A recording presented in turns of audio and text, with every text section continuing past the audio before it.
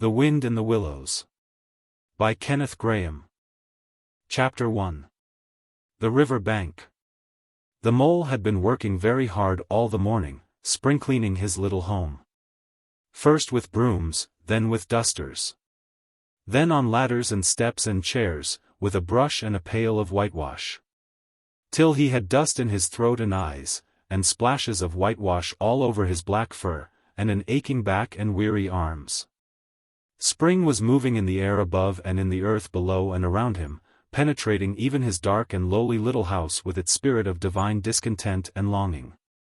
It was small wonder, then, that he suddenly flung down his brush on the floor, said, "Bother," and "Oh blow," and also, "Hang spring-cleaning," and bolted out of the house without even waiting to put on his coat. Something up above was calling him imperiously. And he made for the steep little tunnel which answered in his case to the gravelled carriage drive owned by animals whose residences are nearer to the sun and air. So he scraped and scratched and scrabbled and scrooged, and then he scrooged again and scrabbled and scratched and scraped, working busily with his little paws and muttering to himself, "Up we go. Up we go," till at last, pop! His snout came out into the sunlight and he found himself rolling in the warm grass of a great meadow. "This is fine," he said to himself. "This is better than whitewashing."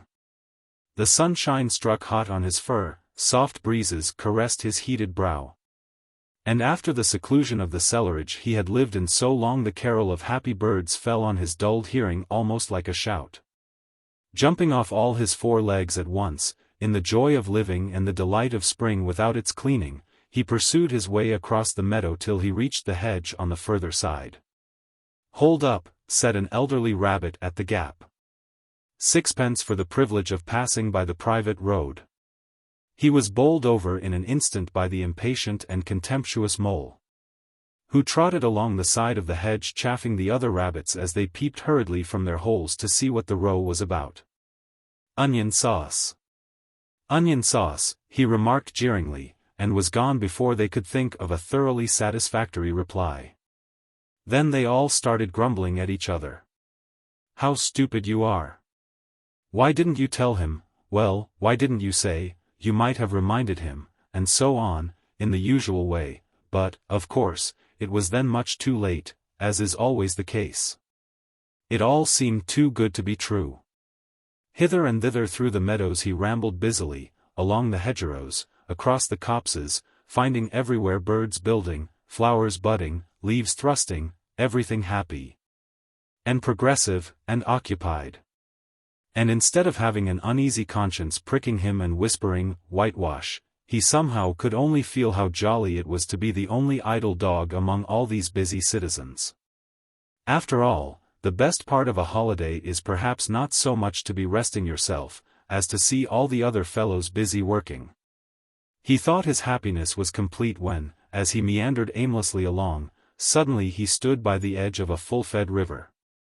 Never in his life had he seen a river before, this sleek, sinuous, full-bodied animal, chasing and chuckling, gripping things with a gurgle and leaving them with a laugh, to fling itself on fresh playmates that shook themselves free, and were caught and held again. All was a shake and a shiver, glints and gleams and sparkles, rustle and swirl, chatter and bubble. The mole was bewitched, entranced, fascinated. By the side of the river he trotted as one trots, when very small, by the side of a man who holds one spellbound by exciting stories.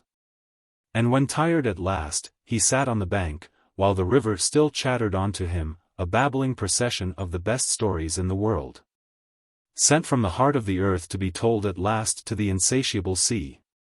As he sat on the grass and looked across the river, a dark hole in the bank opposite, just above the water's edge, caught his eye, and dreamily he fell to considering what a nice, snug dwelling place it would make for an animal with few wants and fond of a bijou riverside residence, above flood level and remote from noise and dust.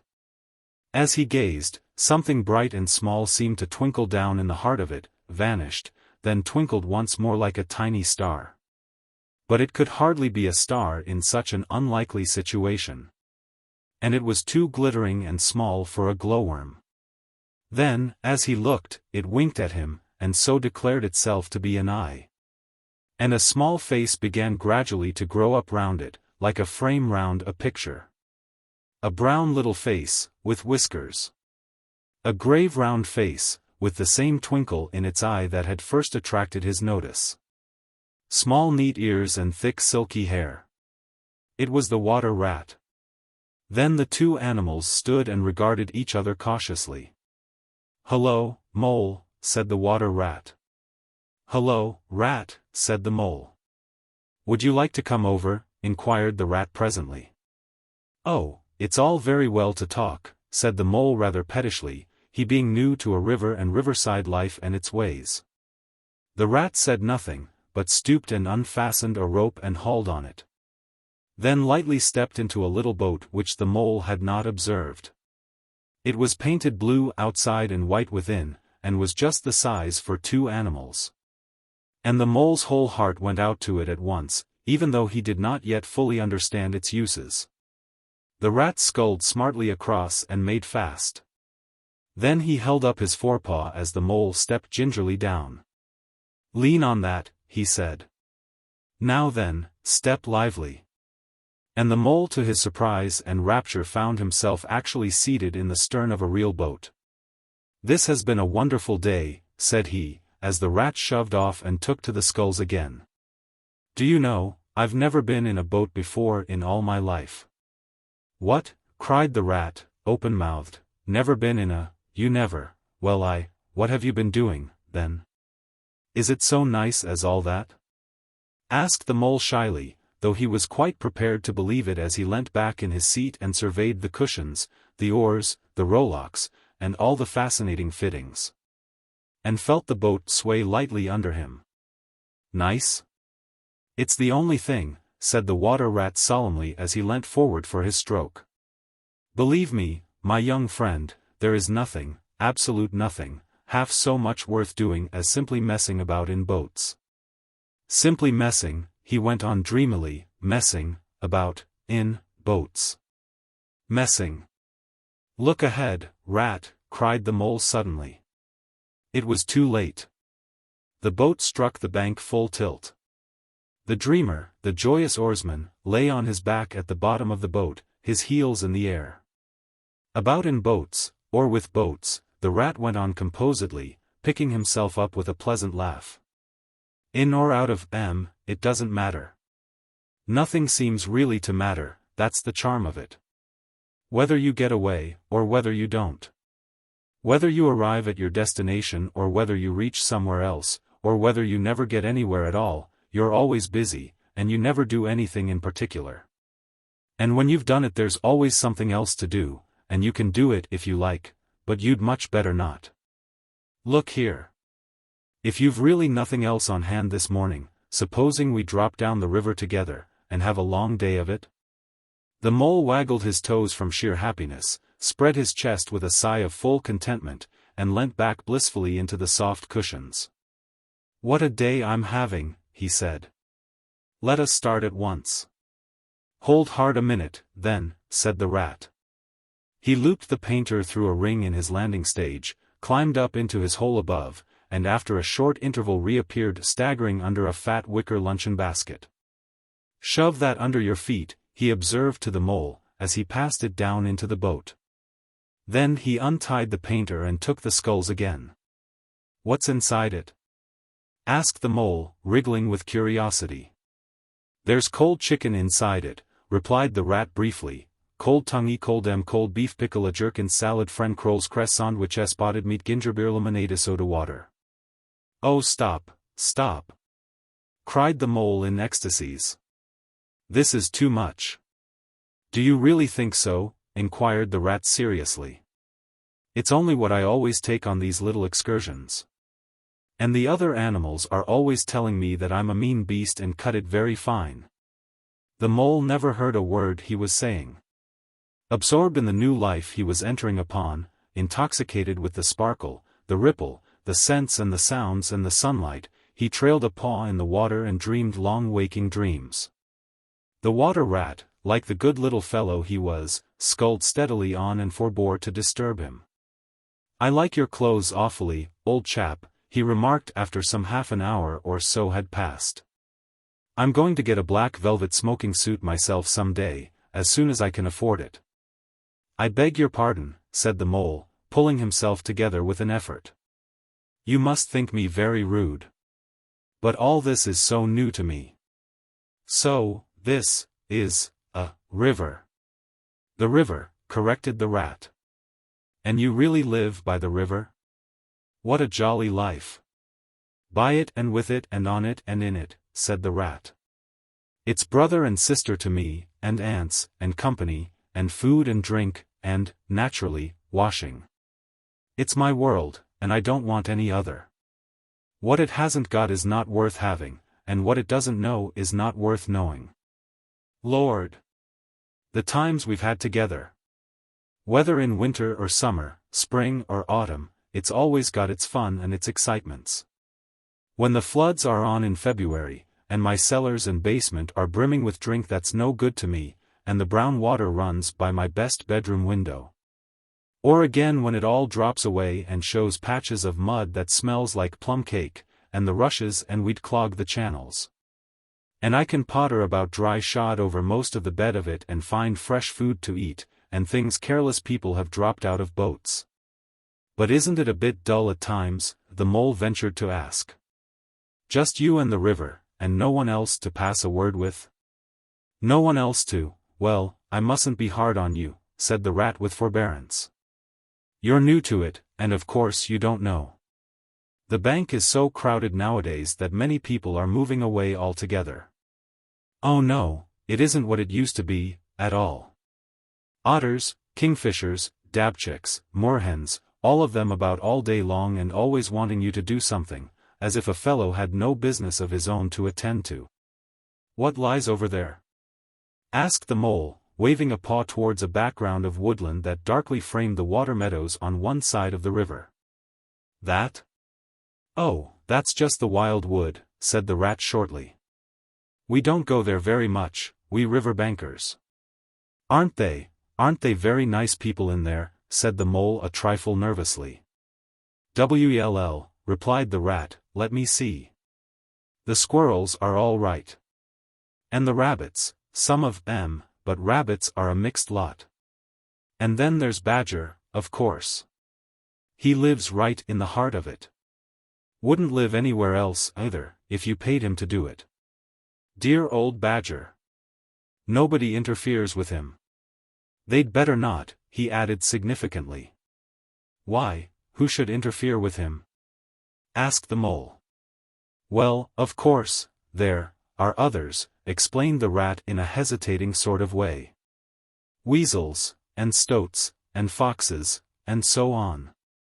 They're all right in a way, I'm very good friends with them, past the time of day when we meet, and all that, but they break out sometimes, there's no denying it, and then, well, you can't really trust them, and that's the fact."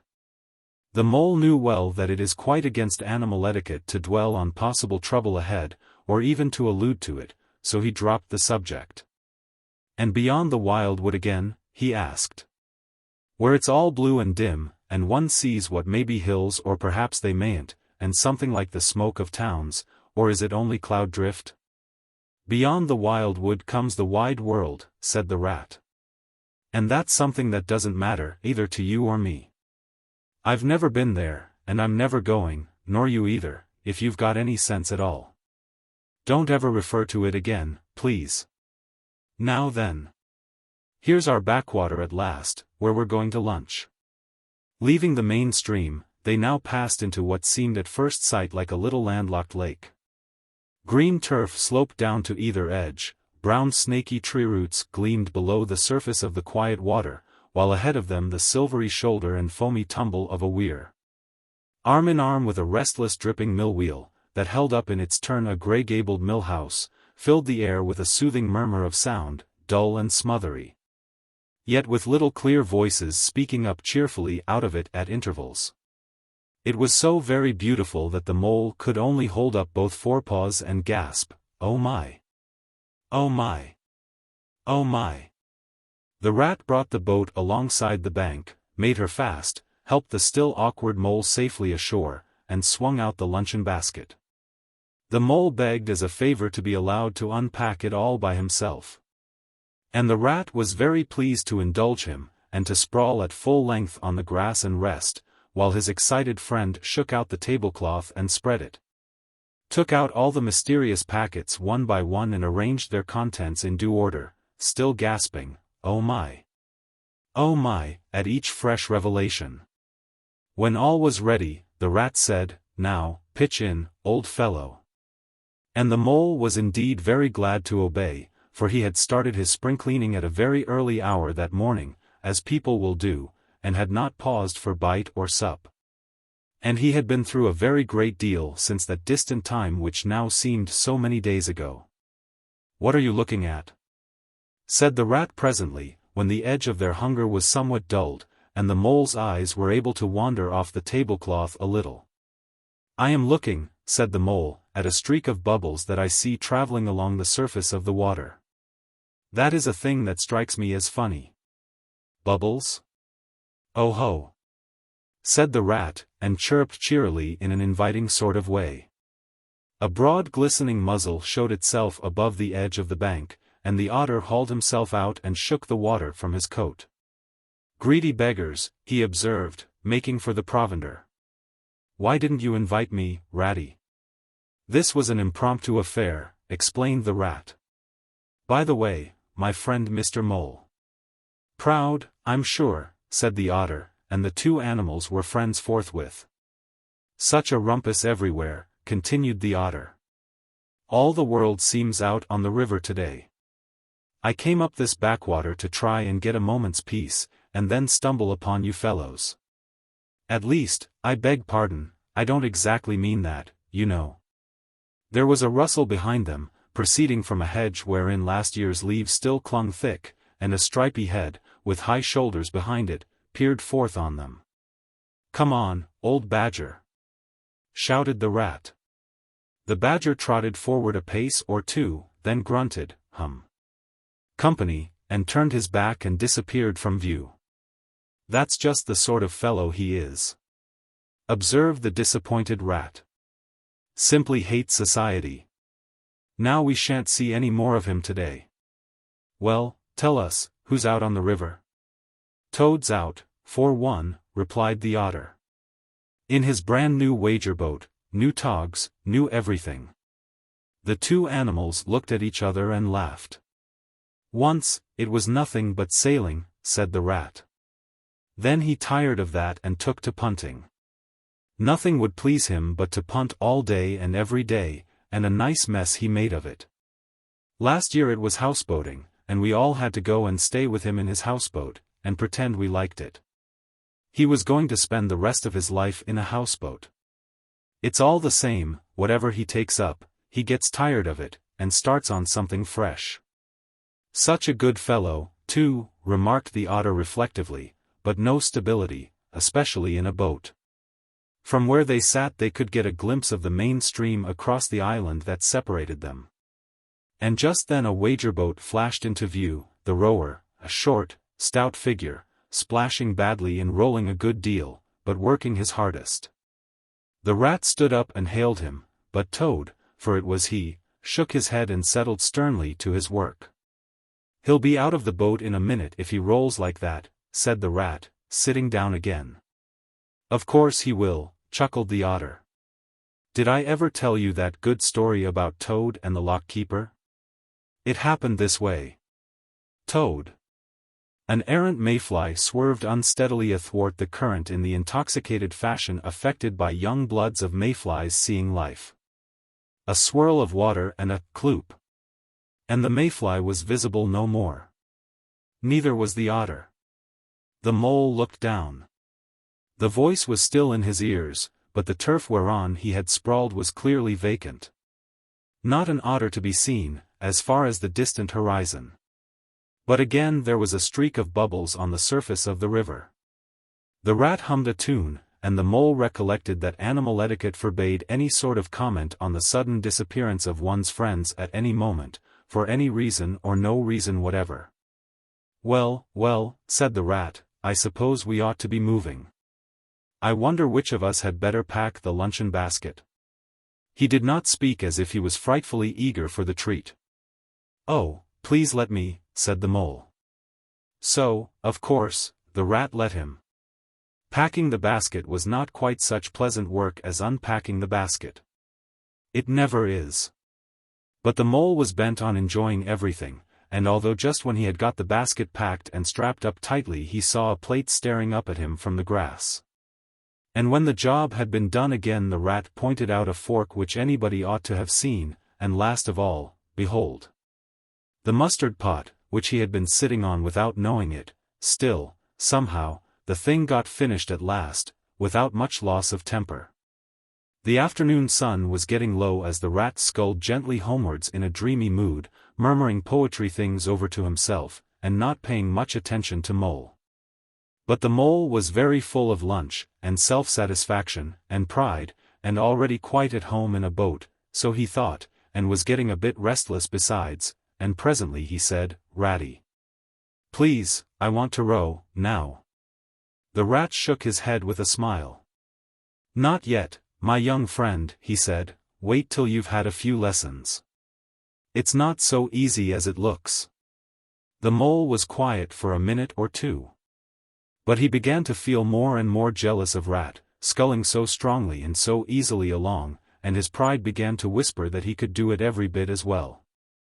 He jumped up and seized the scull so suddenly that the rat, who was gazing out over the water and saying more poetry things to himself, was taken by surprise and fell backwards off his seat with his legs in the air for the second time, while the triumphant mole took his place and grabbed the sculls with entire confidence. "Stop it, you silly ass," cried the rat, from the bottom of the boat. "You can't do it. You'll have us over." The mole flung his sculls back with a flourish, and made a great dig at the water. He missed the surface altogether, his legs flew up above his head, and he found himself lying on the top of the prostrate rat. Greatly alarmed, he made a grab at the side of the boat, and the next moment, splush! Over went the boat, and he found himself struggling in the river. Oh my, how cold the water was, and oh, how very wet it felt. How it sang in his ears as he went down, down, down. How bright and welcome the sun looked as he rose to the surface coughing and spluttering. How black was his despair when he felt himself sinking again. Then a firm paw gripped him by the back of his neck. It was the rat, and he was evidently laughing. The mole could feel him laughing, right down his arm and through his paw, and so into the mole's, neck. The rat got hold of a skull and shoved it under the mole's arm. Then he did the same by the other side of him and, swimming behind, propelled the helpless animal to shore, hauled him out, and set him down on the bank, a squashy, pulpy lump of misery. When the rat had rubbed him down a bit, and wrung some of the wet out of him, he said, "Now then, old fellow. Trot up and down the towing path as hard as you can, till you're warm and dry again, while I dive for the luncheon basket." So the dismal mole, wet without and ashamed within, trotted about till he was fairly dry, while the rat plunged into the water again, recovered the boat, righted her and made her fast, fetched his floating property to shore by degrees, and finally dived successfully for the luncheon basket and struggled to land with it. When all was ready for a start once more, the mole, limp and dejected, took his seat in the stern of the boat. And as they set off, he said in a low voice, broken with emotion, "Ratty, my generous friend, I am very sorry indeed for my foolish and ungrateful conduct. My heart quite fails me when I think how I might have lost that beautiful luncheon basket. Indeed, I have been a complete ass, and I know it. Will you overlook it this once and forgive me, and let things go on as before?" "That's all right, bless you," responded the rat cheerily. "What's a little wet to a water rat? I'm more in the water than out of it most days. Don't you think any more about it, and look here. I really think you had better come and stop with me for a little time. It's very plain and rough, you know, not like Toad's house at all, but you haven't seen that yet. Still, I can make you comfortable. And I'll teach you to row and to swim, and you'll soon be as handy on the water as any of us." The mole was so touched by his kind manner of speaking that he could find no voice to answer him. And he had to brush away a tear or two with the back of his paw. But the rat kindly looked in another direction, and presently the mole's spirits revived again. And he was even able to give some straight backtalk to a couple of moorhens who were sniggering to each other about his bedraggled appearance. When they got home, the rat made a bright fire in the parlor, and planted the mole in an armchair in front of it, having fetched down a dressing gown and slippers for him. And told him river stories till supper time. Very thrilling stories they were, too, to an earth-dwelling animal like mole. Stories about weirs, and sudden floods, and leaping pike, and steamers that flung hard bottles, at least bottles were certainly flung, and from steamers, so presumably by them.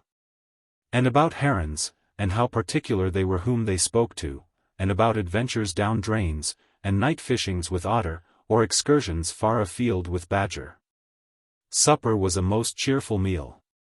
But very shortly afterwards a terribly sleepy mole had to be escorted upstairs by his considerate host, to the best bedroom, where he soon laid his head on his pillow in great peace and contentment, knowing that his new-found friend, the river, was lapping the sill of his window. This day was only the first of many similar ones for the emancipated mole, each of them longer and full of interest as the ripening summer moved onward. He learnt to swim and to row, and entered into the joy of running water. And with his ear to the reed stems he caught, at intervals, something of what the wind went whispering so constantly among them. How do you find this book? Any thoughts about the book or the author? Any suggestion for improvement? Please take a moment to share your thoughts in a comment. If you like it, share it with your friends who might enjoy it as well. Subscribe to keep in touch. Visit CompleteAudiobooks.com for more quality content. Chapter 2. The Open Road. Ratty, said the mole suddenly, one bright summer morning, if you please, I want to ask you a favor. The rat was sitting on the river bank, singing a little song. He had just composed it himself, so he was very taken up with it, and would not pay proper attention to mole or anything else. Since early morning he had been swimming in the river, in company with his friends, the ducks. And when the ducks stood on their heads suddenly, as ducks will, he would dive down and tickle their necks, just under where their chins would be if ducks had chins. Till they were forced to come to the surface again in a hurry, spluttering and angry and shaking their feathers at him, for it is impossible to say quite all you feel when your head is under water. At last they implored him to go away and attend to his own affairs and leave them to mind theirs. So the rat went away, and sat on the river bank in the sun, and made up a song about them, which he called Duck's Ditty. All along the backwater, through the rushes tall, ducks are a-dabbling. Up tails all. Ducks' tails, drakes' tails. Yellow feet a-quiver. Yellow bills all out of sight. Busy in the river. Slushy green undergrowth, where the roach swim. Here we keep our larder. Cool and full and dim. Everyone for what he likes. We like to be heads down, tails up. Dabbling free.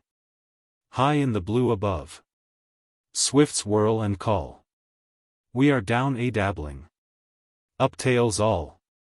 I don't know that I think so very much of that little song, rat, observed the mole cautiously. He was no poet himself and didn't care who knew it, and he had a candid nature. Nor don't the ducks neither, replied the rat cheerfully. They say, why can't fellows be allowed to do what they like when they like and as they like? Instead of other fellows sitting on banks and watching them all the time and making remarks and poetry and things about them? What nonsense it all is. That's what the ducks say. So it is, said the mole, with great heartiness. No, it isn't, cried the rat indignantly. Well then, it isn't, replied the mole soothingly. But what I wanted to ask you was, won't you take me to call on Mr. Toad? I've heard so much about him, and I do so want to make his acquaintance. Why, certainly, said the good-natured rat, jumping to his feet and dismissing poetry from his mind for the day. "Get the boat out, and we'll paddle up there at once. It's never the wrong time to call on Toad. Early or late, he's always the same fellow. Always good-tempered, always glad to see you, always sorry when you go. He must be a very nice animal," observed the Mole, as he got into the boat and took the sculls, while the Rat settled himself comfortably in the stern. "He is indeed the best of animals," replied Rat. "So simple, so good-natured, and so affectionate. Perhaps he's not very clever, we can't all be geniuses. And it may be that he is both boastful and conceited. But he has got some great qualities, has Toady." Rounding a bend in the river, they came in sight of a handsome, dignified old house of mellowed red brick, with well-kept lawns reaching down to the water's edge. "There's Toad Hall," said the Rat. "And that creek on the left, where the notice board says, 'Private. No landing allowed,' leads to his boathouse, where we'll leave the boat. The stables are over there to the right. That's the banqueting hall you're looking at now, very old, that is. Toad is rather rich, you know, and this is really one of the nicest houses in these parts, though we never admit as much to Toad." They glided up the creek, and the Mole shipped his sculls as they passed into the shadow of a large boathouse. Here they saw many handsome boats, slung from the crossbeams or hauled up on a slip, but none in the water, and the place had an unused and a deserted air. The Rat looked around him. "I understand," said he. "Boating is played out. He's tired of it, and done with it. I wonder what new fad he has taken up now. Come along and let's look him up.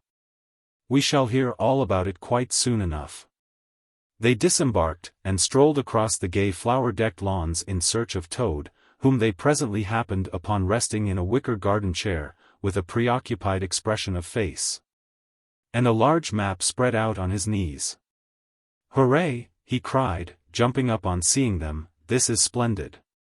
He shook the paws of both of them warmly, never waiting for an introduction to the Mole. "How kind of you," he went on, dancing round them. "I was just going to send a boat down the river for you, Ratty, with strict orders that you were to be fetched up here at once, whatever you were doing. I want you badly, both of you.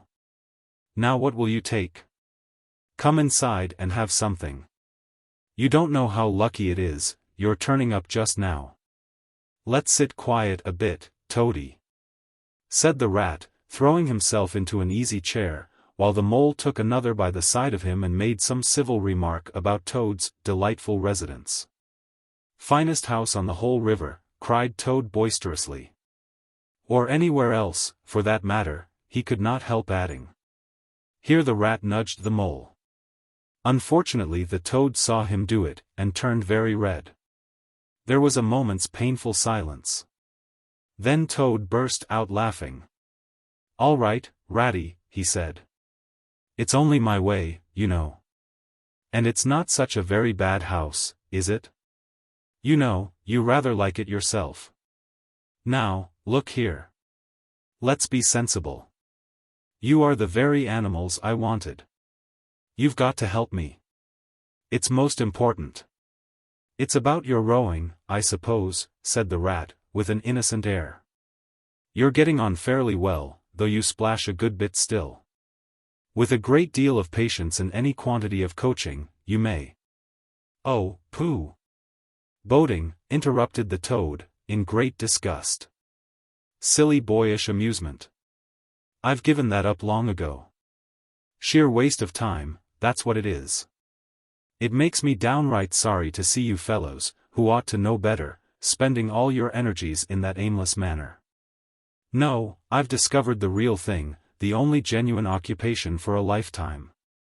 I propose to devote the remainder of mine to it, and can only regret the wasted years that lie behind me, squandered in trivialities. Come with me, dear Ratty, and your amiable friend also, if he will be so very good, just as far as the stable-yard, and you shall see what you shall see." He led the way to the stable-yard accordingly, the Rat following with a most mistrustful expression. And there, drawn out of the coach-house into the open, they saw a gypsy caravan, shining with newness, painted a canary yellow picked out with green and red wheels. "There you are!" cried the toad, straddling and expanding himself. "There's real life for you, embodied in that little cart. The open road, the dusty highway, the heath, the common, the hedgerows, the rolling downs. Camps, villages, towns, cities. Here today, up and off to somewhere else tomorrow. Travel, change, interest, excitement. The whole world before you, and a horizon that's always changing. And mind. This is the very finest cart of its sort that was ever built, without any exception. Come inside and look at the arrangements. Planned them all myself, I did." The mole was tremendously interested and excited, and followed him eagerly up the steps and into the interior of the caravan. The rat only snorted and thrust his hands deep into his pockets, remaining where he was. It was indeed very compact and comfortable. Little sleeping bunks, a little table that folded up against the wall, a cooking stove, lockers, bookshelves, a birdcage with a bird in it. And pots, pans, jugs, and kettles of every size and variety. "All complete," said the toad triumphantly, pulling open a locker. "You see, biscuits, potted lobster, sardines, everything you can possibly want. Soda water here, bocce there, letter paper, bacon, jam, cards, and dominoes. You'll find," he continued, as they descended the steps again, "you'll find that nothing whatever has been forgotten. When we make our start this afternoon." "I beg your pardon," said the rat slowly, as he chewed a straw, "but did I overhear you say something about we, and start, and this afternoon?" "Now, you dear good old ratty," said Toad imploringly, "don't begin talking in that stiff and sniffy sort of way, because you know you've got to come. I can't possibly manage without you, so please consider it settled, and don't argue. It's the one thing I can't stand. You surely don't mean to stick to your dull fusty old river all your life, and just live in a hole in a bank and boat? I want to show you the world. I'm going to make an animal of you, my boy." "I don't care," said the rat doggedly. "I'm not coming, and that's flat. And I am going to stick to my old river, and live in a hole and boat, as I've always done. And what's more, Mole's going to stick to me and do as I do, aren't you, Mole?" "Of course I am," said the mole, loyally. "I'll always stick to you, rat, and what you say is to be, has got to be. All the same, it sounds as if it might have been, well, rather fun, you know," he added wistfully. Poor mole. The life adventurous was so new a thing to him, and so thrilling. And this fresh aspect of it was so tempting, and he had fallen in love at first sight with the canary-colored cart and all its little fitments. The rat saw what was passing in his mind, and wavered. He hated disappointing people, and he was fond of the mole, and would do almost anything to oblige him. Toad was watching both of them closely. "Come along in, and have some lunch," he said, diplomatically, "and we'll talk it over. We needn't decide anything in a hurry. Of course, I don't really care. I only want to give pleasure to you fellows. Live for others. That's my motto in life." During luncheon, which was excellent, of course, as everything at Toad Hall always was, the toad simply let himself go. Disregarding the rat, he proceeded to play upon the inexperienced mole as on a harp. Naturally a voluble animal, and always mastered by his imagination, he painted the prospects of the trip and the joys of the open life and the roadside in such glowing colors that the mole could hardly sit in his chair for excitement.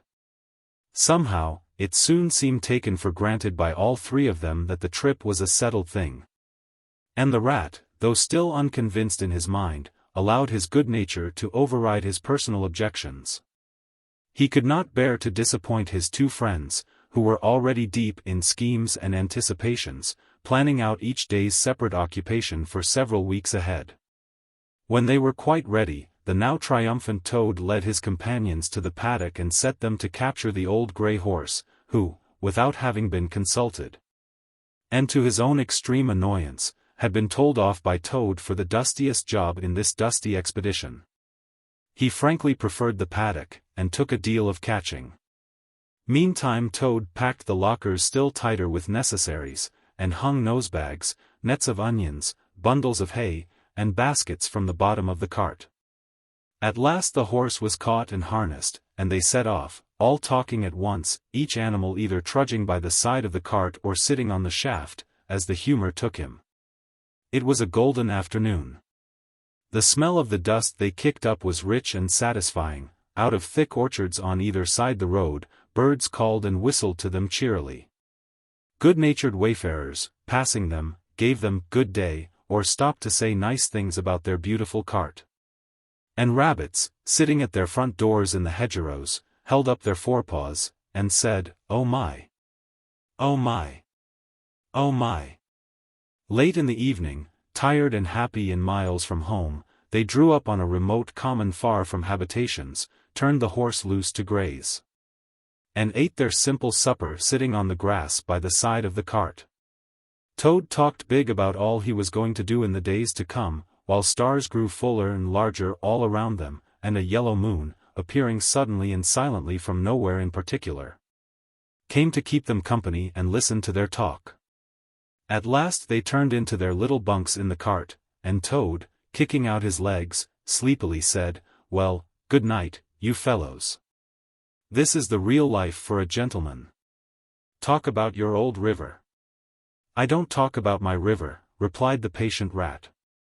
"You know I don't, Toad. But I think about it," he added pathetically, in a lower tone, "I think about it, all the time." The mole reached out from under his blanket, felt for the rat's paw in the darkness, and gave it a squeeze. "I'll do whatever you like, Ratty," he whispered. "Shall we run away tomorrow morning, quite early, very early, and go back to our dear old hole on the river?" "No, no, we'll see it out," whispered back the rat. "Thanks awfully, but I ought to stick by Toad till this trip is ended. It wouldn't be safe for him to be left to himself. It won't take very long. His fads never do. Good night." The end was indeed nearer than even the rat suspected. After so much open air and excitement the Toad slept very soundly, and no amount of shaking could rouse him out of bed next morning. So the mole and rat turned to, quietly and manfully, and while the rat saw to the horse, and lit a fire, and cleaned last night's cups and platters, and got things ready for breakfast, the mole trudged off to the nearest village, a long way off, for milk and eggs and various necessaries the Toad had, of course, forgotten to provide. The hard work had all been done, and the two animals were resting, thoroughly exhausted, by the time Toad appeared on the scene, fresh and gay, remarking what a pleasant, easy life it was they were all leading now, after the cares and worries and fatigues of housekeeping at home. They had a pleasant ramble that day over grassy downs and along narrow by-lanes, and camped, as before, on a common. Only this time the two guests took care that Toad should do his fair share of work. In consequence, when the time came for starting next morning, Toad was by no means so rapturous about the simplicity of the primitive life, and indeed attempted to resume his place in his bunk, whence he was hauled by force. Their way lay, as before, across country by narrow lanes, and it was not till the afternoon that they came out on the high road, their first high road. And their disaster, fleet and unforeseen, sprang out on them, disaster momentous indeed to their expedition, but simply overwhelming in its effect on the after-career of Toad. They were strolling along the high road easily, the mole by the horse's head, talking to him, since the horse had complained that he was being frightfully left out of it. And nobody considered him in the least. The Toad and the water rat walking behind the cart talking together, at least Toad was talking, and Rat was saying at intervals, "Yes, precisely, and what did you say to him?" And thinking all the time of something very different, when far behind them they heard a faint warning hum, like the drone of a distant bee. Glancing back, they saw a small cloud of dust, with a dark center of energy, advancing on them at incredible speed, while from out the dust a faint poop-poop wailed like an uneasy animal in pain. Hardly regarding it, they turned to resume their conversation, when in an instant, as it seemed, the peaceful scene was changed. And with a blast of wind and a whirl of sound that made them jump for the nearest ditch. It was on them. The poop-poop rang with a brazen shout in their ears. They had a moment's glimpse of an interior of glittering plate glass and rich morocco, and the magnificent motorcar, immense, breath-snatching. Passionate, with its pilot tense and hugging his wheel, possessed all earth and air for the fraction of a second, flung an enveloping cloud of dust that blinded and enwrapped them utterly. And then dwindled to a speck in the far distance, changed back into a droning bee once more. The old grey horse, dreaming, as he plodded along, of his quiet paddock, in a new raw situation such as this, simply abandoned himself to his natural emotions. Rearing, plunging, backing steadily, in spite of all the mole's efforts at his head, and all the mole's lively language directed at his better feelings. He drove the cart backward towards the deep ditch at the side of the road. It wavered an instant, then there was a heartrending crash, and the canary-colored cart, their pride and their joy, lay on its side in the ditch, an irredeemable wreck. The rat danced up and down in the road, simply transported with passion. "You villains," he shouted, shaking both fists. "You scoundrels, you highwaymen, you road hogs. I'll have the law of you. I'll report you. I'll take you through all the courts." His homesickness had quite slipped away from him, and for the moment he was the skipper of the canary-colored vessel driven on a shoal by the reckless jockeying of rival mariners. And he was trying to recollect all the fine and biting things he used to say to masters of steam launches when their wash, as they drove too near the bank, used to flood his parlor carpet at home. Toad sat straight down in the middle of the dusty road, his legs stretched out before him, and stared fixedly in the direction of the disappearing motor-car. He breathed short, his face wore a placid, satisfied expression, and at intervals he faintly murmured, "Poop-poop." The mole was busy trying to quiet the horse, which he succeeded in doing after a time. Then he went to look at the cart, on its side in the ditch. It was indeed a sorry sight. Panels and windows smashed, axles hopelessly bent, one wheel off, sardine tins scattered over the wide world, and the bird in the birdcage sobbing pitifully and calling to be let out. The rat came to help him, but their united efforts were not sufficient to right the cart. "Hi! Toad," they cried. "Come and bear a hand, can't you?" The toad never answered a word, or budged from his seat in the road, so they went to see what was the matter with him. They found him in a sort of a trance, a happy smile on his face, his eyes still fixed on the dusty wake of their destroyer. At intervals he was still heard to murmur, "Poop-poop." The rat shook him by the shoulder. "Are you coming to help us, Toad?" he demanded sternly. "Glorious, stirring sight," murmured Toad, never offering to move. "The poetry of motion. The real way to travel. The only way to travel. Here today, in next week tomorrow.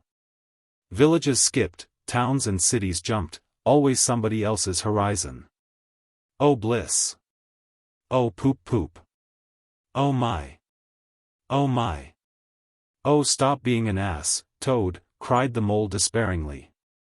"And to think I never knew," went on the toad in a dreamy monotone. "All those wasted years that lie behind me, I never knew, never even dreamt. But now that I know, now that I fully realize. Oh what a flowery track lies spread before me, henceforth. What dust clouds shall spring up behind me as I speed on my reckless way. What carts I shall fling carelessly into the ditch in the wake of my magnificent onset. Horrid little carts, common carts, canary-colored carts.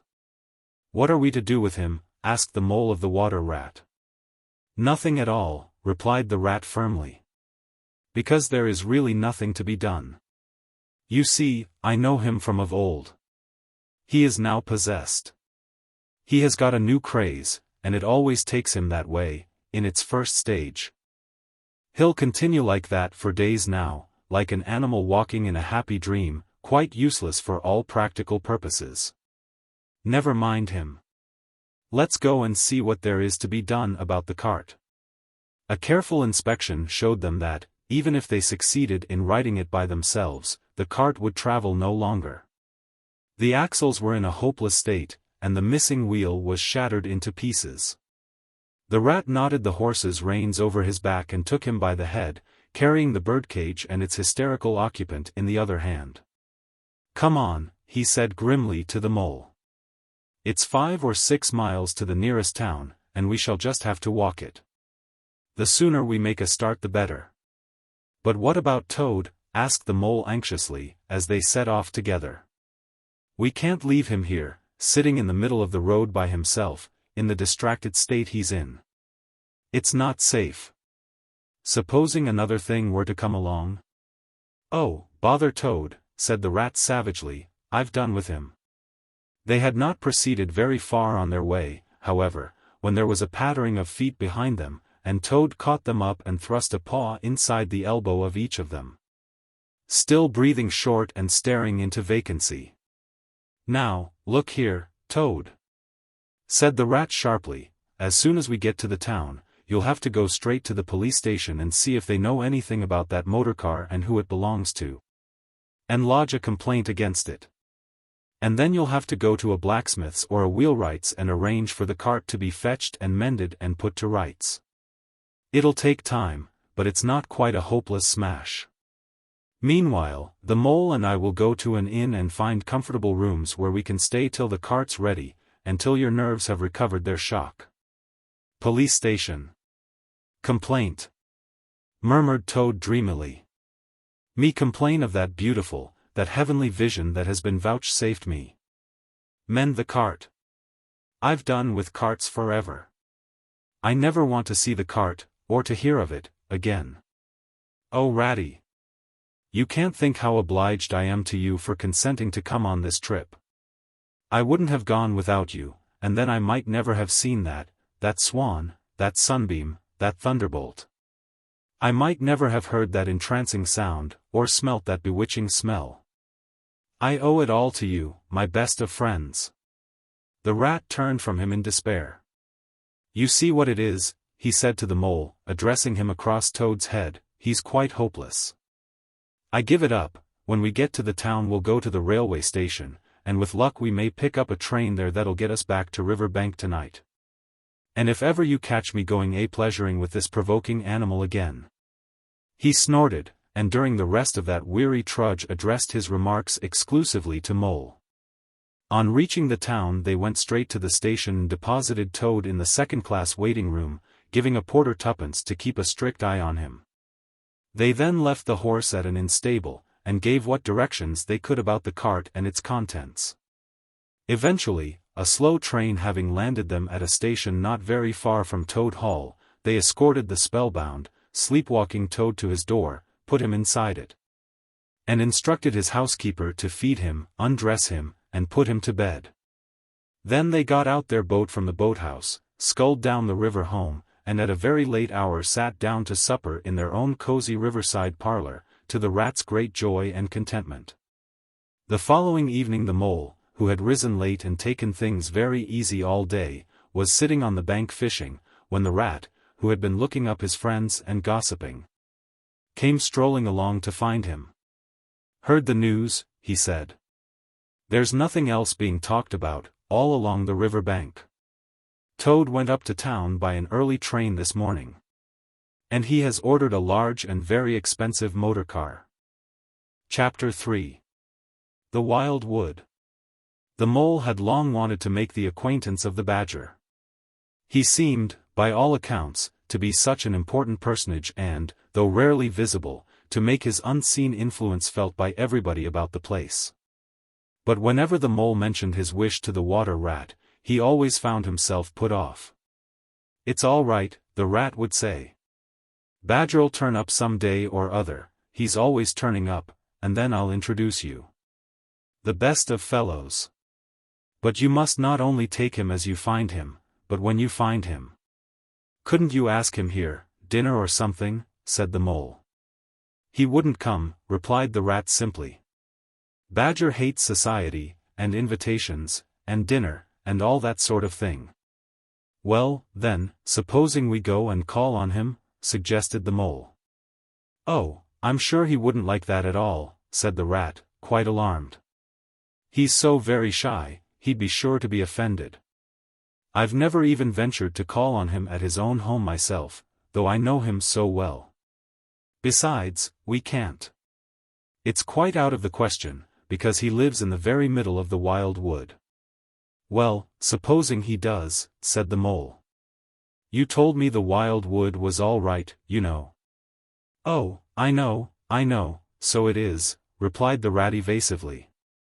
"But I think we won't go there just now. Not just yet.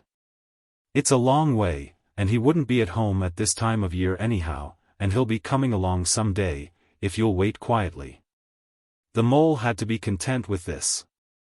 But the badger never came along, and every day brought its amusements, and it was not till summer was long over, and cold and frost and miry ways kept them much indoors.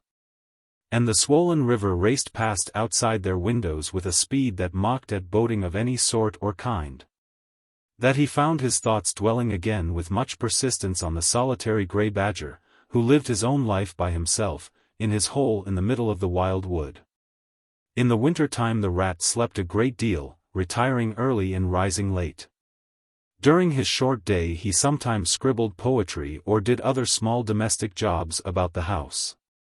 And, of course, there were always animals dropping in for a chat, and consequently there was a good deal of storytelling and comparing notes on the past summer and all its doings. Such a rich chapter it had been, when one came to look back on it all. With illustrations so numerous and so very highly colored. The pageant of the river bank had marched steadily along, unfolding itself in scene pictures that succeeded each other in stately procession. Purple loosestrife arrived early, shaking luxuriant tangled locks along the edge of the mirror whence its own face laughed back at it. Willow herb, tender and wistful, like a pink sunset cloud, was not slow to follow. Comfrey, the purple hand in hand with the white, crept forth to take its place in the line. And at last one morning the diffident and delaying dog rose stepped delicately on the stage, and one knew, as if string music had announced it in stately chords that strayed into a gavotte, that June at last was here. One member of the company was still awaited. The shepherd boy for the nymphs to woo, the knight for whom the ladies waited at the window, the prince that was to kiss the sleeping summer back to life and love. But when meadow-sweet, debonair and odorous in amber jerkin, moved graciously to his place in the group, then the play was ready to begin. And what a play it had been! Drowsy animals, snug in their holes while wind and rain were battering at their doors, recalled still keen mornings, an hour before sunrise, when the white mist, as yet undispersed, clung closely along the surface of the water. Then the shock of the early plunge, the scamper along the bank, and the radiant transformation of earth, air, and water, when suddenly the sun was with them again. And grey was gold and color was born and sprang out of the earth once more. They recalled the languorous siesta of hot midday, deep in green undergrowth, the sun striking through in tiny golden shafts and spots. The boating and bathing of the afternoon, the rambles along dusty lanes and through yellow cornfields. And the long, cool evening at last, when so many threads were gathered up, so many friendships rounded, and so many adventures planned for the morrow. There was plenty to talk about on those short winter days when the animals found themselves round the fire. Still, the mole had a good deal of spare time on his hands, and so one afternoon, when the rat in his armchair before the blaze was alternately dozing and trying over rhymes that wouldn't fit, he formed the resolution to go out by himself and explore the wild wood, and perhaps strike up an acquaintance with Mr. Badger.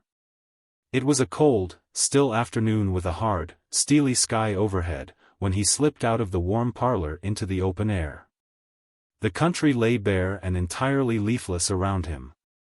And he thought that he had never seen so far and so intimately into the insides of things as on that winter day when nature was deep in her annual slumber and seemed to have kicked the clothes off. Copses, dells, quarries, and all hidden places, which had been mysterious mines for exploration in leafy summer, now exposed themselves and their secrets pathetically, and seemed to ask him to overlook their shabby poverty for a while, till they could riot in rich masquerade as before, and trick and entice him with the old deceptions. It was pitiful in a way, and yet cheering, even exhilarating.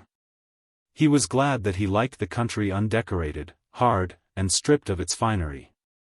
He had got down to the bare bones of it, and they were fine and strong and simple. He did not want the warm clover and the play of seeding grasses. The screens of quickset, the billowy drapery of beech and elm seemed best away. And with great cheerfulness of spirit he pushed on towards the wild wood, which lay before him low and threatening, like a black reef in some still southern sea. There was nothing to alarm him at first entry. Twigs crackled under his feet, logs tripped him, funguses on stumps resembled caricatures, and startled him for the moment by their likeness to something familiar and far away. But that was all fun, and exciting. It led him on, and he penetrated to where the light was less, and trees crouched nearer and nearer, and holes made ugly mouths at him on either side. Everything was very still now. The dusk advanced on him steadily, rapidly, gathering in behind and before, and the light seemed to be draining away like flood water. Then the faces began.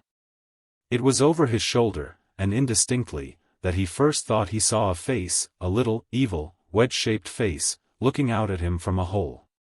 When he turned and confronted it, the thing had vanished. He quickened his pace, telling himself cheerfully not to begin imagining things or there would be simply no end to it. He passed another hole, and another, and then, yes, no, yes. Certainly a little, narrow face, with hard eyes, had flashed up for an instant from a hole, and was gone. He hesitated, braced himself up for an effort and strode on. Then suddenly, and as if it had been so all the time, every hole, far and near, and there were hundreds of them, seemed to possess its face, coming and going rapidly. All fixing on him glances of malice and hatred, all hard-eyed and evil and sharp. If he could only get away from the holes in the banks, he thought, there would be no more faces. He swung off the path and plunged into the untrodden places of the wood. Then the whistling began. Very faint and shrill it was, and far behind him, when first he heard it, but somehow it made him hurry forward. Then, still very faint and shrill, it sounded far ahead of him, and made him hesitate and want to go back. As he halted in indecision it broke out on either side, and seemed to be caught up and passed on throughout the whole length of the wood to its farthest limit. They were up and alert and ready, evidently, whoever they were. And he was alone, and unarmed, and far from any help, and the night was closing in. Then the pattering began. He thought it was only falling leaves at first, so slight and delicate was the sound of it. Then as it grew it took a regular rhythm, and he knew it for nothing else but the pat-pat-pat of little feet still a very long way off. Was it in front or behind? It seemed to be first one, and then the other, then both. It grew and it multiplied, till from every quarter as he listened anxiously, leaning this way and that, it seemed to be closing in on him. As he stood still to hearken, a rabbit came running hard towards him through the trees. He waited, expecting it to slacken pace or to swerve from him into a different course. Instead, the animal almost brushed him as it dashed past, his face set and hard, his eyes staring. "Get out of this, you fool, get out." The mole heard him mutter as he swung round a stump and disappeared down a friendly burrow. The pattering increased till it sounded like sudden hail on the dry leaf carpet spread around him. The whole wood seemed running now, running hard, hunting, chasing, closing in round something or somebody. In panic, he began to run too, aimlessly, he knew not whither. He ran up against things, he fell over things and into things, he darted under things and dodged round things. At last he took refuge in the deep, dark hollow of an old beech tree, which offered shelter, concealment, perhaps even safety, but who could tell? Anyhow, he was too tired to run any further, and could only snuggle down into the dry leaves which had drifted into the hollow and hope he was safe for a time. And as he lay there panting and trembling, and listened to the whistlings and the patterings outside, he knew it at last, in all its fullness. That dread thing which other little dwellers in field and hedgerow had encountered here. And known as their darkest moment, that thing which the rat had vainly tried to shield him from, the terror of the wild wood. Meantime the rat, warm and comfortable, dozed by his fireside. His paper of half-finished verses slipped from his knee, his head fell back, his mouth opened, and he wandered by the verdant banks of dream rivers. Then a coal slipped, the fire crackled and sent up a spurt of flame, and he woke with a start. Remembering what he had been engaged upon, he reached down to the floor for his verses, pored over them for a minute. And then looked round for the mole to ask him if he knew a good rhyme for something or other. But the mole was not there. He listened for a time. The house seemed very quiet. Then he called "Moley" several times, and, receiving no answer, got up and went out into the hall. The mole's cap was missing from its accustomed peg. His galoshes, which always lay by the umbrella stand, were also gone. The rat left the house, and carefully examined the muddy surface of the ground outside, hoping to find the mole's tracks. There they were, sure enough. The galoshes were new, just bought for the winter, and the pimples on their soles were fresh and sharp. He could see the imprints of them in the mud, running along straight and purposeful, leading direct to the wild wood. The rat looked very grave, and stood in deep thought for a minute or two. Then he re-entered the house, strapped a belt round his waist, shoved a brace of pistols into it, took up a stout cudgel that stood in a corner of the hall, and set off for the wild wood at a smart pace. It was already getting towards dusk when he reached the first fringe of trees and plunged without hesitation into the wood, looking anxiously on either side for any sign of his friend. Here and there wicked little faces popped out of holes, but vanished immediately at sight of the valorous animal, his pistols, and the great ugly cudgel in his grasp.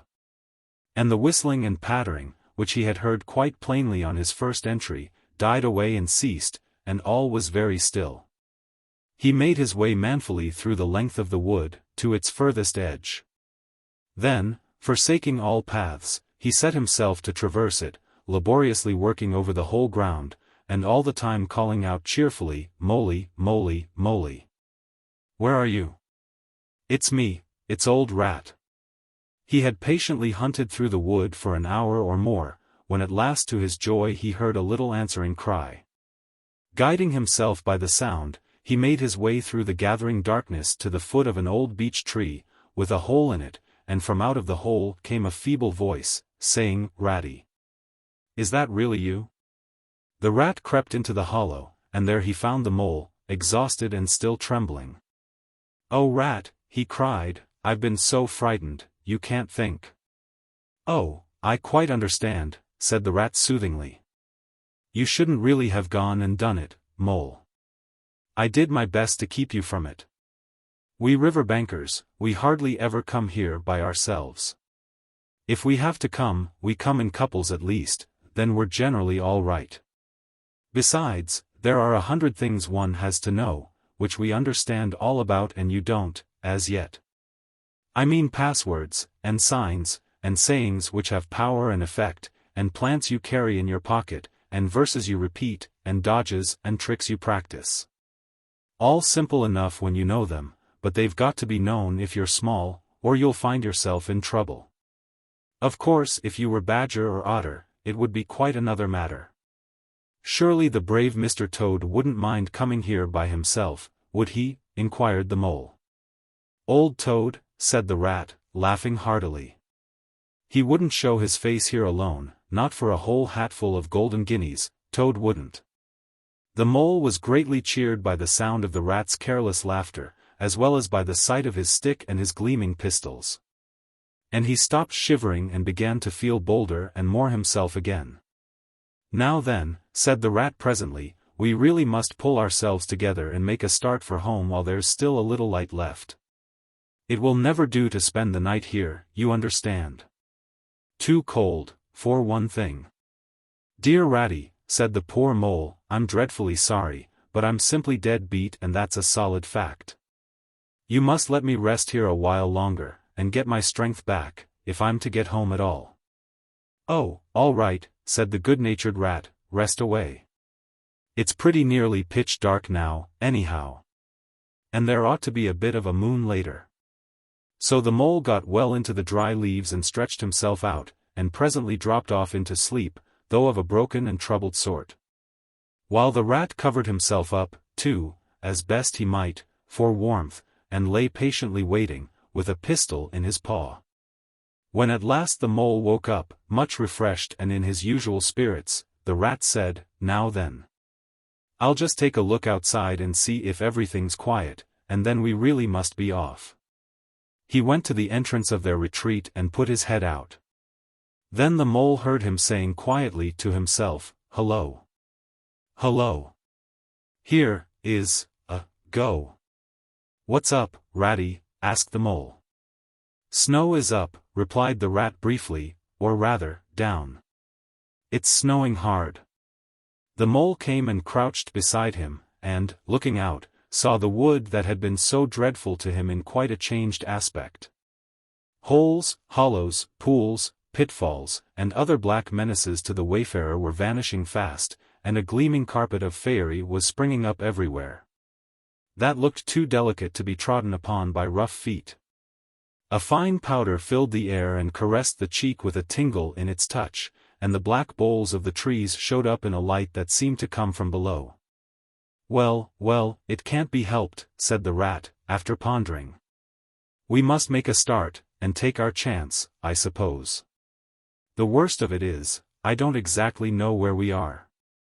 And now this snow makes everything look so very different." It did indeed. The mole would not have known that it was the same wood. However, they set out bravely, and took the line that seemed most promising. Holding on to each other and pretending with invincible cheerfulness that they recognized an old friend in every fresh tree that grimly and silently greeted them, or saw openings, gaps, or paths with a familiar turn in them, in the monotony of white space and black tree trunks that refused to vary. An hour or two later, they had lost all count of time, they pulled up, dispirited, weary, and hopelessly at sea, and sat down on a fallen tree trunk to recover their breath and consider what was to be done. They were aching with fatigue and bruised with tumbles, they had fallen into several holes and got wet through. The snow was getting so deep that they could hardly drag their little legs through it, and the trees were thicker and more like each other than ever. There seemed to be no end to this wood, and no beginning, and no difference in it, and, worst of all, no way out.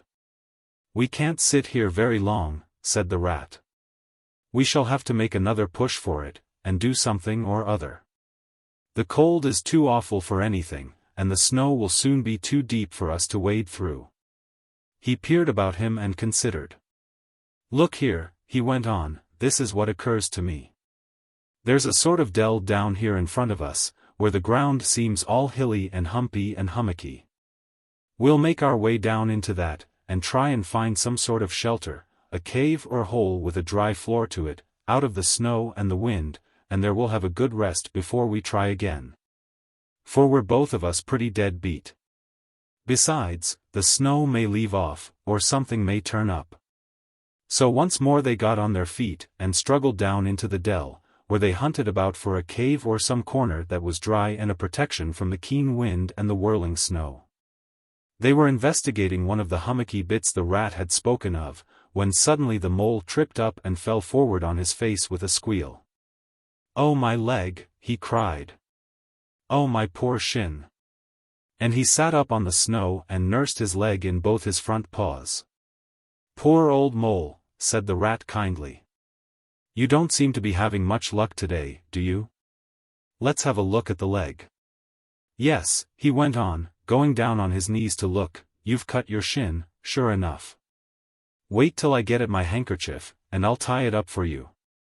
"I must have tripped over a hidden branch or a stump," said the mole miserably. "Oh, my. Oh, my. It's a very clean cut," said the rat, examining it again attentively. "That was never done by a branch or a stump. Looks as if it was made by a sharp edge of something in metal. Funny." He pondered a while, and examined the humps and slopes that surrounded them. Well, never mind what done it, said the mole, forgetting his grammar in his pain. It hurts just the same, whatever done it. But the rat, after carefully tying up the leg with his handkerchief, had left him and was busy scraping in the snow. He scratched and shoveled and explored, all four legs working busily, while the mole waited impatiently, remarking at intervals, "Oh, come on, rat." Suddenly the rat cried, "Hooray!" And then, "Hooray, hooray, hooray, hooray," and fell to executing a feeble jig in the snow. "What have you found, Ratty?" asked the mole, still nursing his leg. "Come and see," said the delighted rat, as he jigged on. The mole hobbled up to the spot and had a good look.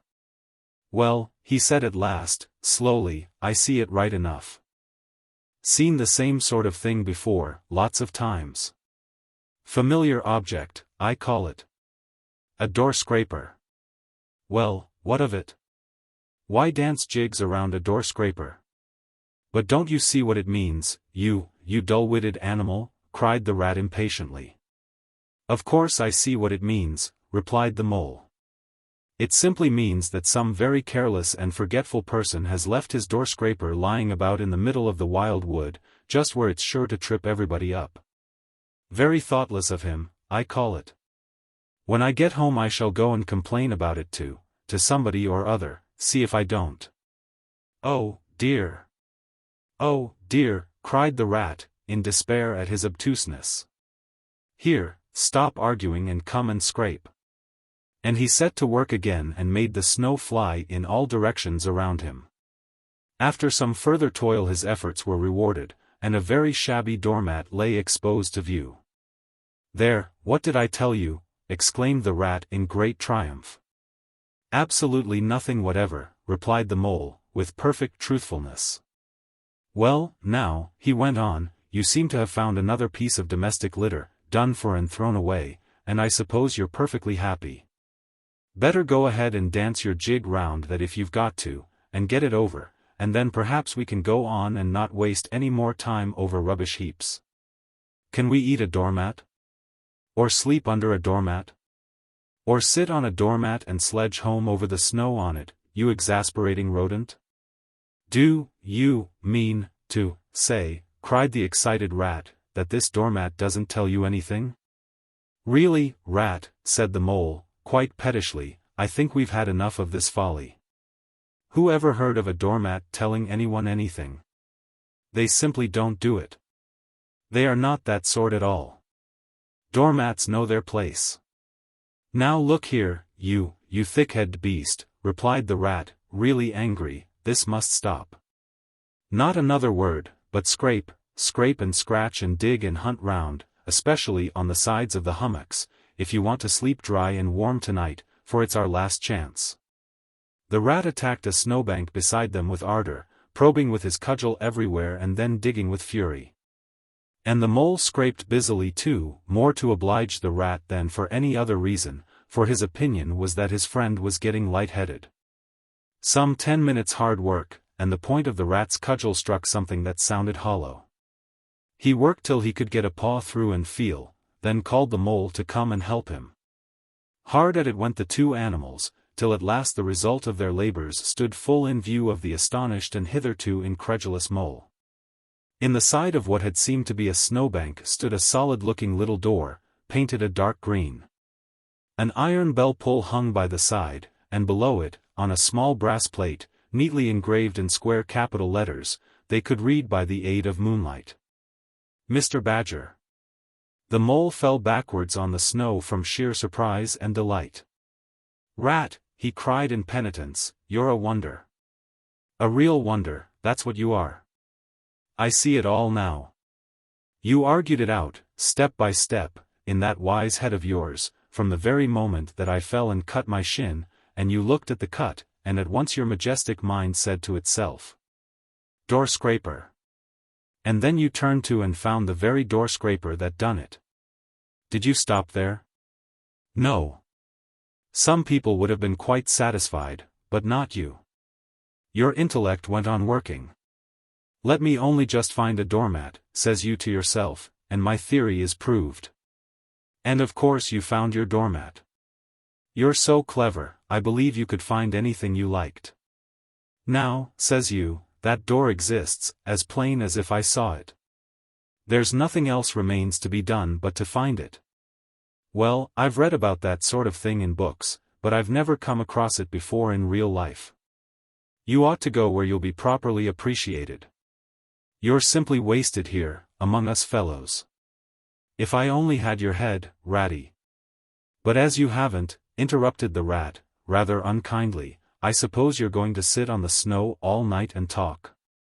Get up at once and hang on to that bell pull you see there, and ring hard as you can, while I hammer. While the rat attacked the door with his stick, the mole sprang up at the bell pull, clutched it and swung there, both feet well off the ground. And from quite a long way off they could faintly hear a deep-toned bell respond. Chapter 4. Mr. Badger. They waited patiently for what seemed a very long time, stamping in the snow to keep their feet warm. At last they heard the sound of slow shuffling footsteps approaching the door from the inside. It seemed, as the mole remarked to the rat, like someone walking in carpet slippers that were too large for him and down at heel, which was intelligent of Mole, because that was exactly what it was. There was the noise of a bolt shot back, and the door opened a few inches, enough to show a long snout and a pair of sleepy blinking eyes.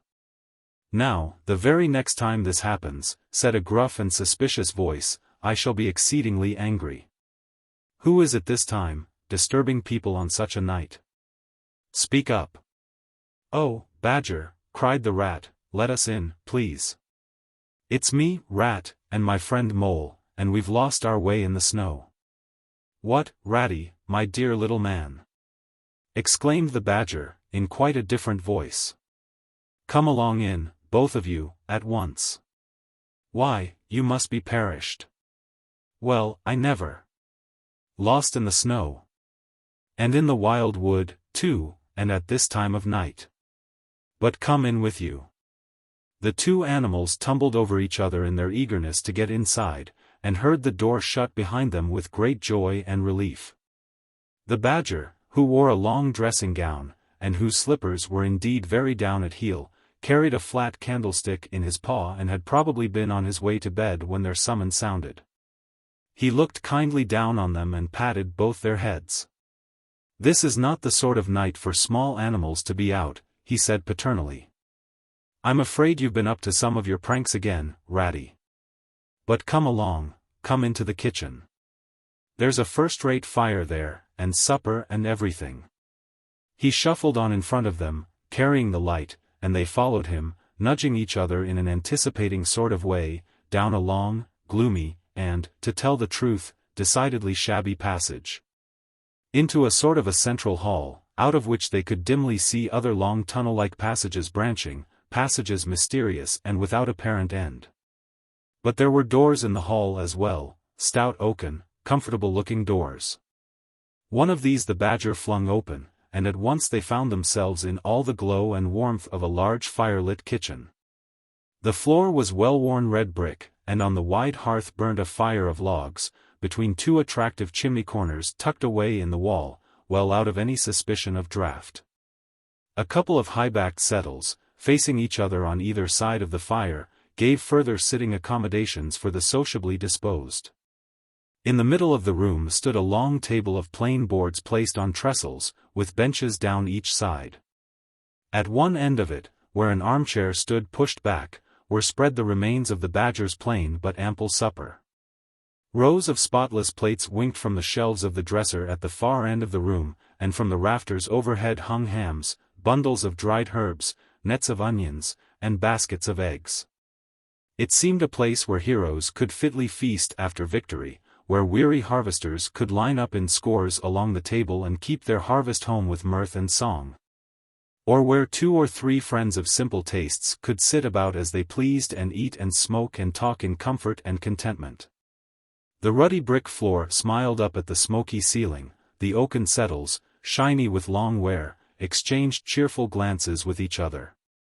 Plates on the dresser grinned at pots on the shelf, and the merry firelight flickered and played over everything without distinction. The kindly badger thrust them down on a settle to toast themselves at the fire, and bade them remove their wet coats and boots. Then he fetched them dressing gowns and slippers, and himself bathed the mole's shin with warm water and mended the cut with sticking plaster, till the whole thing was just as good as new, if not better. In the embracing light and warmth, warm and dry at last, with weary legs propped up in front of them, and a suggestive clink of plates being arranged on the table behind. It seemed to the storm-driven animals, now in safe anchorage, that the cold and trackless wildwood just left outside was miles and miles away, and all that they had suffered in it a half-forgotten dream. When at last they were thoroughly toasted, the badger summoned them to the table, where he had been busy laying a repast. They had felt pretty hungry before, but when they actually saw at last the supper that was spread for them, really it seemed only a question of what they should attack first, where all was so attractive, and whether the other things would obligingly wait for them till they had time to give them attention. Conversation was impossible for a long time, and when it was slowly resumed, it was that regrettable sort of conversation that results from talking with your mouth full. The badger did not mind that sort of thing at all, nor did he take any notice of elbows on the table, or everybody speaking at once. As he did not go into society himself, he had got an idea that these things belonged to the things that didn't really matter. We know of course that he was wrong, and took too narrow a view. Because they do matter very much, though it would take too long to explain why. He sat in his armchair at the head of the table, and nodded gravely at intervals as the animals told their story. And he did not seem surprised or shocked at anything, and he never said, "I told you so," or, "just what I always said," or remarked that they ought to have done so and so, or ought not to have done something else.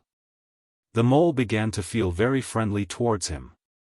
When supper was really finished at last, and each animal felt that his skin was now as tight as was decently safe, and that by this time he didn't care a hang for anybody or anything, they gathered round the glowing embers of the great wood fire, and thought how jolly it was to be sitting up so late, and so independent, and so full. And after they had chatted for a time about things in general, the badger said heartily, "Now then, tell us the news from your part of the world. How's old Toad going on?" "Oh, from bad to worse," said the rat gravely, while the mole, cocked up on a settle and basking in the firelight, his heels higher than his head, tried to look properly mournful. "Another smash-up only last week, and a bad one. You see, he will insist on driving himself, and he's hopelessly incapable. If he'd only employ a decent, steady, well-trained animal, pay him good wages, and leave everything to him, he'd get on all right. But no. He's convinced he's a heaven-born driver, and nobody can teach him anything, and all the rest follows." "How many has he had?" inquired the badger gloomily. "Smashes, or machines?" asked the rat. "Oh, well, after all, it's the same thing, with Toad. This is the 7th. As for the others, you know that coach house of his? Well, it's piled up, literally piled up to the roof, with fragments of motor cars, none of them bigger than your hat. That accounts for the other 6, so far as they can be accounted for. He's been in hospital 3 times, put in the mole, and as for the fines he's had to pay, it's simply awful to think of." "Yes, and that's part of the trouble," continued the rat.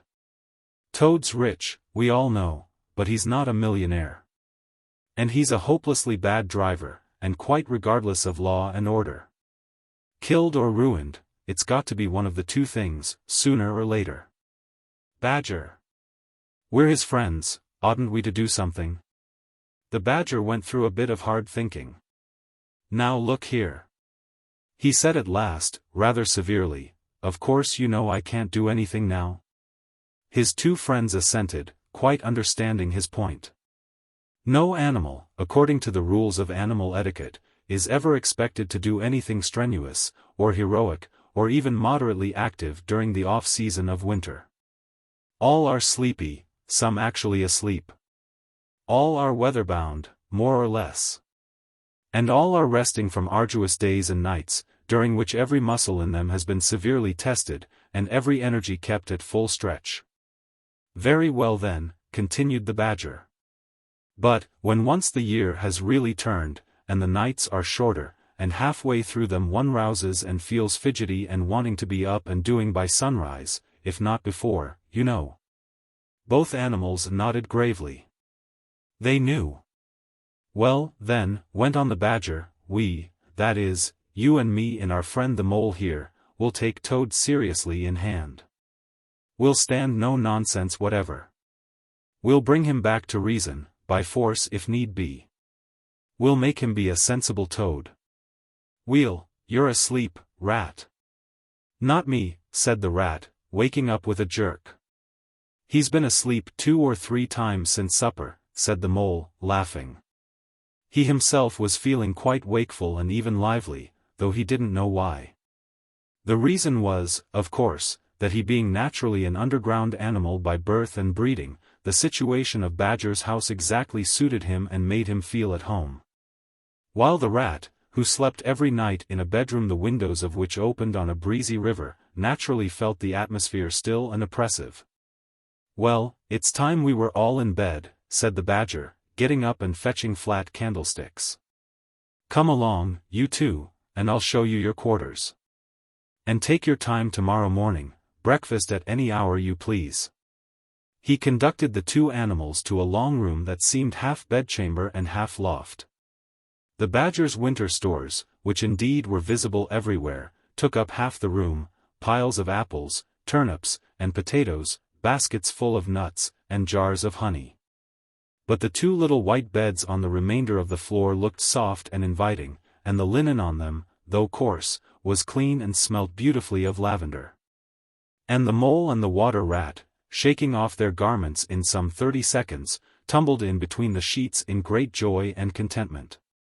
In accordance with the kindly badger's injunctions, the 2 tired animals came down to breakfast very late next morning, and found a bright fire burning in the kitchen. And 2 young hedgehogs sitting on a bench at the table, eating oatmeal porridge out of wooden bowls. The hedgehogs dropped their spoons, rose to their feet, and ducked their heads respectfully as the 2 entered. There, sit down, said the rat pleasantly, and go on with your porridge. Where have you youngsters come from? Lost your way in the snow, I suppose? Yes, please, sir, said the elder of the 2 hedgehogs respectfully. Me and little Billy here, we was trying to find our way to school, mother would have us go, was the weather ever so, and of course we lost ourselves, sir. And Billy he got frightened and took and cried, being young and faint-hearted. And at last we happened up against Mr. Badger's back door, and made so bold as to knock, sir, for Mr. Badger he's a kind-hearted gentleman, as everyone knows. I understand, said the rat, cutting himself some rashers from a side of bacon, while the mole dropped some eggs into a saucepan. And what's the weather like outside? You needn't, sir, me quite so much, he added. Oh, terrible bad, sir, terrible deep the snow is, said the hedgehog. No getting out for the likes of you gentlemen today. Where's Mr. Badger? Inquired the mole as he warmed the coffee pot before the fire. The master's gone into his study, sir, replied the hedgehog, and he said as how he was going to be particular busy this morning, and on no account was he to be disturbed. This explanation, of course, was thoroughly understood by everyone present.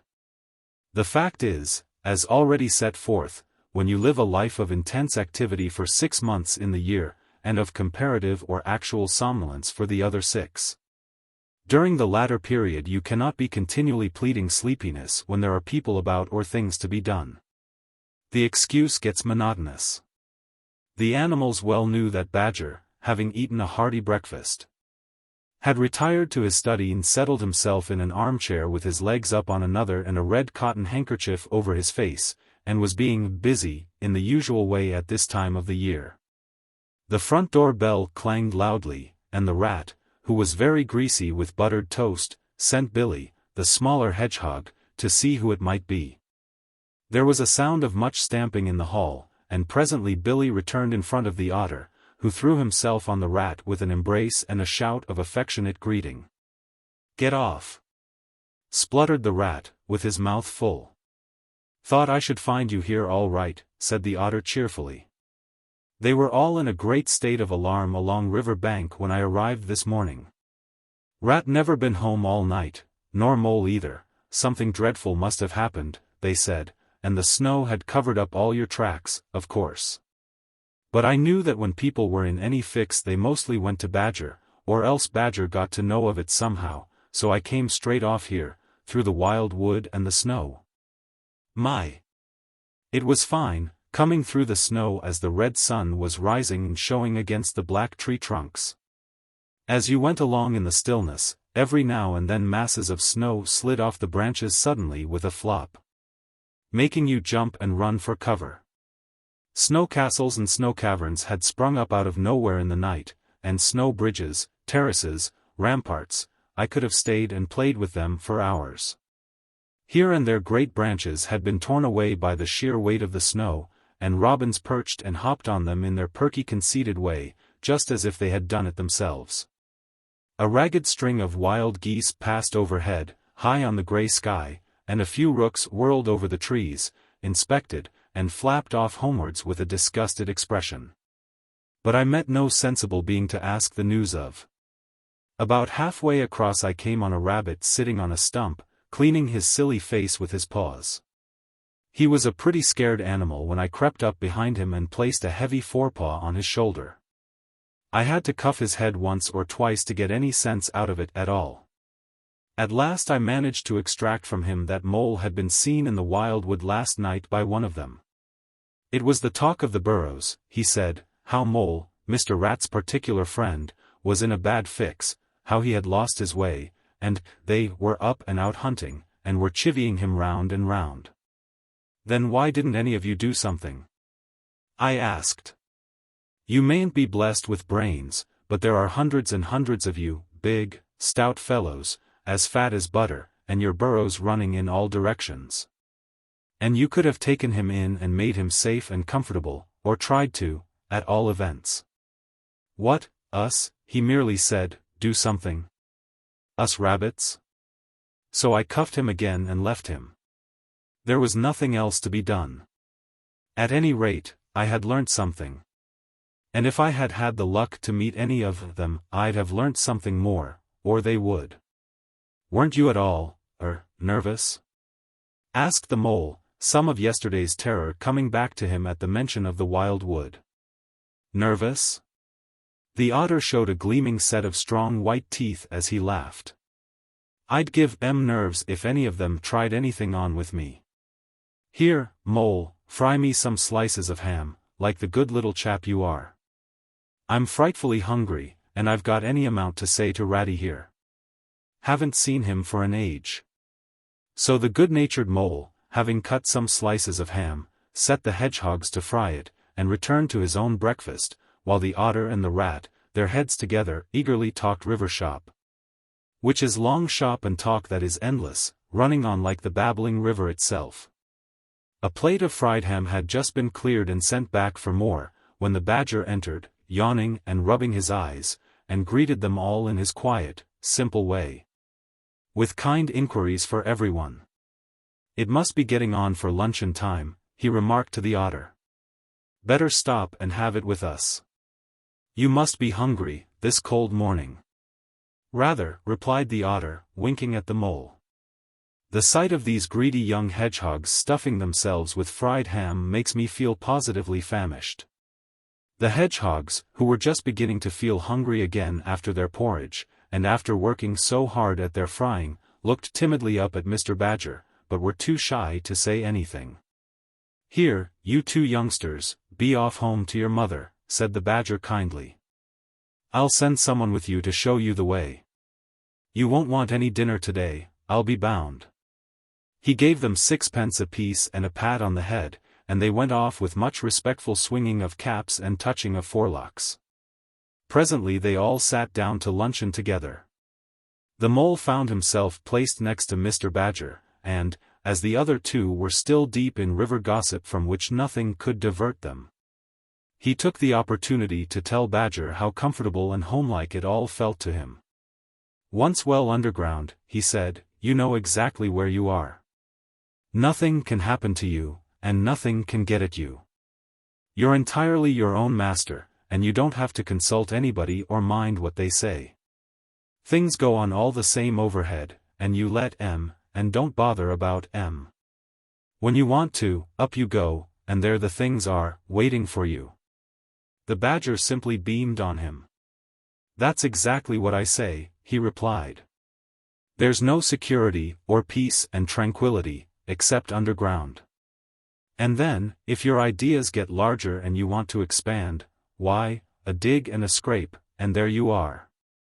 If you feel your house is a bit too big, you stop up a hole or two, and there you are again. No builders, no tradesmen, no remarks passed on you by fellows looking over your wall, and, above all, no weather. Look at Rat, now.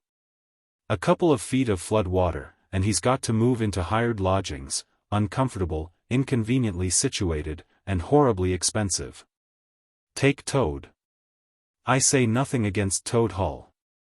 Quite the best house in these parts, as a house. But supposing a fire breaks out, where's Toad? Supposing tiles are blown off, or walls sink or crack, or windows get broken, where's Toad? Supposing the rooms are drafty, I hate a draft myself, where's Toad? No, up and out of doors is good enough to roam about and get one's living in. But underground to come back to at last, that's my idea of home.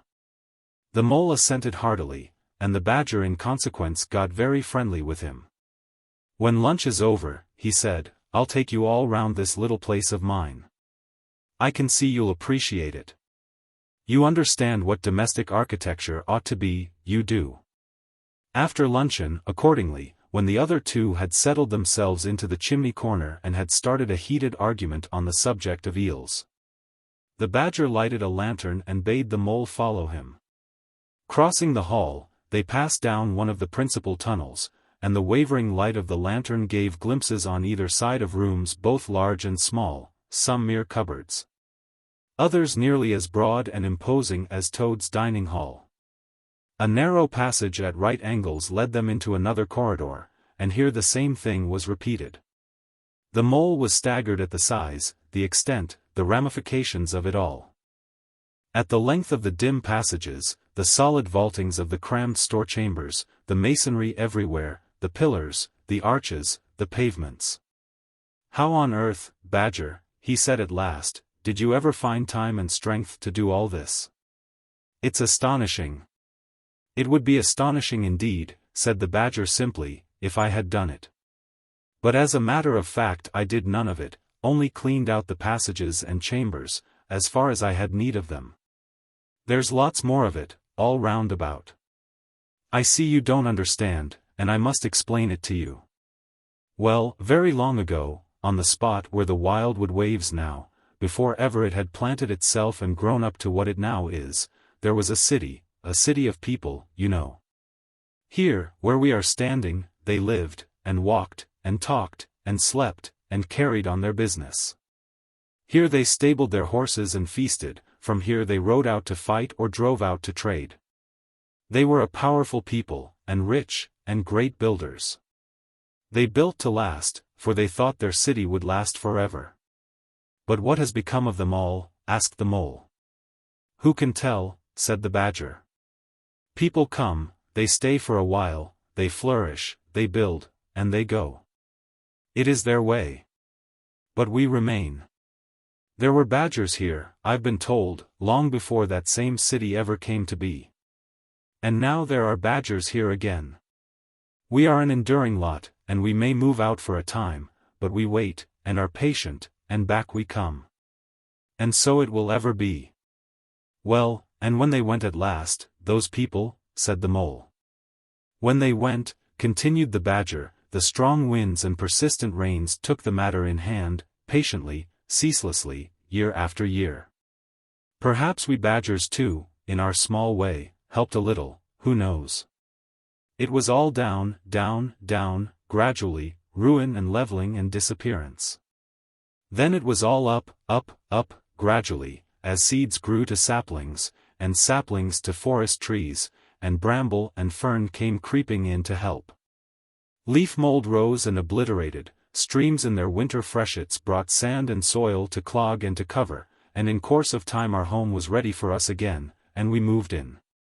Up above us, on the surface, the same thing happened.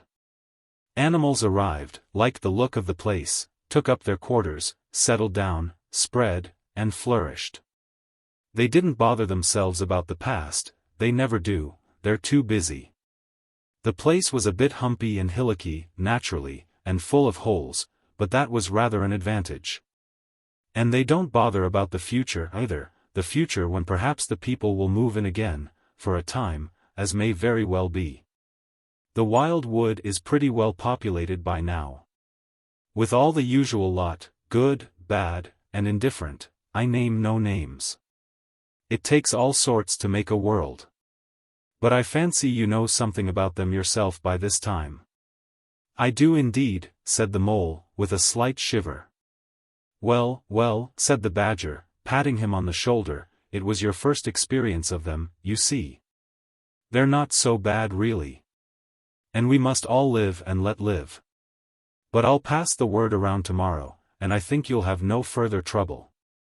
Any friend of mine walks where he likes in this country, or I'll know the reason why.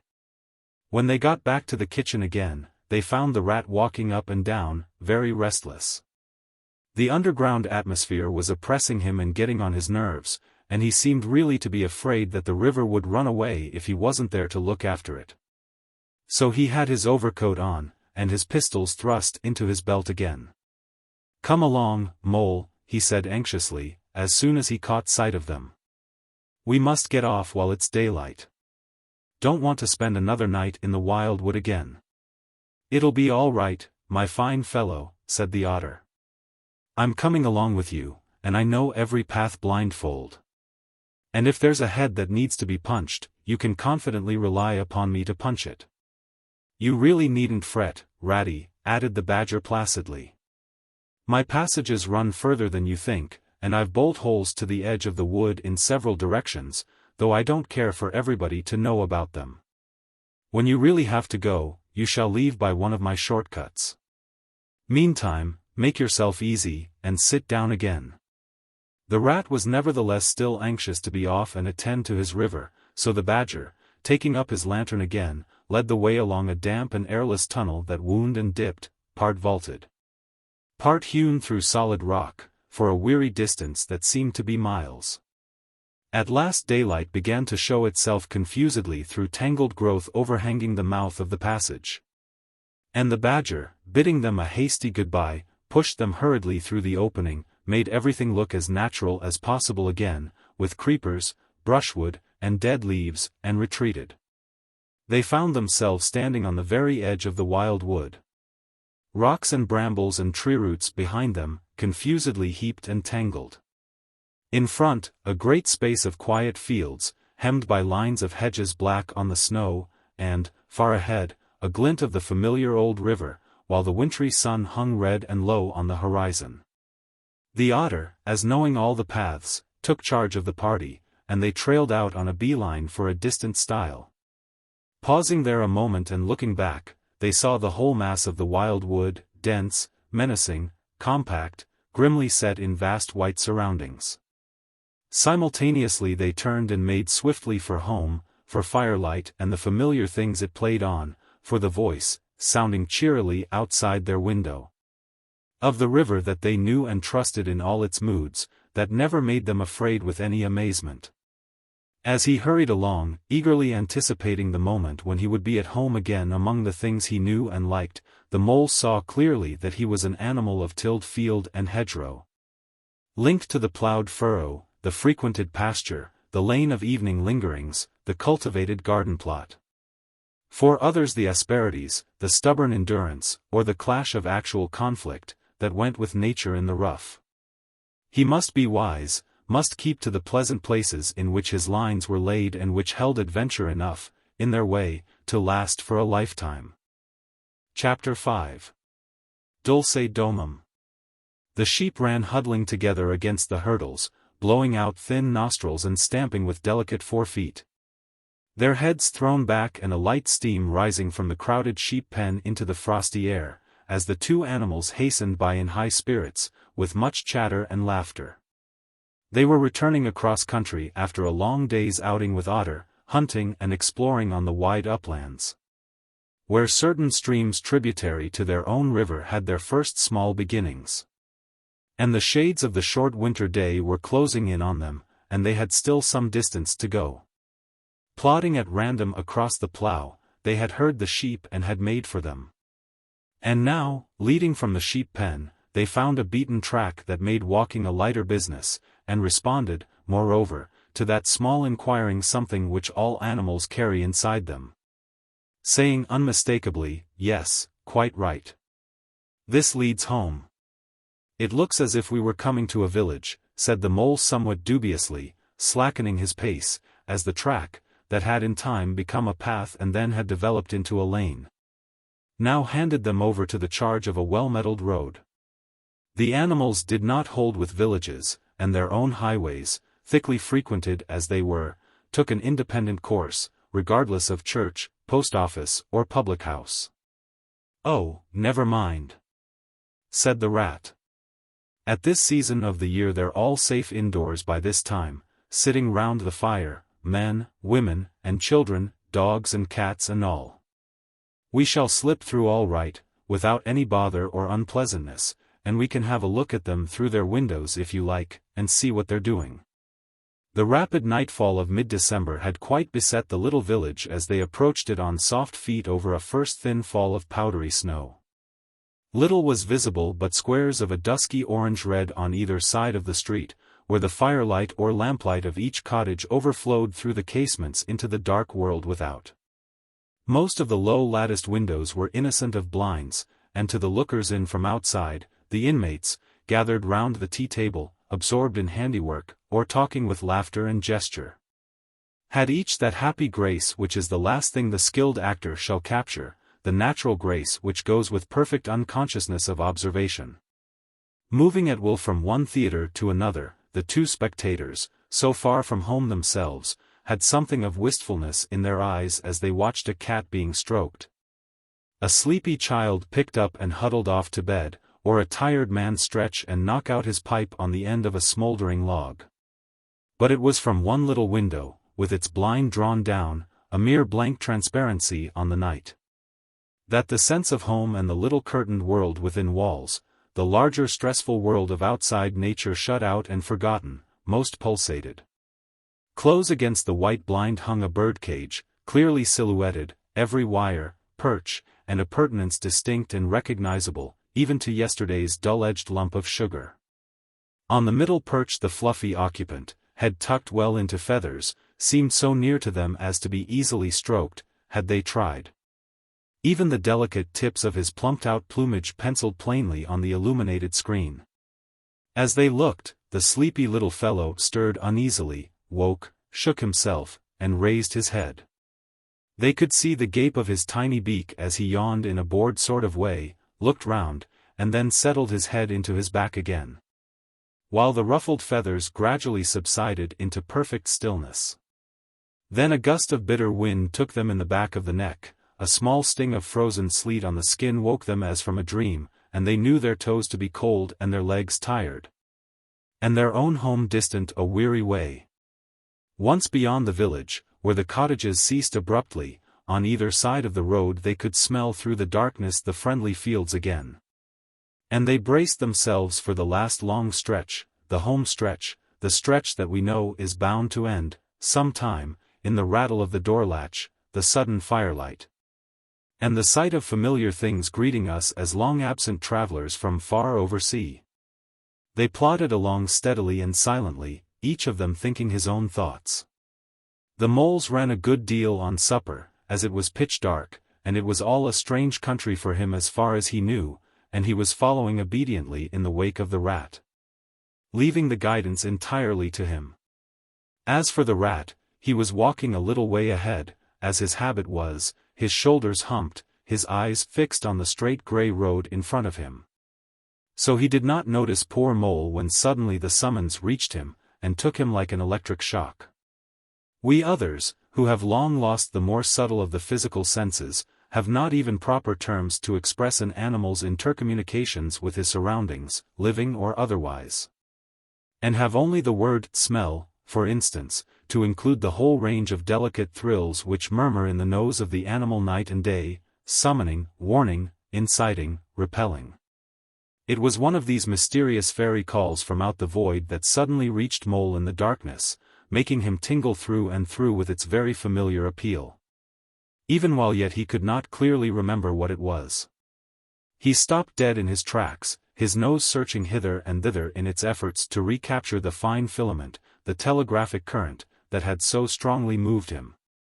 A moment, and he had caught it again, and with it this time came recollection in fullest flood. Home! That was what they meant, those caressing appeals, those soft touches wafted through the air, those invisible little hands pulling and tugging, all one way. Why, it must be quite close by him at that moment, his old home that he had hurriedly forsaken and never sought again, that day when he first found the river.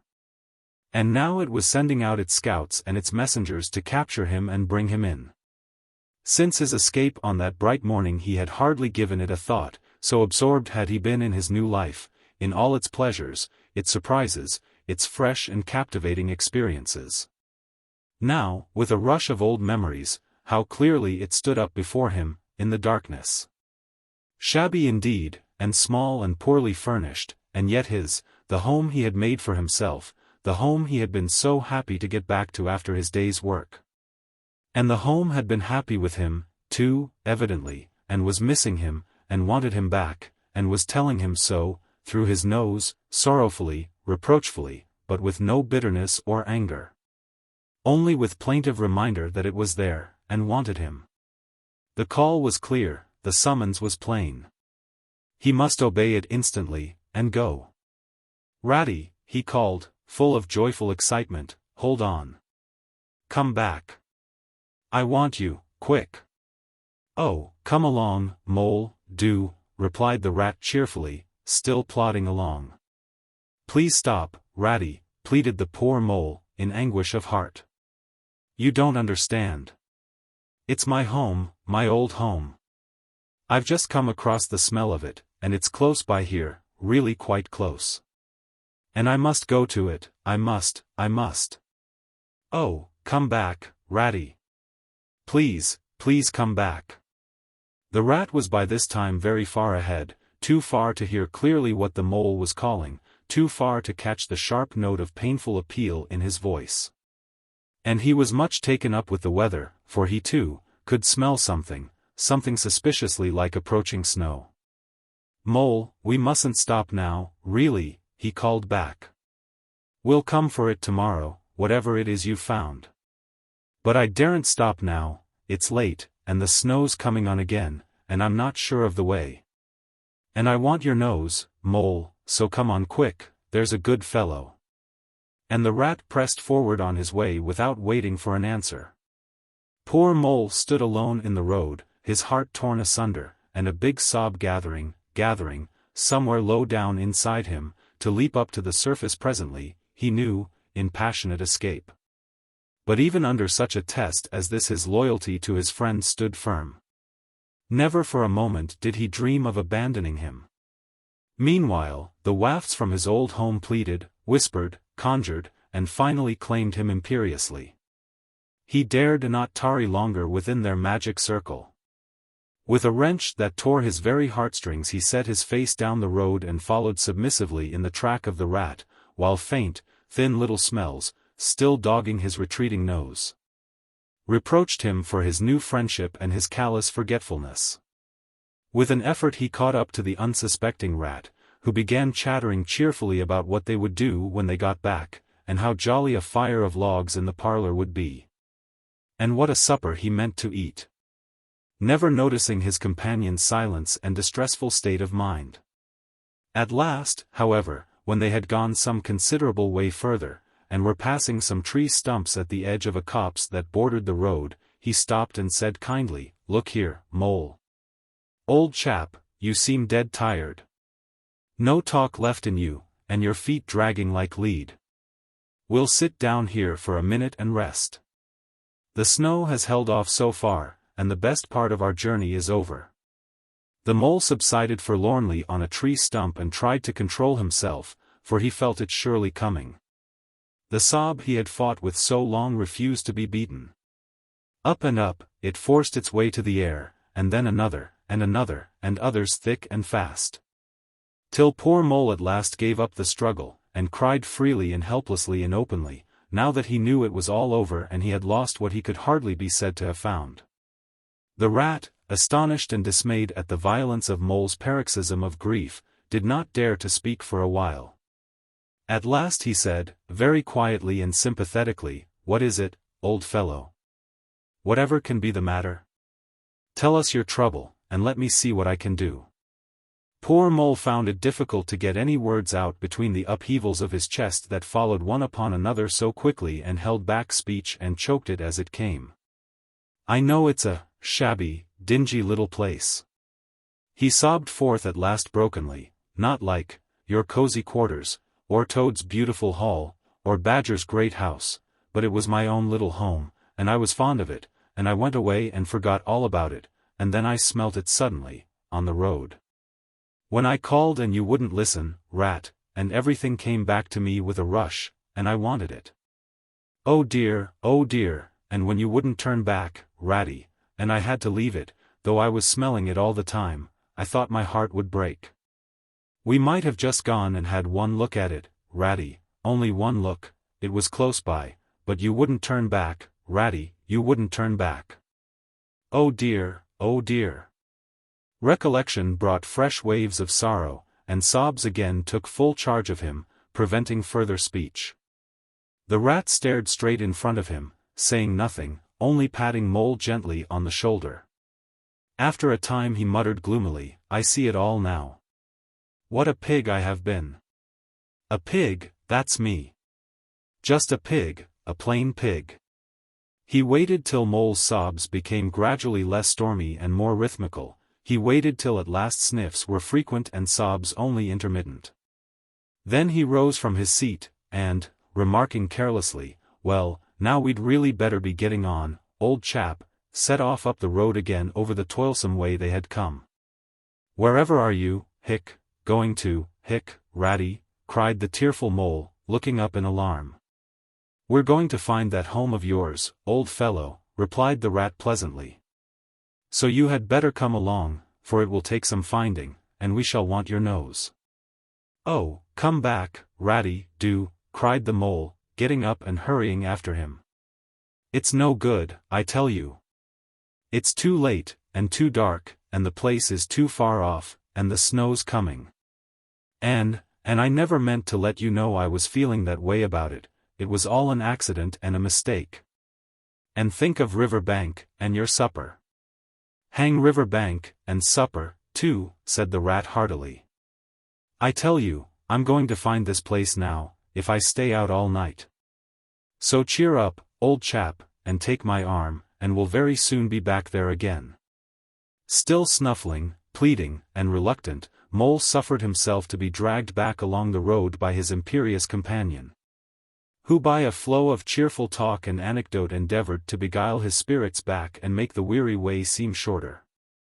When at last it seemed to the rat that they must be nearing that part of the road where the Mole had been held up, he said, "Now, no more talking. Business. Use your nose, and give your mind to it." They moved on in silence for some little way, when suddenly the rat was conscious, through his arm that was linked in Mole's, of a faint sort of electric thrill that was passing down that animal's body. Instantly he disengaged himself, fell back a pace, and waited, all attention. The signals were coming through. Mole stood a moment rigid, while his uplifted nose, quivering slightly, felt the air. Then a short, quick run forward, a fault, a check, a try back, and then a slow, steady, confident advance. The rat, much excited, kept close to his heels as the Mole, with something of the air of a sleepwalker, crossed a dry ditch, scrambled through a hedge, and nosed his way over a field open and trackless and bare in the faint starlight. Suddenly, without giving warning, he dived, but the rat was on the alert, and promptly followed him down the tunnel to which his unerring nose had faithfully led him. It was close and airless, and the earthy smell was strong, and it seemed a long time to Rat ere the passage ended and he could stand erect and stretch and shake himself. The Mole struck a match, and by its light the Rat saw that they were standing in an open space, neatly swept and sanded underfoot, and directly facing them was Mole's little front door. With Mole End painted, in Gothic lettering, over the bell pull at the side.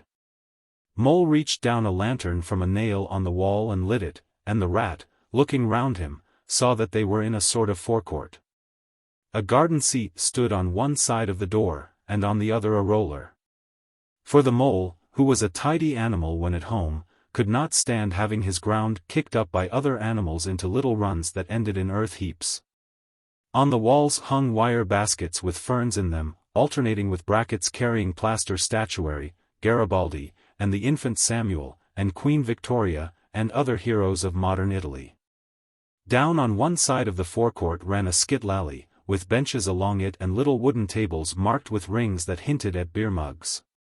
In the middle was a small round pond containing goldfish and surrounded by a cockleshell border. Out of the center of the pond rose a fanciful erection clothed in more cockleshells and topped by a large silvered glass ball that reflected everything all wrong and had a very pleasing effect.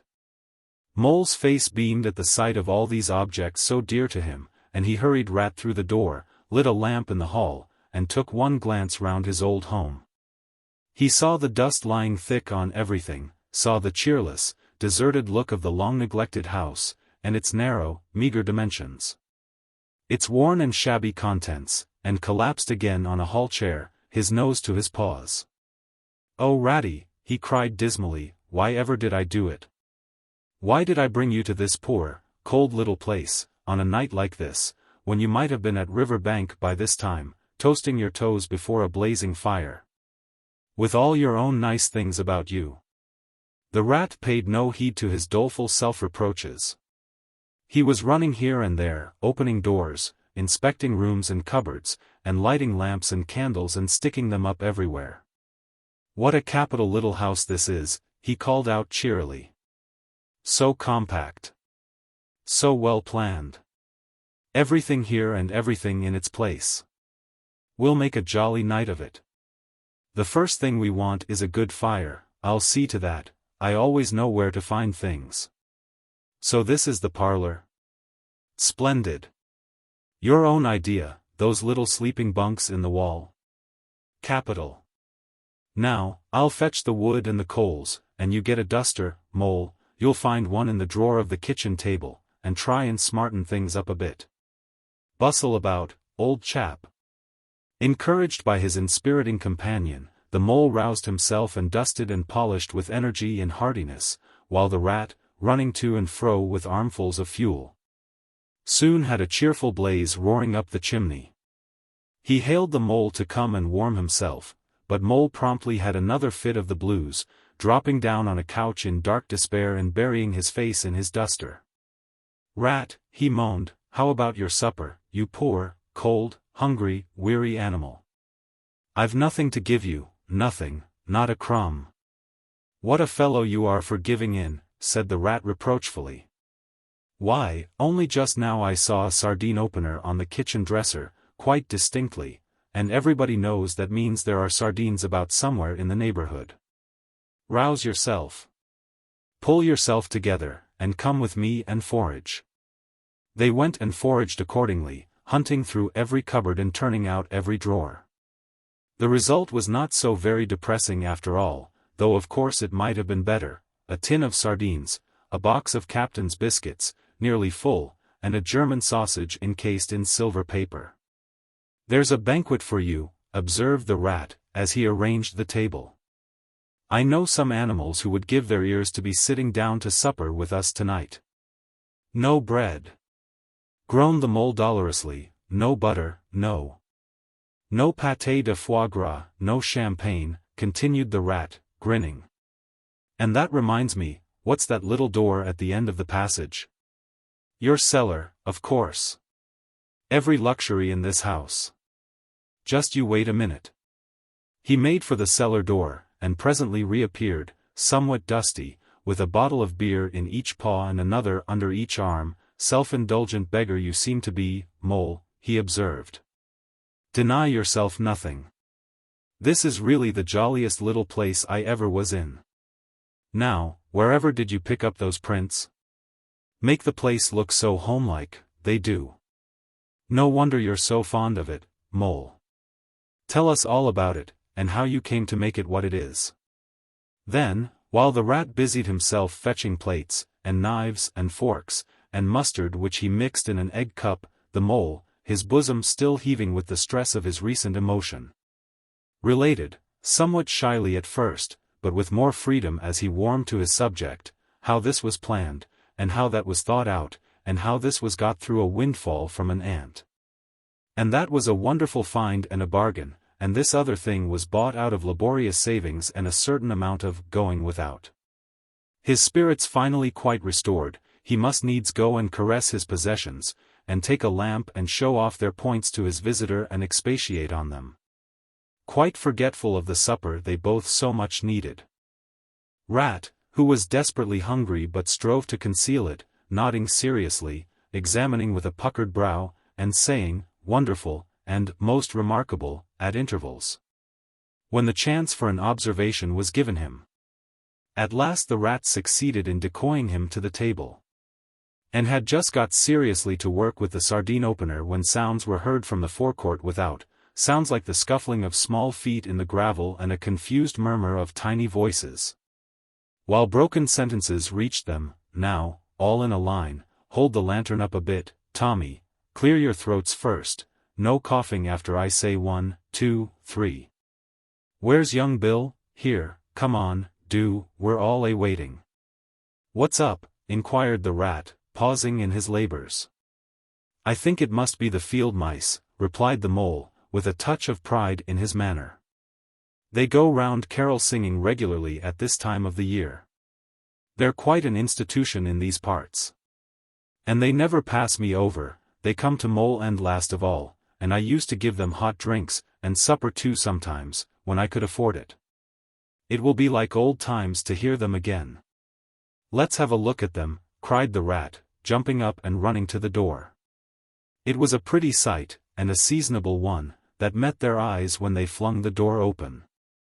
In the forecourt, lit by the dim rays of a horn lantern, some 8 or 10 little field mice stood in a semicircle, red worsted comforters round their throats, their forepaws thrust deep into their pockets, their feet jigging for warmth. With bright beady eyes they glanced shyly at each other, sniggering a little, sniffing and applying coat sleeves a good deal.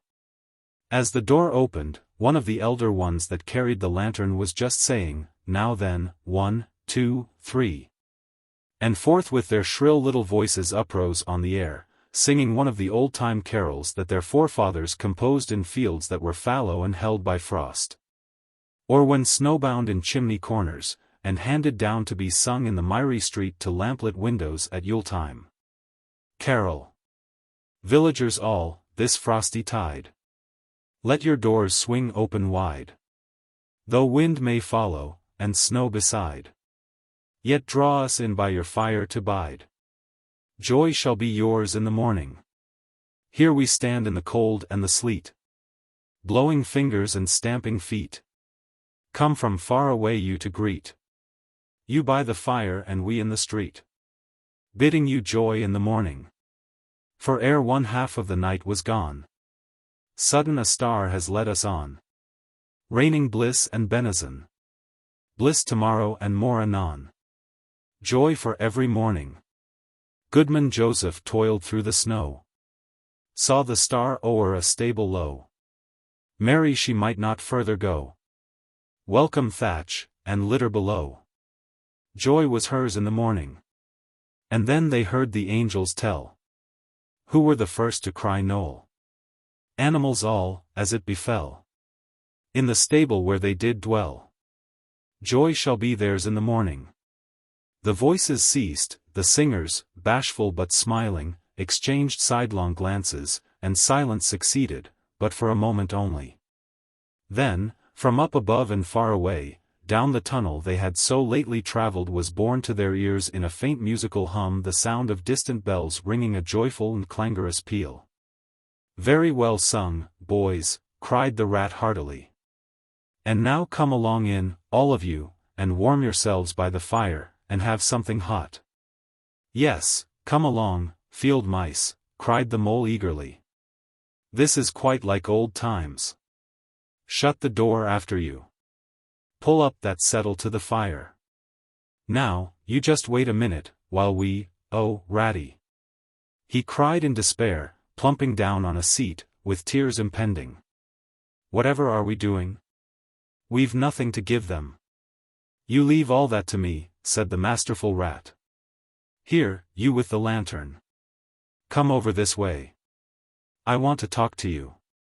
Now, tell me, are there any shops open at this hour of the night?" "Why, certainly, sir," replied the field mouse respectfully. "At this time of the year our shops keep open to all sorts of hours." "Then look here," said the rat. "You go off at once, you and your lantern, and you get me."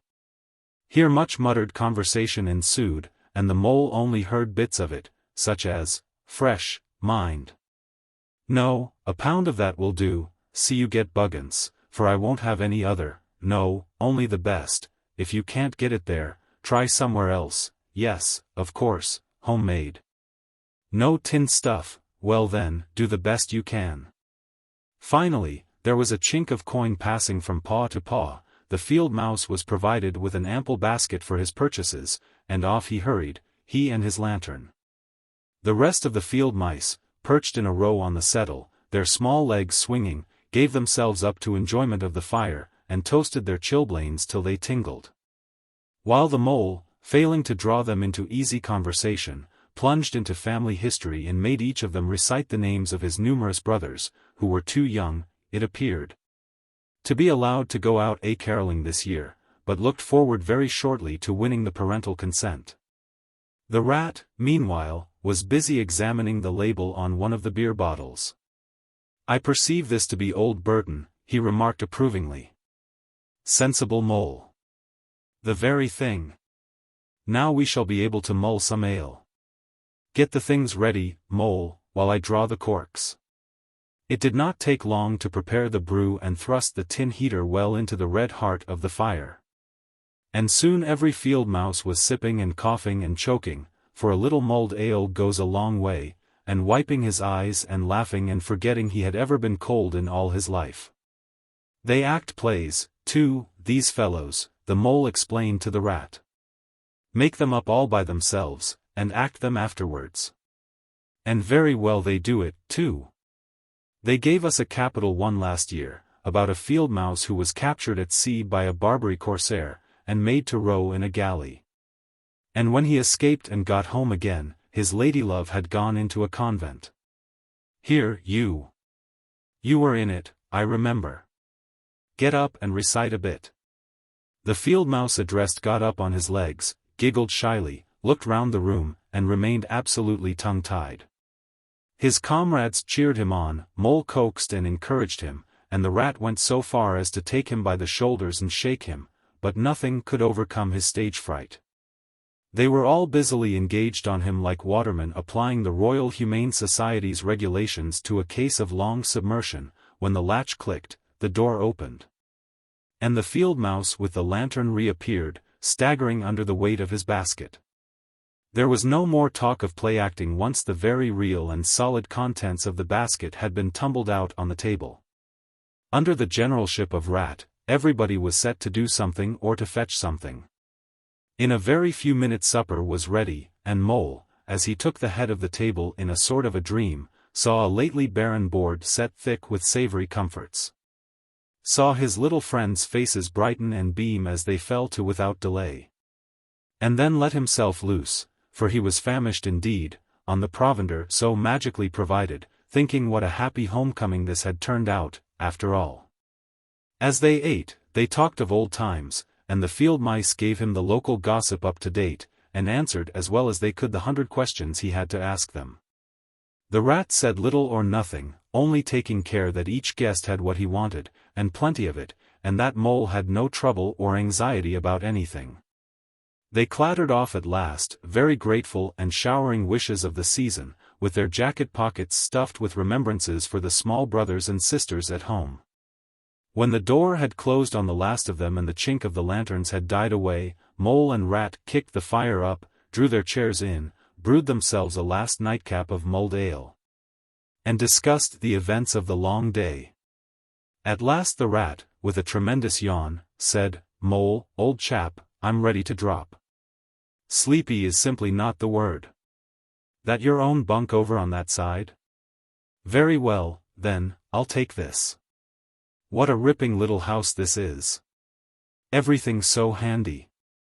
He clambered into his bunk and rolled himself well up in the blankets, and slumber gathered him forthwith, as a swathe of barley is folded into the arms of the reaping machine.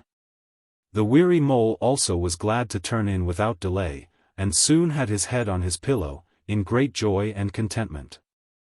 But ere he closed his eyes he let them wander round his old room. Mellow in the glow of the firelight that played or rested on familiar and friendly things which had long been unconsciously a part of him, and now smilingly received him back, without rancor. He was now in just the frame of mind that the tactful Rat had quietly worked to bring about in him. He saw clearly how plain and simple, how narrow, even, it all was.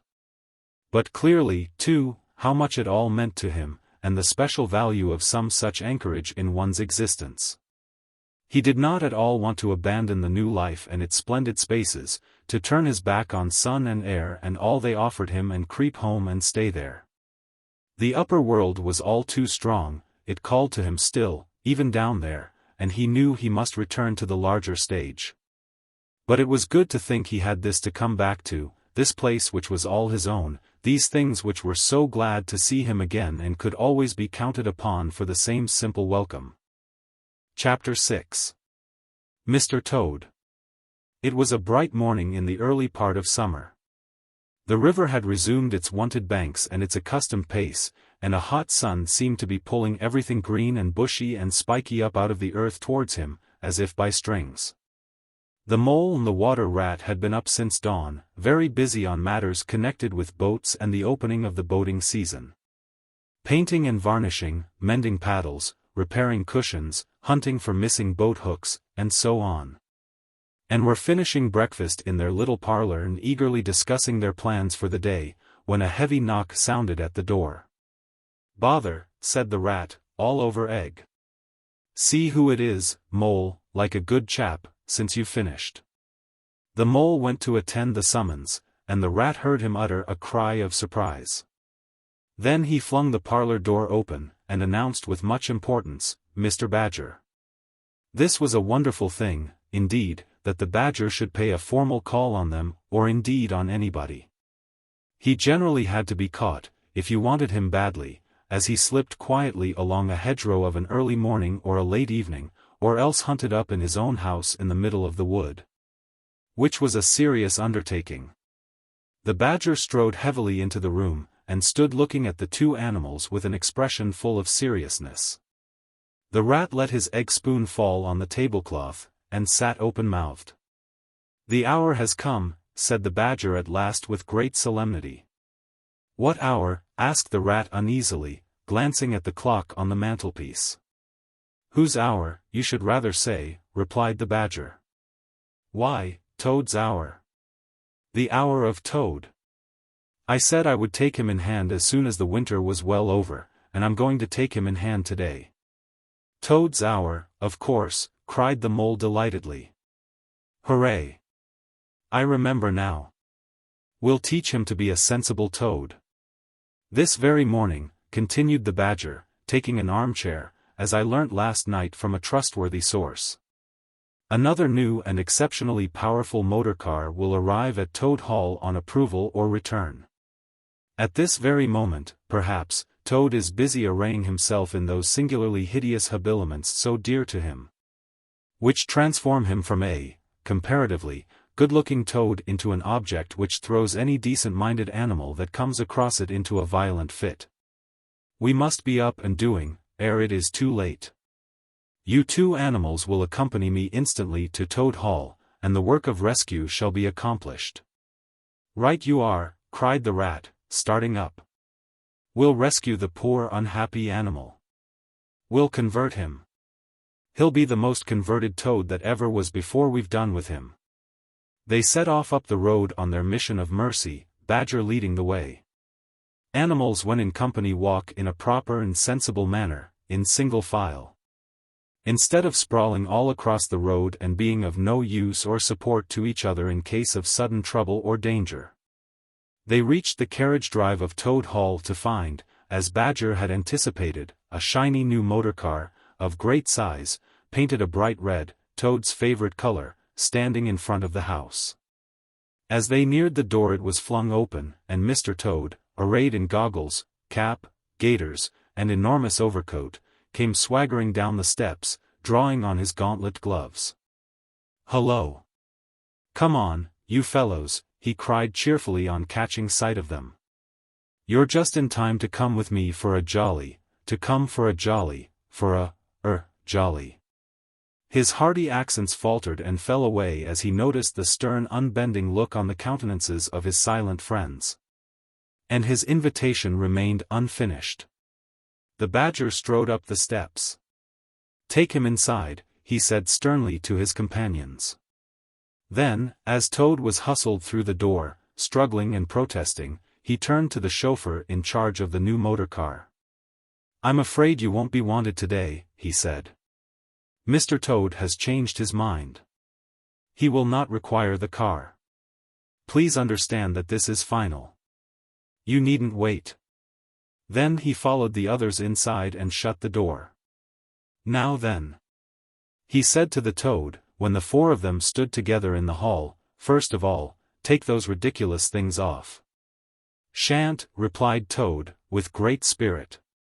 "What is the meaning of this gross outrage? I demand an instant explanation." "Take them off him, then, you two," ordered the Badger briefly.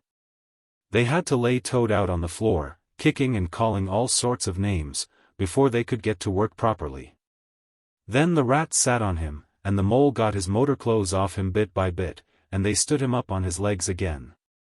A good deal of his blustering spirit seemed to have evaporated with the removal of his fine panoply. Now that he was merely Toad, and no longer the terror of the highway, he giggled feebly and looked from one to the other appealingly, seeming quite to understand the situation. "You knew it must come to this, sooner or later, Toad," the Badger explained severely.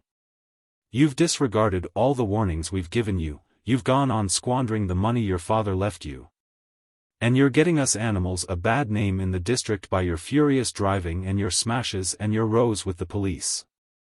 Independence is all very well, but we animals never allow our friends to make fools of themselves beyond a certain limit, and that limit you've reached.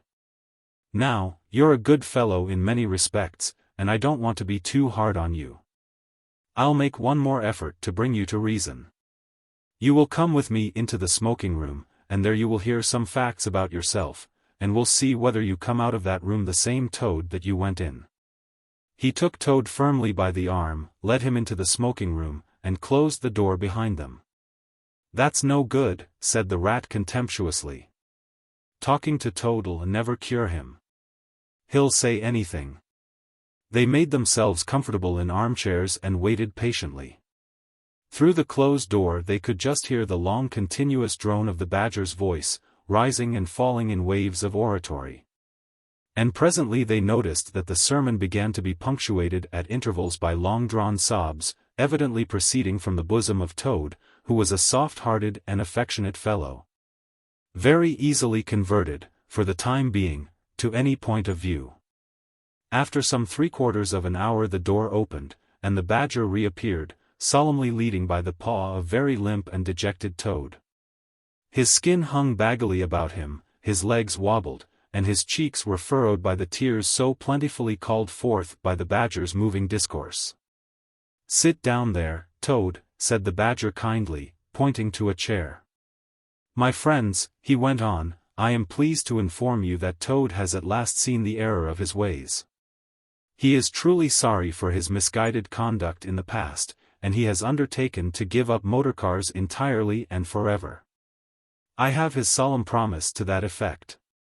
That is very good news, said the mole gravely. Very good news indeed, observed the rat dubiously, if only. He was looking very hard at Toad as he said this, and could not help thinking he perceived something vaguely resembling a twinkle in that animal's still sorrowful eye. There's only one thing more to be done, continued the gratified badger. Toad, I want you solemnly to repeat, before your friends here, what you fully admitted to me in the smoking room just now. First, you are sorry for what you've done, and you see the folly of it all? There was a long, long pause. Toad looked desperately this way and that, while the other animals waited in grave silence. At last he spoke. No, he said, a little sullenly, but stoutly, I'm not sorry. And it wasn't folly at all. It was simply glorious. What? Cried the badger, greatly scandalized. You backsliding animal, didn't you tell me just now, in there? Oh, yes, in there, said Toad impatiently. I'd have said anything in there. You're so eloquent, dear badger, and so moving, and so convincing, and put all your points so frightfully well, you can do what you like with me in there, and you know it. But I've been searching my mind since, and going over things in it, and I find that I'm not a bit sorry or repentant really, so it's no earthly good saying I am, now, is it? Then you don't promise, said the badger, never to touch a motor car again? Certainly not, replied Toad emphatically. On the contrary, I faithfully promise that the very first motor car I see, poop. Off I go in it. Told you so, didn't I? Observed the rat to the mole. Very well, then, said the badger firmly, rising to his feet. Since you won't yield to persuasion, we'll try what force can do. I feared it would come to this all along.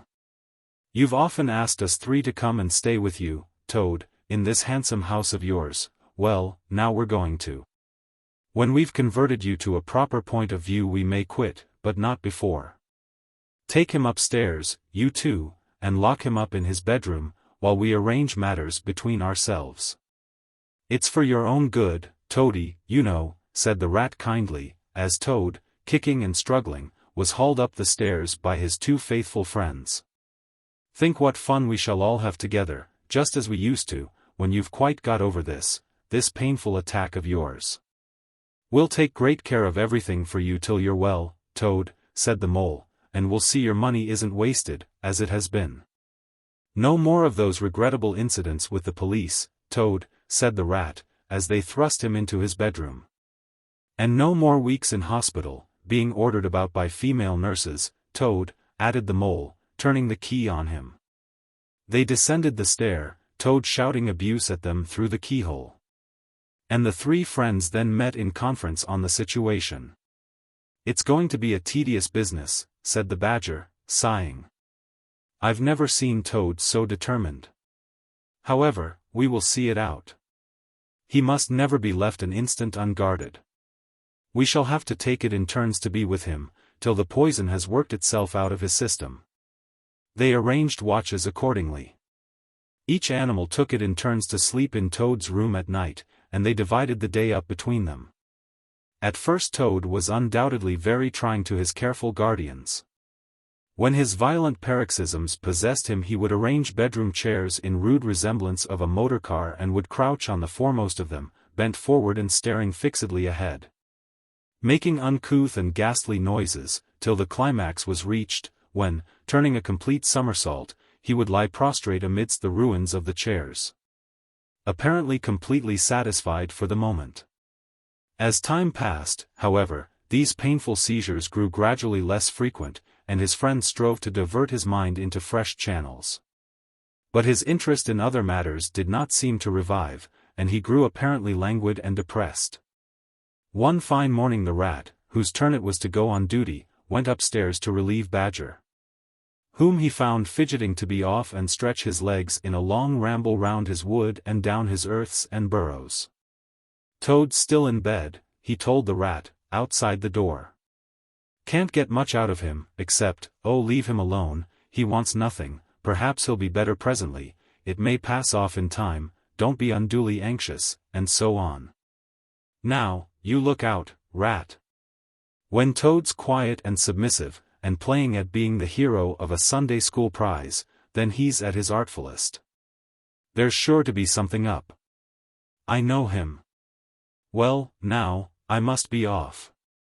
How are you today, old chap? Inquired the Rat cheerfully, as he approached Toad's bedside.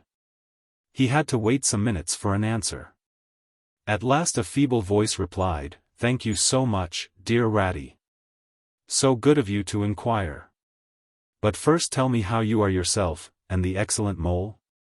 "Oh, we're all right," replied the Rat. "Mole," he added incautiously, "is going out for a run round with Badger. They'll be out till luncheon time, so you and I will spend a pleasant morning together, and I'll do my best to amuse you. Now jump up, there's a good fellow, and don't lie moping there on a fine morning like this." "Dear, kind Rat," murmured Toad, "how little you realize my condition, and how very far I am from jumping up now, if ever. But do not trouble about me. I hate being a burden to my friends, and I do not expect to be one much longer. Indeed, I almost hope not." "Well, I hope not, too," said the Rat heartily. "You've been a fine bother to us all this time, and I'm glad to hear it's going to stop. And in weather like this, and the boating season just beginning. It's too bad of you, Toad.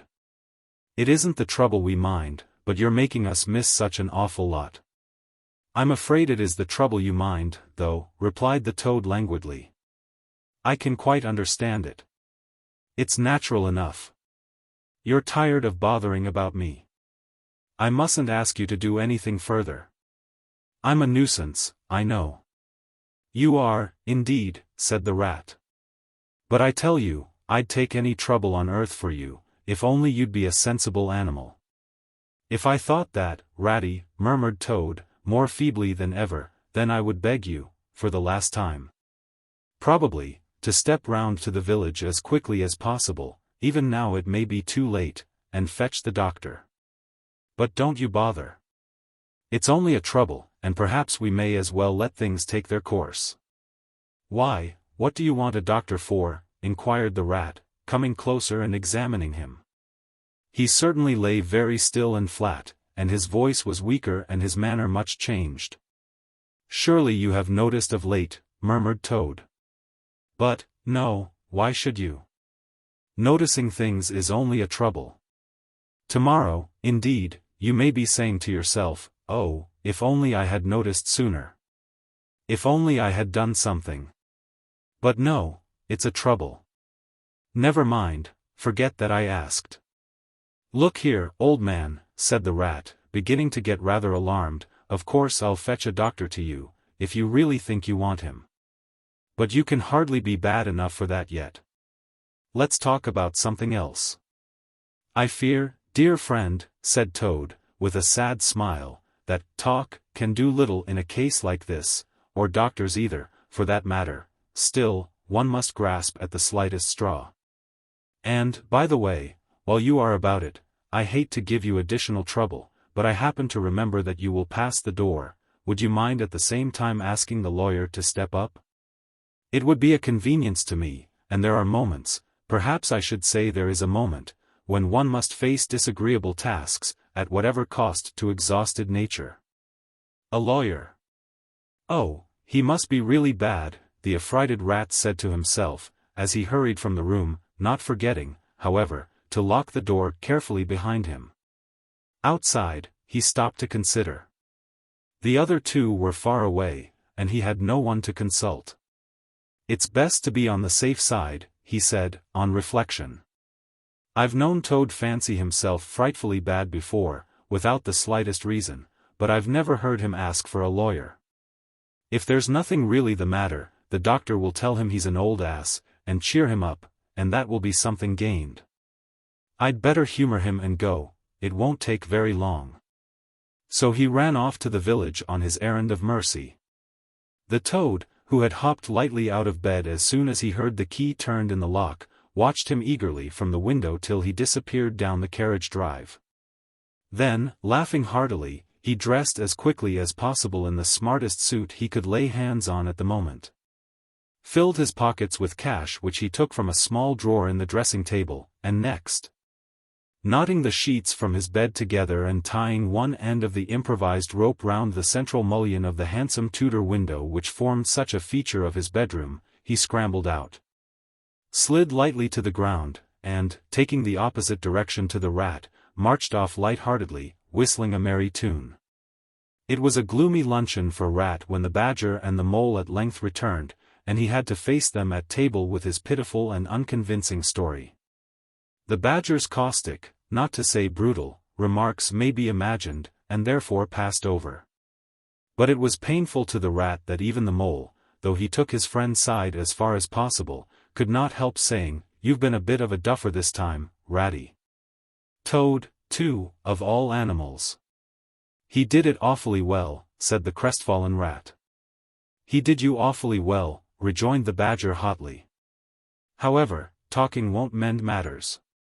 He's got clear away for the time, that's certain, and the worst of it is, he'll be so conceited with what he'll think is his cleverness that he may commit any folly. One comfort is, we're free now, and needn't waste any more of our precious time doing sentry-go. But we'd better continue to sleep at Toad Hall for a while longer. Toad may be brought back at any moment, on a stretcher, or between two policemen." So spoke the Badger, not knowing what the future held in store, or how much water, and of how turbid a character, was to run under bridges before Toad should sit at ease again in his ancestral hall. Meanwhile, Toad, gay and irresponsible, was walking briskly along the high road, some miles from home. At first he had taken bypaths, and crossed many fields, and changed his course several times, in case of pursuit. But now, feeling by this time safe from recapture, and the sun smiling brightly on him, and all nature joining in a chorus of approval to the song of self-praise that his own heart was singing to him, he almost danced along the road in his satisfaction and conceit. "Smart piece of work that," he remarked to himself chuckling. "Brain against brute force, and brain came out on the top, as it's bound to do. Poor old Ratty. My!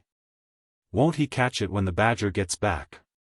A worthy fellow, Ratty, with many good qualities, but very little intelligence and absolutely no education. I must take him in hand some day, and see if I can make something of him." Filled full of conceited thoughts such as these he strode along, his head in the air, till he reached a little town, where the sign of the Red Lion, swinging across the road halfway down the main street, reminded him that he had not breakfasted that day, and that he was exceedingly hungry after his long walk. He marched into the inn, ordered the best luncheon that could be provided at so short a notice, and sat down to eat it in the coffee-room. He was about halfway through his meal when an only too familiar sound, approaching down the street, made him start and fall a-trembling all over. The poop-poop drew nearer and nearer. The car could be heard to turn into the inn-yard and come to a stop, and Toad had to hold on to the leg of the table to conceal his overmastering emotion. Presently the party entered the coffee-room, hungry, talkative, and gay, voluble on their experiences of the morning and the merits of the chariot that had brought them along so well. Toad listened eagerly, all ears, for a time. At last he could stand it no longer. He slipped out of the room quietly, paid his bill at the bar, and as soon as he got outside sauntered round quietly to the inn-yard. "There cannot be any harm," he said to himself, "in my only just looking at it." The car stood in the middle of the yard, quite unattended, the stable helps and other hangers-on being all at their dinner. Toad walked slowly round it, inspecting, criticizing, musing deeply. "I wonder," he said to himself presently, "I wonder if this sort of car starts easily?" Next moment, hardly knowing how it came about, he found he had hold of the handle and was turning it. As the familiar sound broke forth, the old passion seized on Toad and completely mastered him, body and soul. As if in a dream he found himself, somehow, seated in the driver's seat. As if in a dream, he pulled the lever and swung the car round the yard and out through the archway. And, as if in a dream, all sense of right and wrong, all fear of obvious consequences, seemed temporarily suspended. He increased his pace, and as the car devoured the street and leapt forth on the high road through the open country, he was only conscious that he was Toad once more, Toad at his best and highest. Toad the terror, the traffic queller, the lord of the lone trail, before whom all must give way or be smitten into nothingness and everlasting night. He chanted as he flew, and the car responded with sonorous drone. The miles were eaten up under him as he sped he knew not whither, fulfilling his instincts, living his hour, reckless of what might come to him. To my mind, observed the chairman of the bench of magistrates cheerfully, the only difficulty that presents itself in this otherwise very clear case is how we can possibly make it sufficiently hot for the incorrigible rogue and hardened ruffian whom we see cowering in the dock before us. Let me see, he has been found guilty, on the clearest evidence, first, of stealing a valuable motor car, secondly, of driving to the public danger, and, thirdly, of gross impertinence to the rural police. Mr. Clerk, will you tell us, please, what is the very stiffest penalty we can impose for each of these offences? Without, of course, giving the prisoner the benefit of any doubt, because there isn't any. The clerk scratched his nose with his pen. Some people would consider, he observed, that stealing the motor car was the worst offence, and so it is. But cheeking the police undoubtedly carries the severest penalty, and so it ought. Supposing you were to say 12 months for the theft, which is mild, and 3 years for the furious driving, which is lenient, and 15 years for the cheek, which was pretty bad sort of cheek, judging by what we've heard from the witness box, even if you only believe 1/10 part of what you heard. And I never believe more myself, those figures, if added together correctly, tot up to 19 years. First rate, said the chairman. So you had better make it around 20 years and be on the safe side, concluded the clerk. An excellent suggestion, said the chairman approvingly. Prisoner, pull yourself together and try and stand up straight. It's going to be 20 years for you this time. And mind, if you appear before us again, upon any charge whatever, we shall have to deal with you very seriously. Then the brutal minions of the law fell upon the hapless Toad, loaded him with chains, and dragged him from the courthouse, shrieking, praying, protesting. Across the marketplace, where the playful populace, always as severe upon detected crime as they are sympathetic and helpful when one is merely wanted, assailed him with jeers, carrots, and popular catchwords. Past hooting schoolchildren, their innocent faces lit up with the pleasure they ever derive from the sight of a gentleman in difficulties.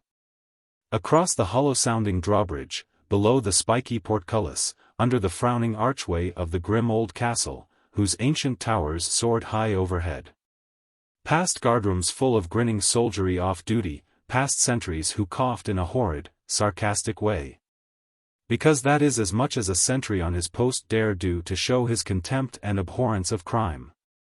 Up time-worn winding stairs, past men-at-arms in casque and corselet of steel, darting threatening looks through their vizards. Across courtyards, where mastiffs strained at their leash and pawed the air to get at him, past ancient warders, their halberds leant against the wall, dozing over a pasty and a flagon of brown ale. On and on, past the rack chamber and the thumbscrew room, past the turning that led to the private scaffold, till they reached the door of the grimmest dungeon that lay in the heart of the innermost keep. There at last they paused, where an ancient jailer sat fingering a bunch of mighty keys. Odds bodikins, said the sergeant of police, taking off his helmet and wiping his forehead. Rouse thee, old loon, and take over from us this vile Toad, a criminal of deepest guilt and matchless artfulness and resource. Watch and ward him with all thy skill. And mark thee well, greybeard, should aught untoward befall, thy old head shall answer for his, and a murrain on both of them. The jailer nodded grimly, laying his withered hand on the shoulder of the miserable Toad. The rusty key creaked in the lock, the great door clanged behind them. And Toad was a helpless prisoner in the remotest dungeon of the best-guarded keep of the stoutest castle in all the length and breadth of merry England. Chapter 7. The Piper at the Gates of Dawn. The willow wren was twittering his thin little song, hidden himself in the dark selvage of the river bank. Though it was past 10 o'clock at night, the sky still clung to and retained some lingering skirts of light from the departed day. And the sullen heats of the torrid afternoon broke up and rolled away at the dispersing touch of the cool fingers of the short midsummer night. Mole lay stretched on the bank, still panting from the stress of the fierce day that had been cloudless from dawn to late sunset, and waited for his friend to return. He had been on the river with some companions, leaving the water rat-free to keep an engagement of long standing with Otter. And he had come back to find the house dark and deserted, and no sign of Rat, who was doubtless keeping it up late with his old comrade. It was still too hot to think of staying indoors, so he lay on some cool dock leaves, and thought over the past day and its doings, and how very good they all had been. The rat's light footfall was presently heard approaching over the parched grass. "Oh, the blessed coolness," he said, and sat down, gazing thoughtfully into the river, silent and preoccupied. "You stayed to supper, of course," said the mole presently. "Simply had to," said the rat. "They wouldn't hear of my going before. You know how kind they always are. And they made things as jolly for me as ever they could, right up to the moment I left. But I felt a brute all the time, as it was clear to me they were very unhappy, though they tried to hide it.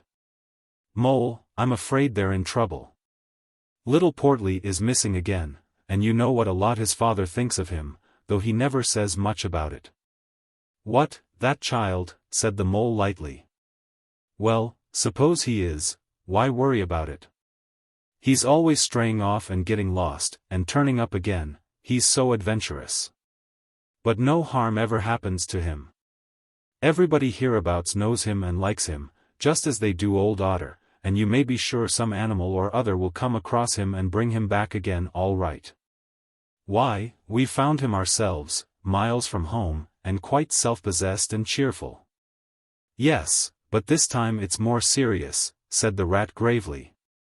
"He's been missing for some days now, and the otters have hunted everywhere, high and low, without finding the slightest trace. And they've asked every animal, too, for miles around, and no one knows anything about him. Otter's evidently more anxious than he'll admit. I got out of him that young Portly hasn't learnt to swim very well yet, and I can see he's thinking of the weir.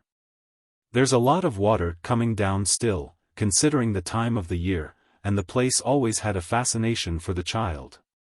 And then there are, well, traps and things, you know. Otter's not the fellow to be nervous about any son of his before it's time. And now he is nervous. When I left, he came out with me, said he wanted some air, and talked about stretching his legs. But I could see it wasn't that, so I drew him out and pumped him, and got it all from him at last. He was going to spend the night watching by the ford. You know the place where the old ford used to be, in bygone days before they built the bridge? I know it well, said the mole. But why should Otter choose to watch there? Well, it seems that it was there he gave Portly his first swimming lesson, continued the rat. From that shallow, gravelly spit near the bank. And it was there he used to teach him fishing, and there young Portly caught his first fish, of which he was so very proud. The child loved the spot, and Otter thinks that if he came wandering back from wherever he is, if he is anywhere by this time, poor little chap, he might make for the ford he was so fond of. Or if he came across it he'd remember it well, and stop there and play, perhaps. So Otter goes there every night and watches, on the chance, you know, just on the chance. They were silent for a time, both thinking of the same thing, the lonely, heartsore animal, crouched by the ford, watching and waiting, the long night through, on the chance. Well, well, said the rat presently, I suppose we ought to be thinking about turning in. But he never offered to move. Rat, said the mole, I simply can't go and turn in, and go to sleep, and do nothing, even though there doesn't seem to be anything to be done. We'll get the boat out, and paddle upstream. The moon will be up in an hour or so, and then we will search as well as we can. Anyhow, it will be better than going to bed and doing nothing. Just what I was thinking myself, said the rat. It's not the sort of night for bed anyhow, and daybreak is not so very far off, and then we may pick up some news of him from early risers as we go along. They got the boat out, and the rat took the sculls, paddling with caution. Out in midstream, there was a clear, narrow track that faintly reflected the sky. But wherever shadows fell on the water from bank, bush, or tree, they were as solid to all appearance as the banks themselves, and the mole had to steer with judgment accordingly. Dark and deserted as it was, the night was full of small noises, song and chatter and rustling, telling of the busy little population who were up and about, plying their trades and vocations through the night till sunshine should fall on them at last and send them off to their well-earned repose. The water's own noises, too, were more apparent than by day, its gurglings and kloops more unexpected and near at hand. And constantly they started at what seemed a sudden clear call from an actual articulate voice. The line of the horizon was clear and hard against the sky, and in one particular quarter it showed black against a silvery climbing phosphorescence that grew and grew. At last, over the rim of the waiting earth the moon lifted with slow majesty till it swung clear of the horizon and rode off, free of moorings. And once more they began to see surfaces, meadows widespread, and quiet gardens, and the river itself from bank to bank, all softly disclosed, all washed clean of mystery and terror. All radiant again as by day, but with a difference that was tremendous. Their old haunts greeted them again in other raiment, as if they had slipped away and put on this pure new apparel and come quietly back, smiling as they shyly waited to see if they would be recognized again under it. Fastening their boat to a willow, the friends landed in this silent, silver kingdom, and patiently explored the hedges, the hollow trees, the runnels and their little culverts, the ditches and dry waterways. Embarking again and crossing over, they worked their way up the stream in this manner, while the moon, serene and detached in a cloudless sky, did what she could, though so far off, to help them in their quest. Till her hour came and she sank earthwards reluctantly, and left them, and mystery once more held field and river. Then a change began slowly to declare itself. The horizon became clearer, field and tree came more into sight, and somehow with a different look, the mystery began to drop away from them. A bird piped suddenly, and was still. And a light breeze sprang up and set the reeds and bulrushes rustling. Rat, who was in the stern of the boat, while Mole sculled, sat up suddenly and listened with a passionate intentness. Mole, who with gentle strokes was just keeping the boat moving while he scanned the banks with care, looked at him with curiosity. "It's gone," sighed the rat, sinking back in his seat again. "So beautiful and strange and new. Since it was to end so soon, I almost wish I had never heard it. For it has roused a longing in me that is pain, and nothing seems worth while but just to hear that sound once more and go on listening to it forever. No! There it is again!" he cried, alert once more. Entranced, he was silent for a long space, spellbound. "Now it passes on and I begin to lose it," he said presently. "Oh Mole! The beauty of it! The merry bubble and joy, the thin, clear, happy call of the distant piping. Such music I never dreamed of, and the call in it is stronger even than the music is sweet. Row on, Mole, row. For the music and the call must be for us." The Mole, greatly wondering, obeyed. "I hear nothing myself," he said, "but the wind playing in the reeds and rushes and osiers." The rat never answered, if indeed he heard. Rapt, transported, trembling, he was possessed in all his senses by this new divine thing that caught up his helpless soul and swung and dandled it. A powerless but happy infant in a strong sustaining grasp. In silence Mole rowed steadily, and soon they came to a point where the river divided, a long backwater branching off to one side. With a slight movement of his head Rat, who had long dropped the rudder lines, directed the rower to take the backwater. The creeping tide of light gained and gained, and now they could see the color of the flowers that gemmed the water's edge. "Clearer and nearer still," cried the Rat joyously. "Now you must surely hear it." "Ah, At last, I see you do. Breathless and transfixed, the mole stopped rowing as the liquid run of that glad piping broke on him like a wave, caught him up, and possessed him utterly. He saw the tears on his comrade's cheeks, and bowed his head and understood. For a space they hung there, brushed by the purple loosestrife that fringed the bank. Then the clear imperious summons that marched hand in hand with the intoxicating melody imposed its will on Mole, and mechanically he bent to his oars again. And the light grew steadily stronger, but no birds sang as they were wont to do at the approach of dawn, and but for the heavenly music all was marvelously still.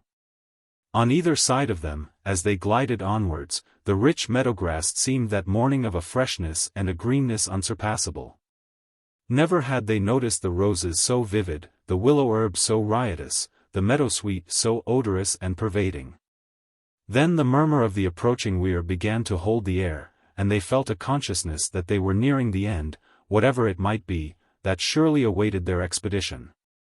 A wide half-circle of foam and glinting lights and shining shoulders of green water, the great weir closed the backwater from bank to bank.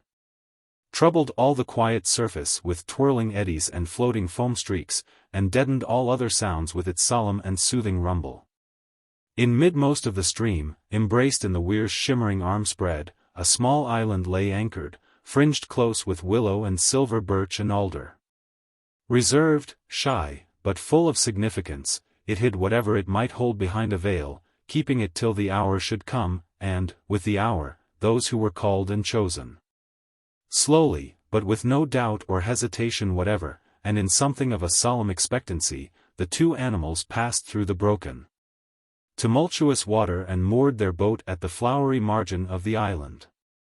In silence they landed, and pushed through the blossom and scented herbage and undergrowth that led up to the level ground, till they stood on a little lawn of a marvelous green, set round with nature's own orchard trees, crab-apple, wild cherry, and sloe. "This is the place of my song dream, the place the music played to me," whispered the rat, as if in a trance.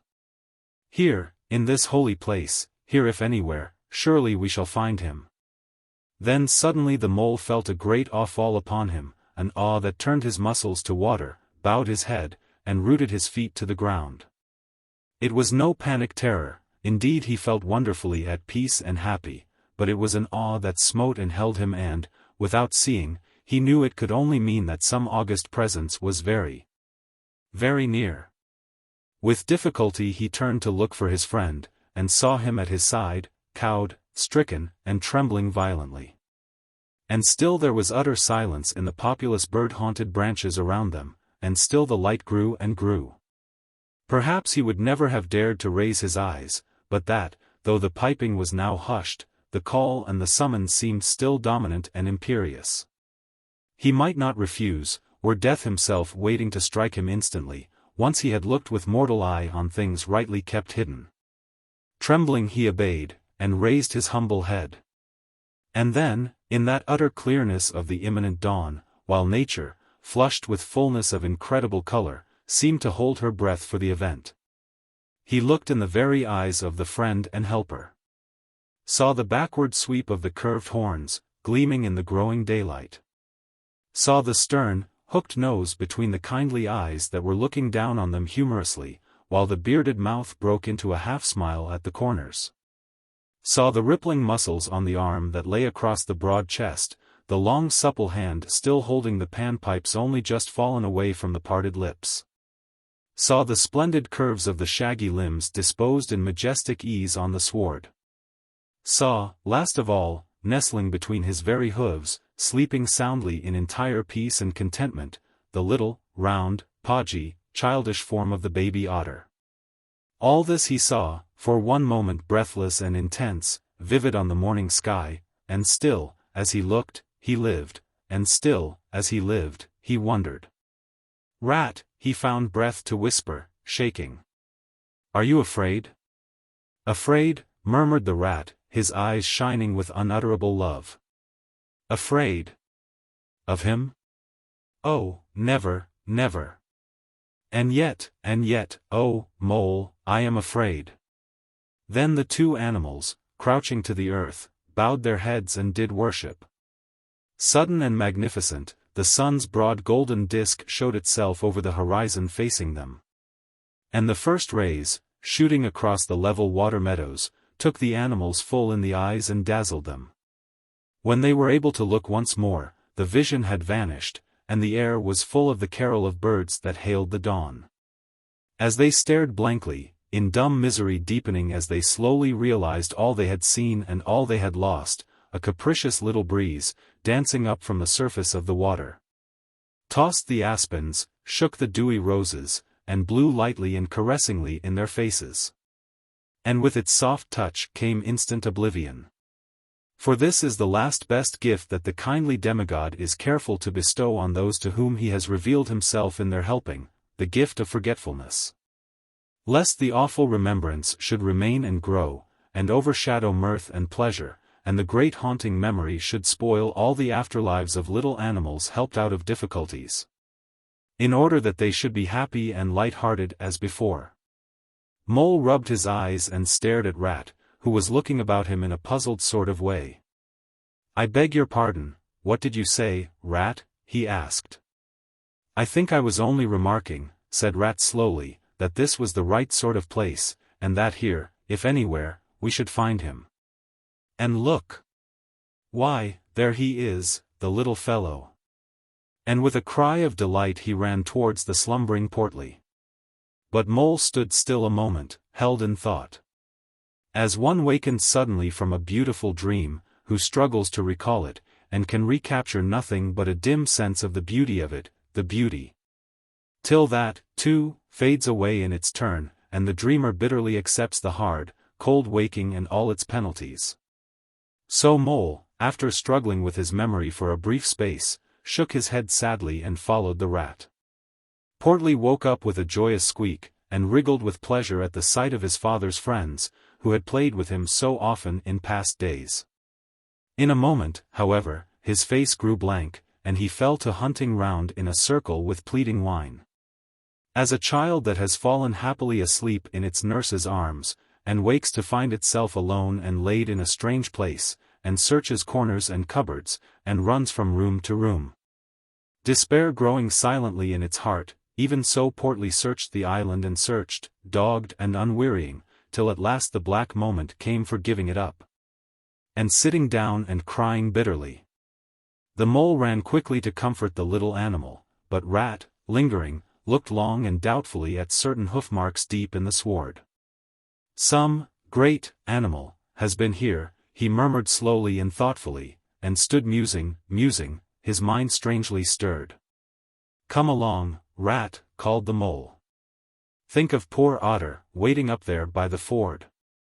Portly had soon been comforted by the promise of a treat, a jaunt on the river in Mr. Rat's real boat. And the two animals conducted him to the water's side, placed him securely between them in the bottom of the boat, and paddled off down the backwater. The sun was fully up by now, and hot on them, birds sang lustily and without restraint, and flowers smiled and nodded from either bank. But somehow, so thought the animals, with less of richness and blaze of color than they seemed to remember seeing quite recently somewhere, they wondered where. The main river reached again, they turned the boat's head upstream, towards the point where they knew their friend was keeping his lonely vigil. As they drew near the familiar ford, the Mole took the boat into the bank, and they lifted Portly out and set him on his legs on the towpath. Gave him his marching orders and a friendly farewell pat on the back, and shoved out into midstream. They watched the little animal as he waddled along the path contentedly and with importance. Watched him till they saw his muzzle suddenly lift and his waddle break into a clumsy amble as he quickened his pace with shrill whines and wriggles of recognition. Looking up the river, they could see Otter start up, tense and rigid, from out of the shallows where he crouched in dumb patience. And could hear his amazed and joyous bark as he bounded up through the osiers on to the path. Then the Mole, with a strong pull on one oar, swung the boat round and let the full stream bear them down again whither it would, their quest now happily ended. "I feel strangely tired, Rat," said the Mole, leaning wearily over his oars, as the boat drifted. "It's being up all night, you'll say, perhaps, but that's nothing. We do as much half the nights of the week, at this time of the year. No, I feel as if I had been through something very exciting and rather terrible, and it was just over. And yet nothing particular has happened. Or something very surprising and splendid and beautiful, murmured the rat, leaning back and closing his eyes. I feel just as you do, Mole. Simply dead tired, though not body tired. It's lucky we've got the stream with us, to take us home. Isn't it jolly to feel the sun again, soaking into one's bones? And hark to the wind playing in the reeds. It's like music, faraway music, said the mole, nodding drowsily. So I was thinking, murmured the rat, dreamful and languid.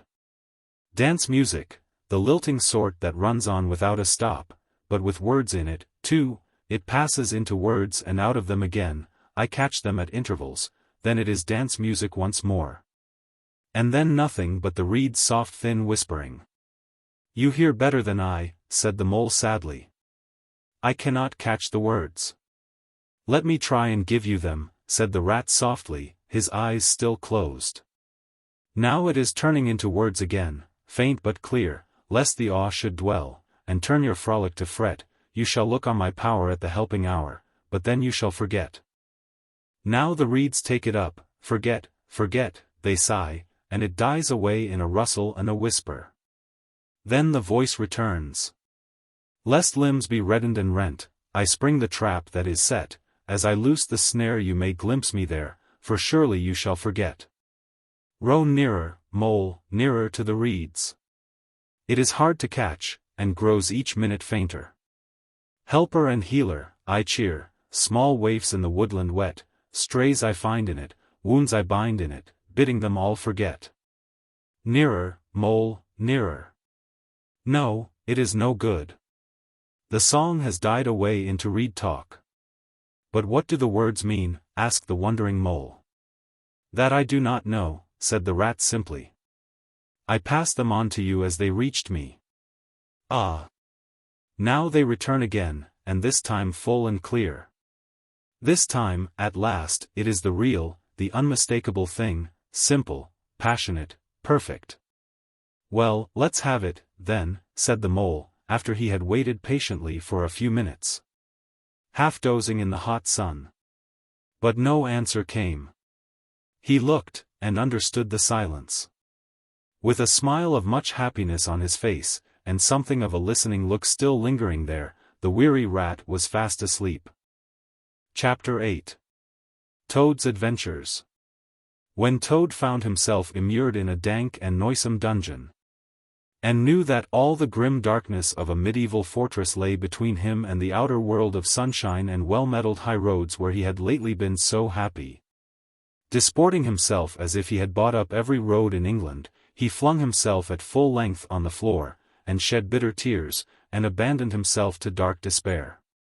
This is the end of everything, he said, at least it is the end of the career of Toad, which is the same thing. The popular and handsome Toad, the rich and hospitable Toad, the Toad so free and careless and debonair.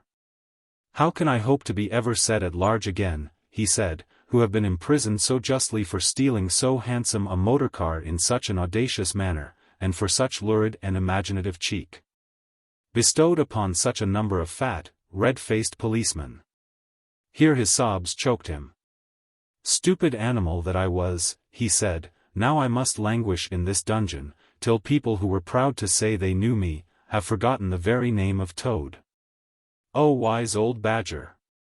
He said, oh clever, intelligent rat and sensible mole!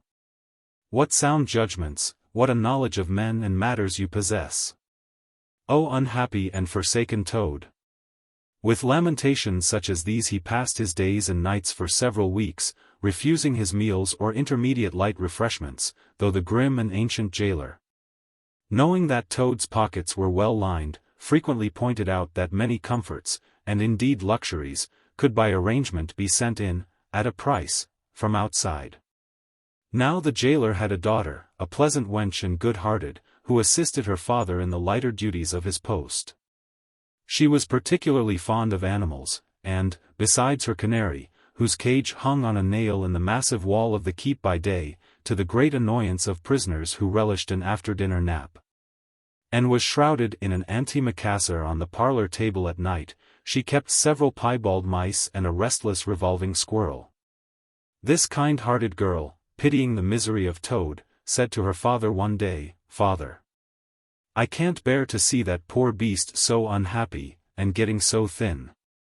You let me have the managing of him. You know how fond of animals I am.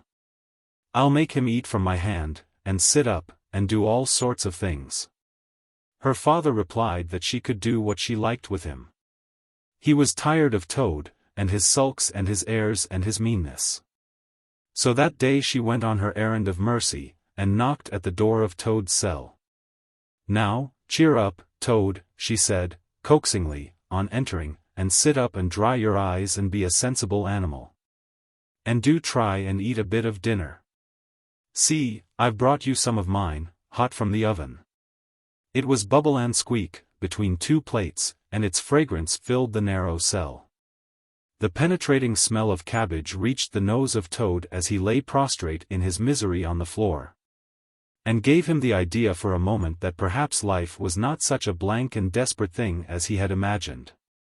But still he wailed, and kicked with his legs, and refused to be comforted. So the wise girl retired for the time, but, of course, a good deal of the smell of hot cabbage remained behind, as it will do, and Toad, between his sobs, sniffed and reflected, and gradually began to think new and inspiring thoughts, of chivalry, and poetry, and deeds still to be done. Of broad meadows, and cattle browsing in them, raked by sun and wind, of kitchen gardens, and straight herb borders, and warm snapdragon beset by bees. And of the comforting clink of dishes set down on the table at Toad Hall, and the scrape of chair legs on the floor as everyone pulled himself close up to his work. The air of the narrow cell took a rosy tinge. He began to think of his friends, and how they would surely be able to do something. Of lawyers, and how they would have enjoyed his case, and what an ass he had been not to get in a few. And lastly, he thought of his own great cleverness and resource, and all that he was capable of if he only gave his great mind to it, and the cure was almost complete. When the girl returned, some hours later, she carried a tray, with a cup of fragrant tea steaming on it, and a plate piled up with very hot buttered toast, cut thick, very brown on both sides, with the butter running through the holes in it in great golden drops, like honey from the honeycomb. The smell of that buttered toast simply talked to Toad, and with no uncertain voice. Talked of warm kitchens, of breakfasts on bright frosty mornings, of cozy parlor firesides on winter evenings, when one's ramble was over, and slippered feet were propped on the fender. Of the purring of contented cats, and the twitter of sleepy canaries. Toad sat up on end once more, dried his eyes, sipped his tea and munched his toast, and soon began talking freely about himself, and the house he lived in, and his doings there. And how important he was, and what a lot his friends thought of him. The jailer's daughter saw that the topic was doing him as much good as the tea, as indeed it was, and encouraged him to go on. "Tell me about Toad Hall," said she. "It sounds beautiful." "Toad Hall," said the Toad proudly, "is an eligible, self-contained gentleman's residence, very unique, dating in part from the 14th century, but replete with every modern convenience. Up-to-date sanitation. 5 minutes from church, post office, and golf links. Suitable for—" "Bless the animal," said the girl, laughing, "I don't want to take it. Tell me something real about it. But first wait till I fetch you some more tea and toast." She tripped away, and presently returned with a fresh trayful. And Toad, pitching into the toast with avidity, his spirits quite restored to their usual level, told her about the boathouse, and the fish-pond, and the old walled kitchen garden. And about the pigsties and the stables, and the pigeon-house and the hen-house, and about the dairy, and the wash-house, and the china cupboards, and the linen presses. She liked that bit especially. And about the banqueting hall, and the fun they had there when the other animals were gathered round the table and Toad was at his best, singing songs, telling stories, carrying on generally. Then she wanted to know about his animal friends, and was very interested in all he had to tell her about them and how they lived, and what they did to pass their time. Of course, she did not say she was fond of animals as pets, because she had the sense to see that Toad would be extremely offended. When she said good night, having filled his water jug and shaken up his straw for him, Toad was very much the same sanguine, self-satisfied animal that he had been of old. He sang a little song or two, of the sort he used to sing at his dinner parties, curled himself up in the straw, and had an excellent night's rest and the pleasantest of dreams. They had many interesting talks together, after that, as the dreary days went on. And the jailer's daughter grew very sorry for Toad, and thought it a great shame that a poor little animal should be locked up in prison for what seemed to her a very trivial offense.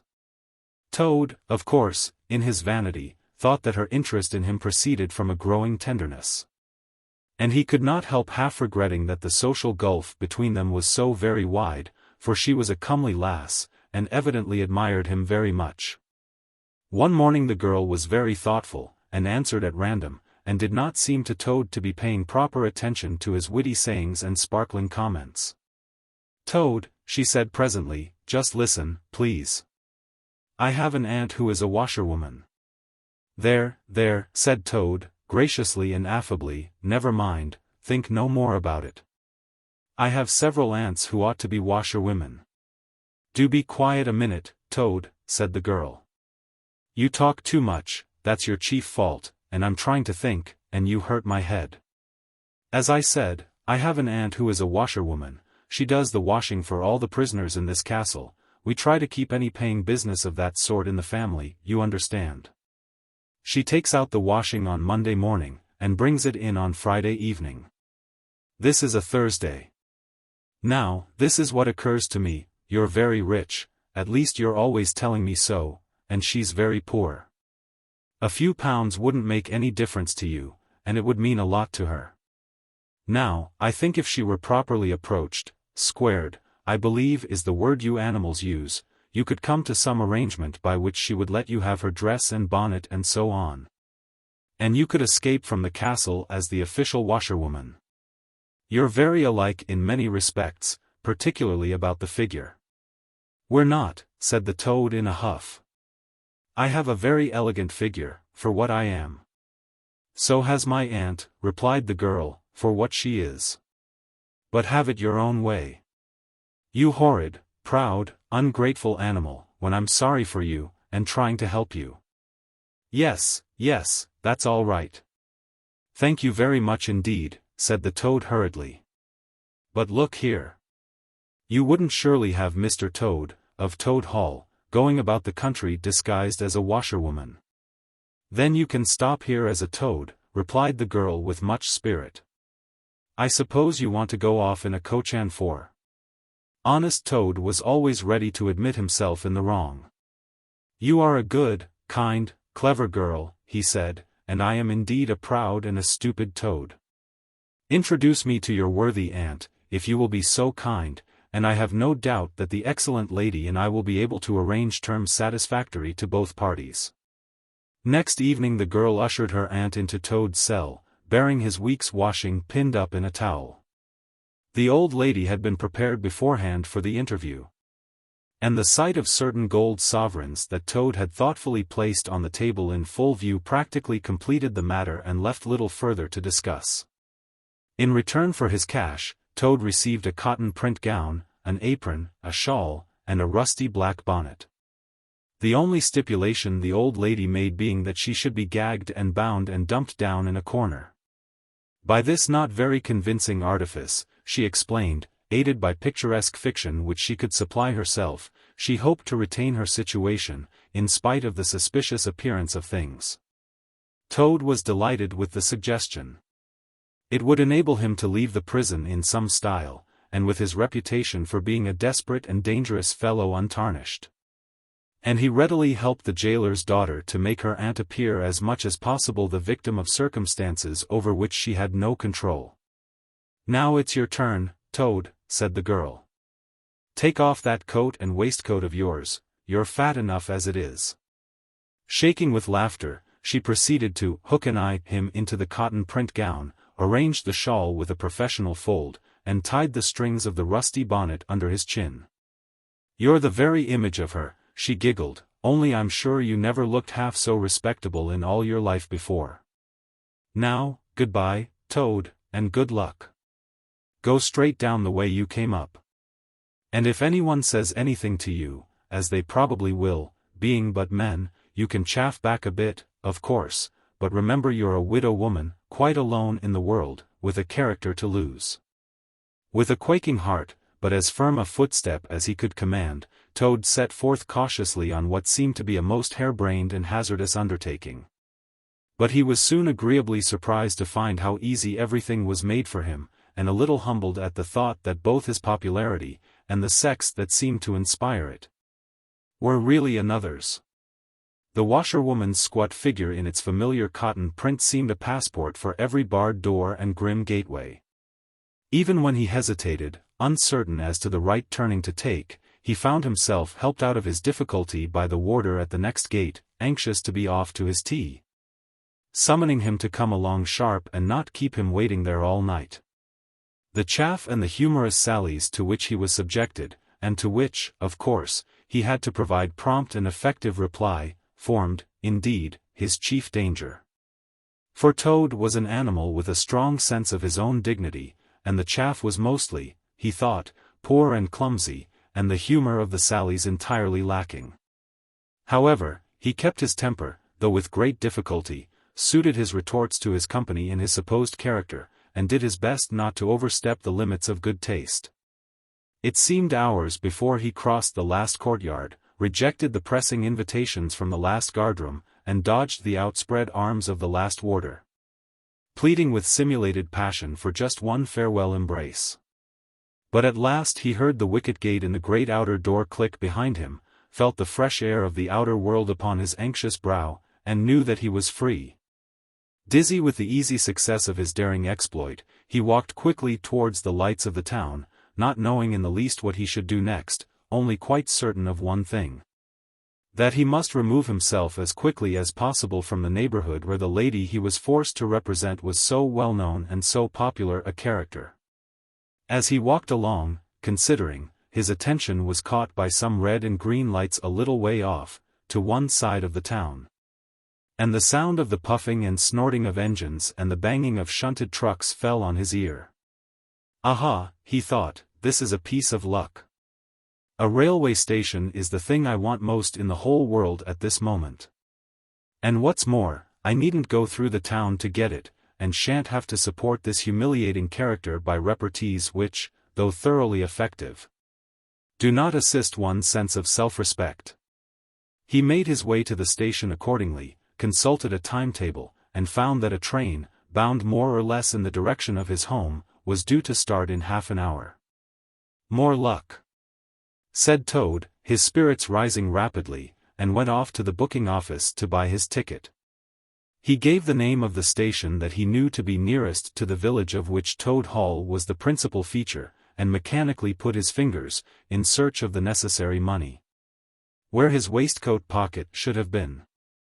But here the cotton gown, which had nobly stood by him so far, and which he had basely forgotten, intervened, and frustrated his efforts. In a sort of nightmare he struggled with the strange uncanny thing that seemed to hold his hands, turn all muscular strivings to water, and laugh at him all the time. While other travelers, forming up in a line behind, waited with impatience, making suggestions of more or less value and comments of more or less stringency in point. At last, somehow, he never rightly understood how, he burst the barriers, attained the goal, arrived at where all waistcoat pockets are eternally situated, and found, not only no money, but no pocket to hold it, and no waistcoat to hold the pocket. To his horror he recollected that he had left both coat and waistcoat behind him in his cell, and with them his pocketbook, money, keys, watch, matches, pencil case, all that makes life worth living, all that distinguishes the many-pocketed animal, the lord of creation, from the inferior one-pocketed or no-pocketed productions that hop or trip about permissively, unequipped for the real contest. In his misery he made one desperate effort to carry the thing off, and, with a return to his fine old manner, a blend of the squire and the college don, he said, "Look here. I find I've left my purse behind. Just give me that ticket, will you, and I'll send the money on tomorrow? I'm well known in these parts." The clerk stared at him and the rusty black bonnet a moment, and then laughed. "I should think you were pretty well known in these parts," he said, "if you've tried this game on often. Here, stand away from the window, please, madam, you're obstructing the other passengers." An old gentleman who had been prodding him in the back for some moments here thrust him away, and, what was worse, addressed him as his good woman. Which angered Toad more than anything that had occurred that evening. Baffled and full of despair, he wandered blindly down the platform where the train was standing, and tears trickled down each side of his nose. It was hard, he thought, to be within sight of safety and almost of home, and to be balked by the want of a few wretched shillings and by the pettifogging mistrustfulness of paid officials. Very soon his escape would be discovered, the hunt would be up, he would be caught, reviled, loaded with chains, dragged back again to prison and bread and water and straw. His guards and penalties would be doubled, and oh, what sarcastic remarks the girl would make. What was to be done? He was not swift of foot, his figure was unfortunately recognizable. Could he not squeeze under the seat of a carriage? He had seen this method adopted by schoolboys, when the journey money provided by thoughtful parents had been diverted to other and better ends. As he pondered, he found himself opposite the engine, which was being oiled, wiped, and generally caressed by its affectionate driver. A burly man with an oil can in one hand and a lump of cotton waste in the other. "Hello, mother," said the engine driver, "what's the trouble? You don't look particularly cheerful." "Oh, sir," said Toad, crying afresh, "I am a poor unhappy washerwoman, and I've lost all my money, and can't pay for a ticket, and I must get home tonight somehow, and whatever I am to do I don't know." "Oh dear, oh dear. That's a bad business, indeed," said the engine driver reflectively.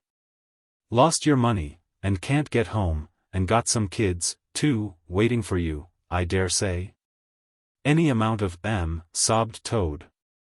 "And they'll be hungry, and playing with matches, and upsetting lamps, the little innocents, and quarreling, and going on generally. Oh dear, oh dear." "Well, I'll tell you what I'll do," said the good engine driver. "You're a washerwoman to your trade, says you. Very well, that's that. And I'm an engine driver, as you well may see, and there's no denying it's terribly dirty work. Uses up a power of shirts, it does, till my missus is fair tired of washing of them. If you'll wash a few shirts for me when you get home, and send em along, I'll give you a ride on my engine. It's against the company's regulations, but we're not so very particular in these out-of-the-way parts."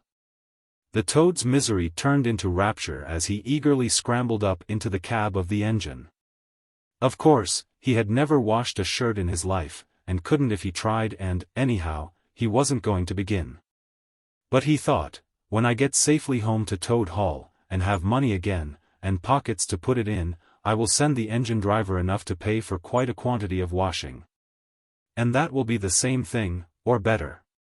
The guard waved his welcome flag, the engine driver whistled in cheerful response, and the train moved out of the station. As the speed increased, and the Toad could see on either side of him real fields, and trees, and hedges, and cows, and horses, all flying past him. And as he thought how every minute was bringing him nearer to Toad Hall, and sympathetic friends, and money to chink in his pocket, and a soft bed to sleep in, and good things to eat, and praise and admiration at the recital of his adventures and his surpassing cleverness, he began to skip up and down and shout and sing snatches of song. To the great astonishment of the engine driver, who had come across washerwomen before, at long intervals, but never one at all like this. They had covered many and many a mile, and Toad was already considering what he would have for supper as soon as he got home, when he noticed that the engine driver, with a puzzled expression on his face, was leaning over the side of the engine and listening hard. Then he saw him climb onto the coals and gaze out over the top of the train, then he returned and said to Toad, "It's very strange. We're the last train running in this direction tonight, yet I could be sworn that I heard another following us. Toad ceased his frivolous antics at once. He became grave and depressed, and a dull pain in the lower part of his spine, communicating itself to his legs, made him want to sit down and try desperately not to think of all the possibilities. By this time the moon was shining brightly, and the engine driver, steadying himself on the coal, could command a view of the line behind them for a long distance. Presently he called out, "I can see it clearly now. It is an engine, on our rails, coming along at a great pace. It looks as if we were being pursued." The miserable Toad, crouching in the coal dust, tried hard to think of something to do, with dismal want of success. "They are gaining on us fast," cried the engine driver. "And the engine is crowded with the queerest lot of people. Men like ancient warders, waving halberds, policemen in their helmets, waving truncheons. And shabbily dressed men in pot hats, obvious and unmistakable plainclothes detectives even at this distance, waving revolvers and walking sticks. All waving, and all shouting the same thing, 'Stop, stop, stop.'" Then Toad fell on his knees among the coals, and, raising his clasped paws in supplication, cried, "Save me, only save me, dear kind Mr. Engine Driver, and I will confess everything. I am not the simple washerwoman I seem to be. I have no children waiting for me, innocent or otherwise. I am a Toad, the well-known and popular Mr. Toad, a landed proprietor. I have just escaped, by my great daring and cleverness, from a loathsome dungeon into which my enemies had flung me. And if those fellows on that engine recapture me, it will be chains and bread and water and straw and misery once more for poor, unhappy, innocent Toad." The engine driver looked down upon him very sternly, and said, "Now tell the truth, what were you put in prison for?" "It was nothing very much," said poor Toad, coloring deeply. "I only borrowed a motor car while the owners were at lunch. They had no need of it at the time. I didn't mean to steal it, really. But people, especially magistrates, take such harsh views of thoughtless and high-spirited actions." The engine driver looked very grave and said, "I fear that you have been indeed a wicked Toad, and by rights I ought to give you up to offended justice. But you are evidently in sore trouble and distress, so I will not desert you. I don't hold with motor cars, for one thing. And I don't hold with being ordered about by policemen when I'm on my own engine, for another. And the sight of an animal in tears always makes me feel queer and soft-hearted. So cheer up, Toad. I'll do my best, and we may beat them yet." They piled on more coals, shoveling furiously, the furnace roared, the sparks flew, the engine leapt and swung, but still their pursuers slowly gained. The engine driver, with a sigh, wiped his brow with a handful of cotton waste, and said, "I'm afraid it's no good, Toad. You see, they are running light, and they have the better engine. There's just one thing left for us to do, and it's your only chance, so attend very carefully to what I tell you. A short way ahead of us is a long tunnel, and on the other side of that the line passes through a thick wood.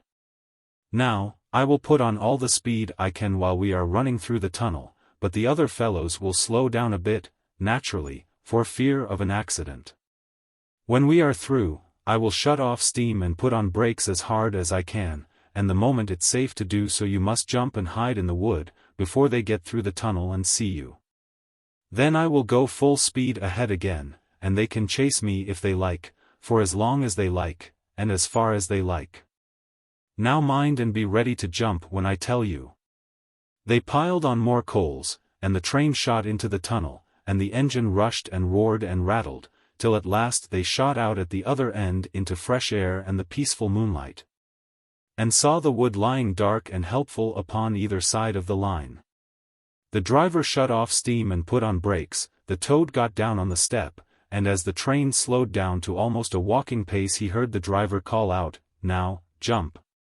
Toad jumped, rolled down a short embankment, picked himself up unhurt, scrambled into the wood and hid. Peeping out, he saw his train get up speed again and disappear at a great pace. Then out of the tunnel burst the pursuing engine, roaring and whistling, her motley crew waving their various weapons and shouting, "Stop! Stop! Stop!" When they were past, the toad had a hearty laugh, for the first time since he was thrown into prison. But he soon stopped laughing when he came to consider that it was now very late and dark and cold, and he was in an unknown wood, with no money and no chance of supper. And still far from friends and home. And the dead silence of everything, after the roar and rattle of the train, was something of a shock. He dared not leave the shelter of the trees, so he struck into the wood, with the idea of leaving the railway as far as possible behind him. After so many weeks within walls, he found the wood strange and unfriendly and inclined, he thought, to make fun of him. Nightjars, sounding their mechanical rattle, made him think that the wood was full of searching warders, closing in on him. An owl, swooping noiselessly towards him, brushed his shoulder with its wing, making him jump with the horrid certainty that it was a hand, then flitted off, moth-like, laughing its low ho. Ho! Ho! Which Toad thought in very poor taste. Once he met a fox, who stopped, looked him up and down in a sarcastic sort of way, and said, "Hello, washerwoman. Half a pair of socks and a pillowcase short this week. Mind it doesn't occur again," and swaggered off, sniggering. Toad looked about for a stone to throw at him, but could not succeed in finding one, which vexed him more than anything. At last, cold, hungry, and tired out, he sought the shelter of a hollow tree, where with branches and dead leaves he made himself as comfortable a bed as he could, and slept soundly till the morning. Chapter 9. Wayfarers All. The water rat was restless, and he did not exactly know why. To all appearance the summer's pomp was still at fullest height, and although in the tilled acres green had given way to gold, though rowans were reddening, and the woods were dashed here and there with a tawny fierceness, yet light and warmth and color were still present in undiminished measure, clean of any chilly premonitions of the passing year. But the constant chorus of the orchards and hedges had shrunk to a casual evensong from a few yet unwearied performers. The robin was beginning to assert himself once more. And there was a feeling in the air of change and departure. The cuckoo, of course, had long been silent. But many another feathered friend, for months a part of the familiar landscape and its small society, was missing too, and it seemed that the ranks thinned steadily day by day. Rat, ever observant of all winged movement, saw that it was taking daily a southing tendency. And even as he lay in bed at night he thought he could make out, passing in the darkness overhead, the beat and quiver of impatient pinions, obedient to the peremptory call. Nature's grand hotel has its season, like the others. As the guests one by one pack, pay, and depart, and the seats at the table d'hôte shrink pitifully at each succeeding meal. As suites of rooms are closed, carpets taken up, and waiters sent away. Those boarders who are staying on, en pension, until the next year's full reopening, cannot help being somewhat affected by all these flittings and farewells, this eager discussion of plans, routes, and fresh quarters, this daily shrinkage in the stream of comradeship. One gets unsettled, depressed, and inclined to be querulous. Why this craving for change? Why not stay on quietly here, like us, and be jolly? You don't know this hotel out of the season, and what fun we have among ourselves, we fellows who remain and see the whole interesting year out. All very true, no doubt, the others always reply. We quite envy you, and some other year perhaps, but just now we have engagements, and there's the bus at the door, our time is up. So they depart, with a smile and a nod, and we miss them, and feel resentful. The rat was a self-sufficing sort of animal, rooted to the land, and, whoever went, he stayed. Still, he could not help noticing what was in the air, and feeling some of its influence in his bones. It was difficult to settle down to anything seriously, with all this flitting going on. Leaving the waterside, where rushes stood thick and tall in a stream that was becoming sluggish and low, he wandered countrywards. Crossed a field or two of pasturage already looking dusty and parched, and thrust into the great sea of wheat, yellow, wavy, and murmurous, full of quiet motion and small whisperings. Here he often loved to wander, through the forest of stiff strong stalks that carried their own golden sky away over his head, a sky that was always dancing, shimmering, softly talking. Or swaying strongly to the passing wind and recovering itself with a toss and a merry laugh. Here, too, he had many small friends, a society complete in itself, leading full and busy lives, but always with a spare moment to gossip, and exchange news with a visitor. Today, however, though they were civil enough, the field mice and harvest mice seemed preoccupied. Many were digging and tunneling busily. Others, gathered together in small groups, examined plans and drawings of small flats, stated to be desirable and compact, and situated conveniently near the stores. Some were hauling out dusty trunks and dress baskets, others were already elbow-deep packing their belongings. While everywhere piles and bundles of wheat, oats, barley, beech mast and nuts, lay about ready for transport. "Here's old Ratty," they cried as soon as they saw him. "Come and bear a hand, Rat, and don't stand about idle." "What sort of games are you up to?" said the water rat severely. "You know it isn't time to be thinking of winter quarters yet, by a long way." "Oh yes, we know that," explained a field mouse rather shamefacedly. "But it's always as well to be in good time, isn't it? We really must get all the furniture and baggage and stores moved out of this before those horrid machines begin clicking round the fields. And then, you know, the best flats get picked up so quickly nowadays, and if you're late you have to put up with anything, and they want such a lot of doing up, too, before they're fit to move into. Of course, we're early, we know that, but we're only just making a start." "Oh, bother starts," said the rat. "It's a splendid day. Come for a row, or a stroll along the hedges, or a picnic in the woods, or something." "Well, I think not today, thank you," replied the field mouse hurriedly. "Perhaps some other day, when we've more time." The rat, with a snort of contempt, swung round to go, tripped over a hatbox, and fell, with undignified remarks. "If people would be more careful," said a field mouse rather stiffly, "and look where they're going, people wouldn't hurt themselves, and forget themselves. Mind that holdall, Rat. You'd better sit down somewhere. In an hour or two we may be more free to attend to you." "You won't be free, as you call it, much this side of Christmas, I can see that," retorted the rat grumpily, as he picked his way out of the field. He returned somewhat despondently to his river again, his faithful, steady-going old river, which never packed up, flitted, or went into winter quarters. In the osiers which fringed the bank he spied a swallow sitting. Presently it was joined by another, and then by a third. And the birds, fidgeting restlessly on their bough, talked together earnestly and low. "What, already?" said the rat, strolling up to them. "What's the hurry? I call it simply ridiculous." "Oh, we're not off yet, if that's what you mean," replied the first swallow. "We're only making plans and arranging things. Talking it over, you know, what route we're taking this year, and where we'll stop, and so on. That's half the fun."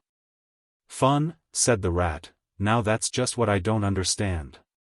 If you've got to leave this pleasant place, and your friends who will miss you, and your snug homes that you've just settled into, why, when the hour strikes I've no doubt you'll go bravely. And face all the trouble and discomfort and change and newness, and make believe that you're not very unhappy.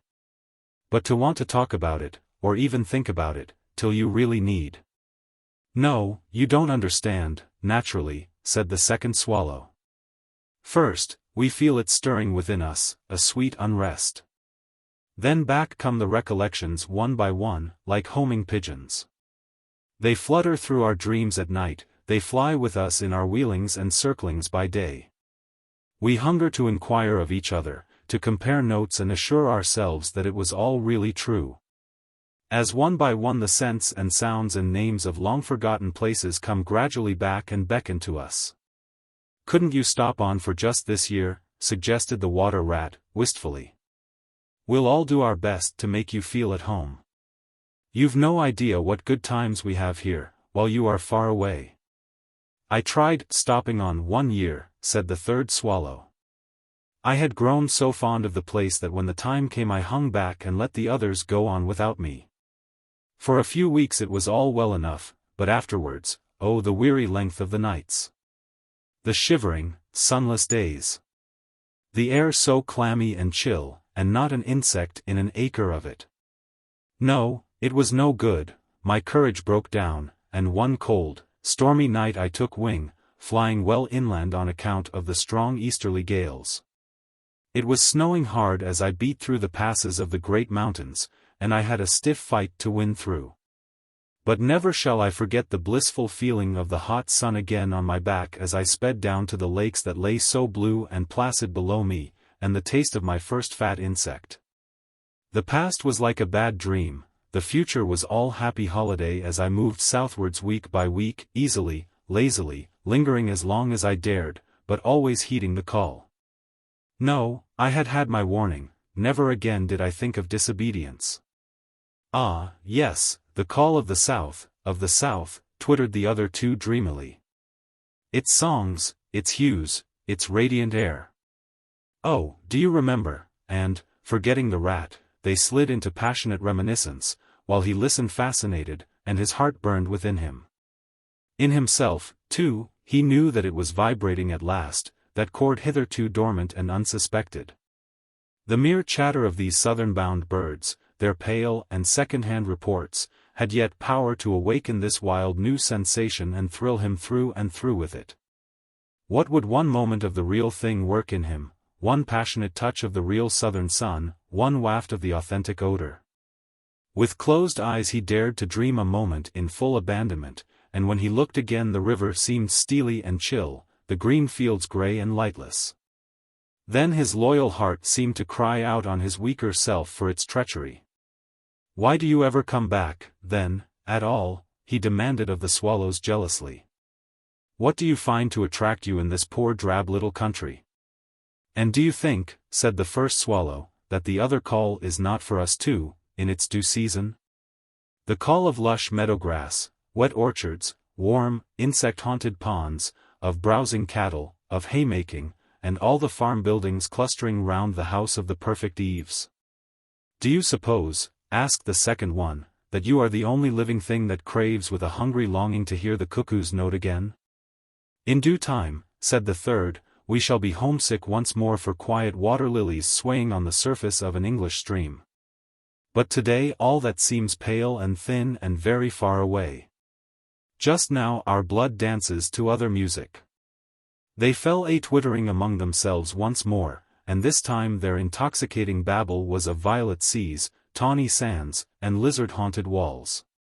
Restlessly the rat wandered off once more, climbed the slope that rose gently from the north bank of the river, and lay looking out towards the great ring of downs that barred his vision further southwards, his simple horizon hitherto, his mountains of the moon. His limit behind which lay nothing he had cared to see or to know. Today, to him gazing south with a newborn need stirring in his heart, the clear sky over their long low outline seemed to pulsate with promise. Today, the unseen was everything, the unknown the only real fact of life.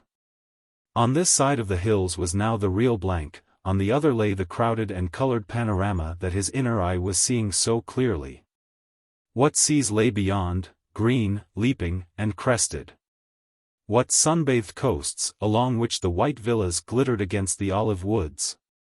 What quiet harbors, thronged with gallant shipping bound for purple islands of wine and spice, islands set low in languorous waters?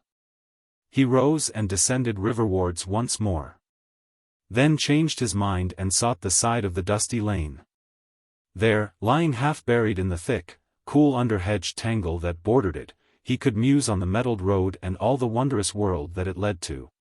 On all the wayfarers, too, that might have trodden it, and the fortunes and adventures they had gone to seek or found unseeking, out there, beyond. Footsteps fell on his ear, and the figure of one that walked somewhat wearily came into view, and he saw that it was a rat, and a very dusty one. The wayfarer, as he reached him, saluted with a gesture of courtesy that had something foreign about it, hesitated a moment, then with a pleasant smile turned from the track and sat down by his side in the cool herbage. He seemed tired, and the rat let him rest unquestioned, understanding something of what was in his thoughts. Knowing, too, the value all animals attach at times to mere silent companionship, when the weary muscles slacken and the mind marks time. The wayfarer was lean and keen-featured, and somewhat bowed at the shoulders. His paws were thin and long, his eyes much wrinkled at the corners, and he wore small gold ear-rings in his neatly set well-shaped ears. His knitted jersey was of a faded blue, his breeches, patched and stained, were based on a blue foundation, and his small belongings that he carried were tied up in a blue cotton handkerchief. When he had rested a while the stranger sighed, snuffed the air, and looked about him. "That was clover, that warm whiff on the breeze," he remarked. "And those are cows we hear cropping the grass behind us and blowing softly between mouthfuls. There is a sound of distant reapers, and yonder rises a blue line of cottage smoke against the woodland. The river runs somewhere close by, for I hear the call of a moorhen, and I see by your build that you're a freshwater mariner. Everything seems asleep, and yet going on all the time. It is a goodly life that you lead, friend, no doubt the best in the world, if only you are strong enough to lead it." "Yes, it's the life, the only life, to live," responded the water rat dreamily, and without his usual wholehearted conviction. "I did not say exactly that," replied the stranger cautiously. "But no doubt it's the best. I've tried it, and I know. And because I've just tried it, 6 months of it, and know it's the best, here am I, footsore and hungry, tramping away from it, tramping southwards, following the old call, back to the old life. The life which is mine and which will not let me go." "Is this, then, yet another of them?" mused the rat. "And where have you just come from?" he asked. He hardly dared to ask where he was bound for, he seemed to know the answer only too well. "Nice little farm," replied the wayfarer, briefly. "Up along in that direction," he nodded northwards. "Never mind about it. I had everything I could want, everything I had any right to expect of life, and more, and here I am. Glad to be here all the same, though, glad to be here. So many miles further on the road, so many hours nearer to my heart's desire." His shining eyes held fast to the horizon, and he seemed to be listening for some sound that was wanting from that inland acreage, vocal as it was with the cheerful music of pasturage and farmyard. "You are not one of us," said the water rat, "nor yet a farmer, nor even, should judge, of this country." "Right," replied the stranger. "I'm a seafaring rat, I am, and the port I originally hail from is Constantinople, though I'm a sort of a foreigner there too, in a manner of speaking. You will have heard of Constantinople, friend? A fair city and an ancient and glorious one. And you may have heard too, of Sigurd, King of Norway, and how he sailed thither with 60 ships, and how he and his men rode up through streets all canopied in their honor with purple and gold. And how the emperor and empress came down and banqueted with him on board his ship. When Sigurd returned home, many of his Northmen remained behind and entered the emperor's bodyguard, and my ancestor, a Norwegian-born, stayed behind too, with the ships that Sigurd gave the emperor. Seafarers we have ever been, and no wonder. As for me, the city of my birth is no more my home than any pleasant port between there and the London River. I know them all, and they know me. Set me down on any of their quays or foreshores, and I am home again." "I suppose you go great voyages," said the water rat with growing interest. "Months and months out of sight of land, and provisions running short, and allowanced as to water, and your mind communing with the mighty ocean, and all that sort of thing?" "By no means," said the sea rat frankly. "Such a life as you describe would not suit me at all. I'm in the coasting trade, and rarely out of sight of land. It's the jolly times on shore that appeal to me, as much as any seafaring. Oh, those southern seaports! The smell of them, the riding lights at night, the glamour." "Well, perhaps you have chosen the better way," said the water rat, but rather doubtfully. "Tell me something of your coasting, then, if you have a mind to." And what sort of harvest an animal of spirit might hope to bring home from it to warm his latter days with gallant memories by the fireside? For my life, I confess to you, feels to me today somewhat narrow and circumscribed. My last voyage, began the sea rat, that landed me eventually in this country, bound with high hopes for my inland farm, will serve as a good example of any of them, and, indeed, as an epitome of my highly colored life. Family troubles, as usual, began it. The domestic storm cone was hoisted, and I shipped myself on board a small trading vessel bound from Constantinople, by classic seas whose every wave throbs with a deathless memory, to the Grecian islands and the Levant. Those were golden days and balmy nights.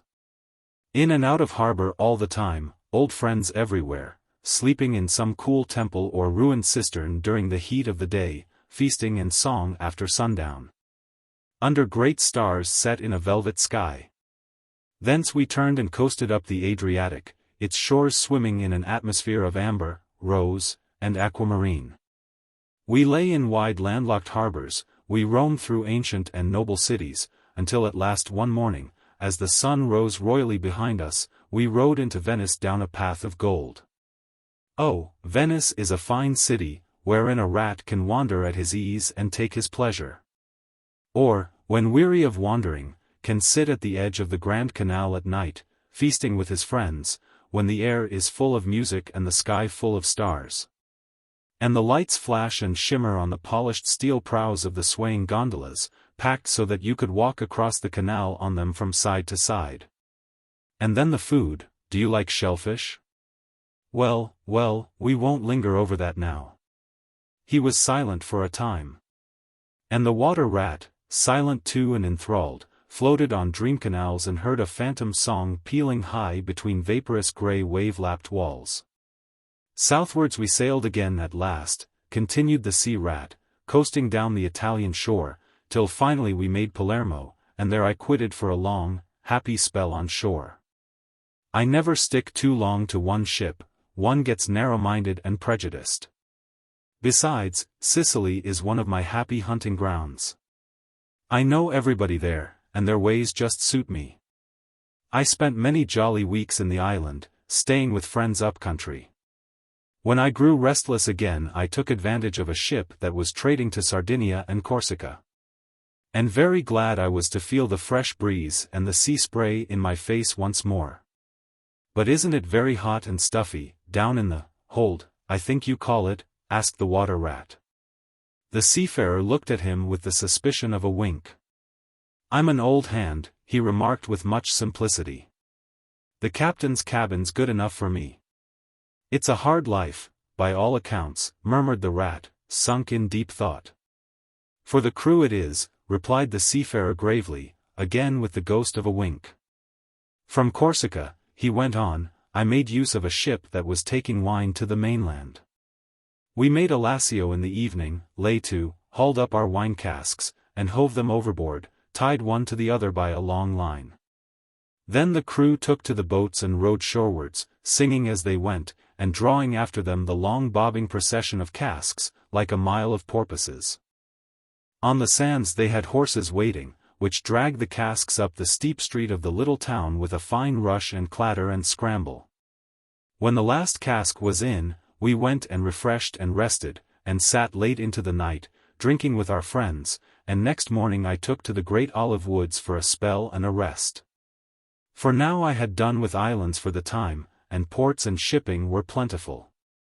So I led a lazy life among the peasants, lying and watching them work, or stretched high on the hillside with the blue Mediterranean far below me. And so at length, by easy stages, and partly on foot, partly by sea, to Marseilles, and the meeting of old shipmates, and the visiting of great ocean-bound vessels, and feasting once more. Talk of shellfish. Why, sometimes I dream of the shellfish of Marseilles, and wake up crying. That reminds me, said the polite water rat. You happened to mention that you were hungry, and I ought to have spoken earlier. Of course, you will stop and take your midday meal with me? My hole is close by. It is some time past noon, and you are very welcome to whatever there is. "Now I call that kind and brotherly of you," said the sea rat. "I was indeed hungry when I sat down, and ever since I inadvertently happened to mention shellfish, my pangs have been extreme. But couldn't you fetch it along out here? I am none too fond of going under hatches, unless I'm obliged to. And then, while we eat, I could tell you more concerning my voyages and the pleasant life I lead. At least, it is very pleasant to me, and by your attention I judge it commends itself to you. Whereas if we go indoors it is 100 to 1 that I shall presently fall asleep." "That is indeed an excellent suggestion," said the water rat, and hurried off home. There he got out the luncheon basket and packed a simple meal, in which, remembering the stranger's origin and preferences, he took care to include a yard of long French bread, a sausage out of which the garlic sang, some cheese which lay down and cried, and a long-necked straw-covered flask wherein lay bottled sunshine shed and garnered on far southern slopes. Thus laden, he returned with all speed, and blushed for pleasure at the old seaman's commendations of his taste and judgment. As together they unpacked the basket and laid out the contents on the grass by the roadside.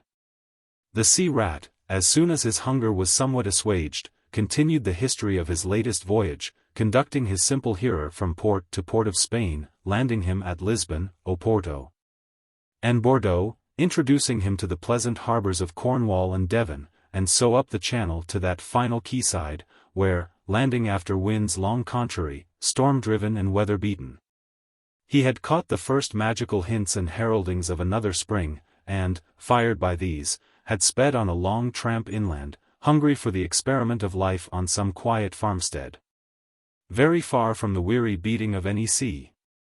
Spellbound and quivering with excitement, the water rat followed the adventurer league by league, over stormy bays, through crowded roadsteads, across harbor bars on a racing tide, up winding rivers that hid their busy little towns round a sudden turn, and left him with a regretful sigh planted at his dull inland farm, about which he desired to hear nothing.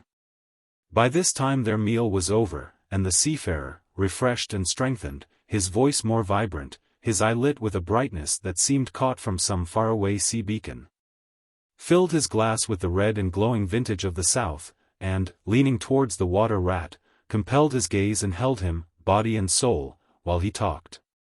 Those eyes were of the changing foam-streaked grey-green of leaping northern seas.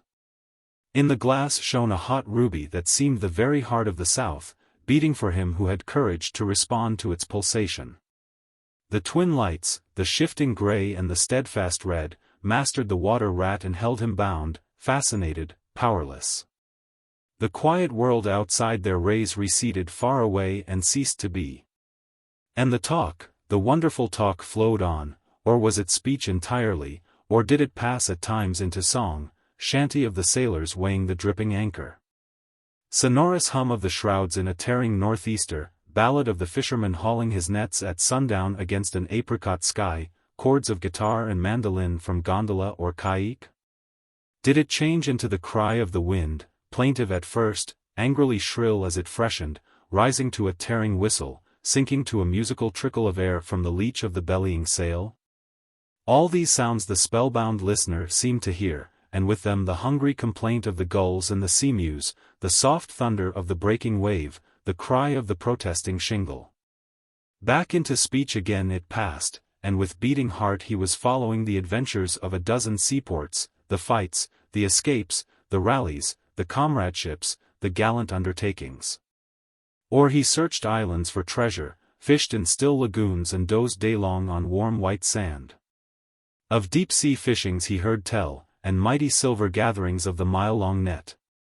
Of sudden perils, noise of breakers on a moonless night, or the tall bows of the great liner taking shape overhead through the fog.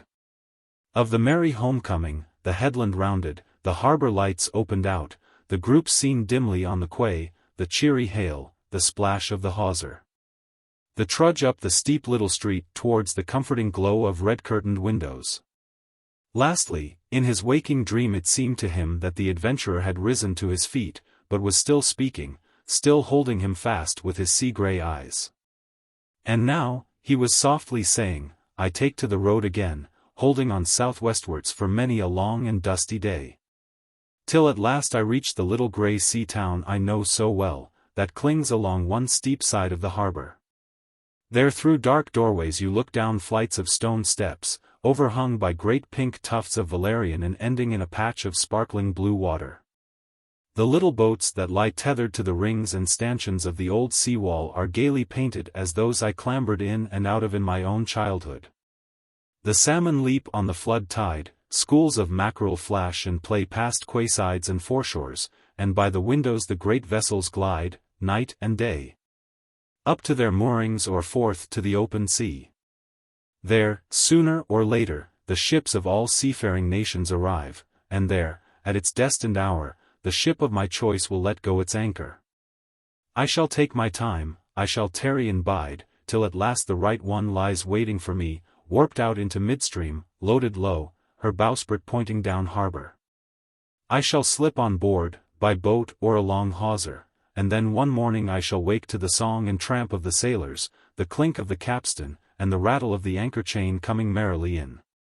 We shall break out the jib and the foresail, the white houses on the harbour side will glide slowly past us as she gathers steering way, and the voyage will have begun.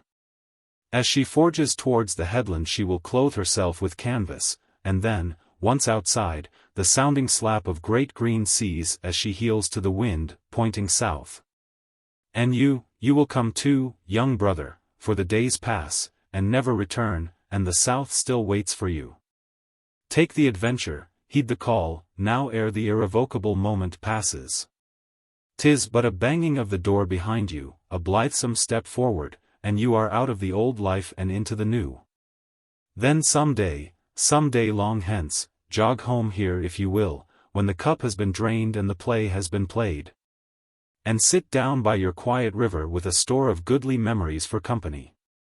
You can easily overtake me on the road, for you are young, and I am aging and go softly. I will linger, and look back. And at last I will surely see you coming, eager and light-hearted, with all the south in your face. The voice died away and ceased as an insect's tiny trumpet dwindles swiftly into silence. And the water rat, paralyzed and staring, saw at last but a distant speck on the white surface of the road.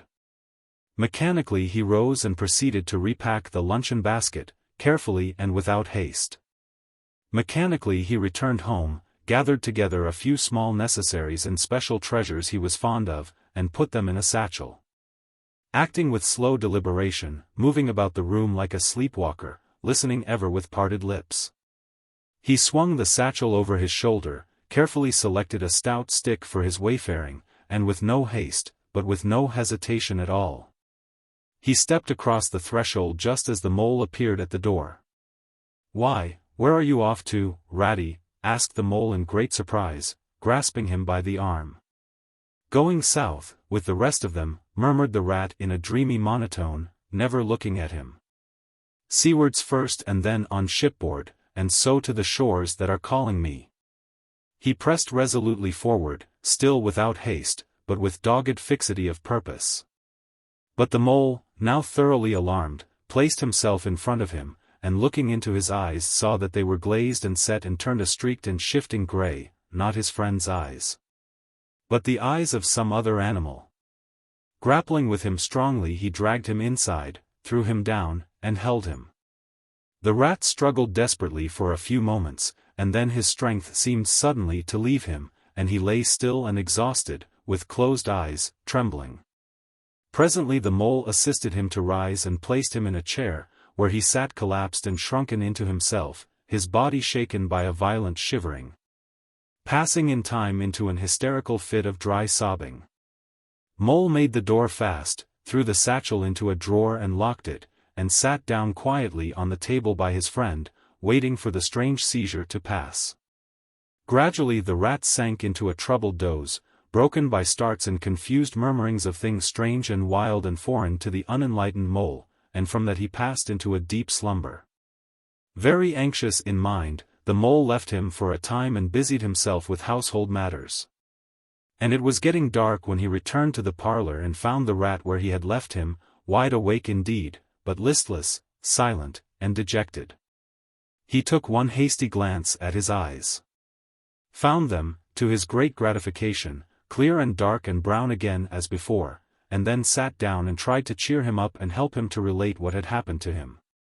Poor Ratty did his best, by degrees, to explain things, but how could he put into cold words what had mostly been suggestion? How recall, for another's benefit, the haunting sea voices that had sung to him, how reproduce at second hand the magic of the seafarer's 100 reminiscences? Even to himself, now the spell was broken and the glamour gone, he found it difficult to account for what had seemed, some hours ago, the inevitable and only thing. It is not surprising, then, that he failed to convey to the mole any clear idea of what he had been through that day. To the mole this much was plain: the fit, or attack, had passed away, and had left him sane again, though shaken and cast down by the reaction. But he seemed to have lost all interest for the time in the things that went to make up his daily life, as well as in all pleasant forecastings of the altered days and doings that the changing season was surely bringing. Casually, then, and with seeming indifference, the mole turned his talk to the harvest that was being gathered in, the towering wagons and their straining teams, the growing ricks, and the large moon rising over bare acres dotted with sheaves. He talked of the reddening apples around, of the browning nuts, of jams and preserves and the distilling of cordials, till by easy stages such as these he reached midwinter, its hearty joys and its snug home life, and then he became simply lyrical. By degrees the rat began to sit up and to join in. His dull eye brightened, and he lost some of his listening air. Presently the tactful mole slipped away and returned with a pencil and a few half-sheets of paper, which he placed on the table at his friend's elbow. "It's quite a long time since you did any poetry," he remarked. "You might have a try at it this evening, instead of, well, brooding over things so much. I've an idea that you'll feel a lot better when you've got something jotted down, if it's only just the rhymes." The rat pushed the paper away from him wearily, but the discreet mole took occasion to leave the room, and when he peeped in again some time later, the rat was absorbed and deaf to the world, alternately scribbling and sucking the top of his pencil. It is true that he sucked a good deal more than he scribbled, but it was joy to the mole to know that the cure had at least begun. Chapter 10. The Further Adventures of Toad. The front door of the hollow tree faced eastwards, so Toad was called at an early hour. Partly by the bright sunlight streaming in on him, partly by the exceeding coldness of his toes, which made him dream that he was at home in bed in his own handsome room with the Tudor window. On a cold winter's night, and his bedclothes had got up, grumbling and protesting they couldn't stand the cold any longer, and had run downstairs to the kitchen fire to warm themselves. And he had followed, on bare feet, along miles and miles of icy stone-paved passages, arguing and beseeching them to be reasonable.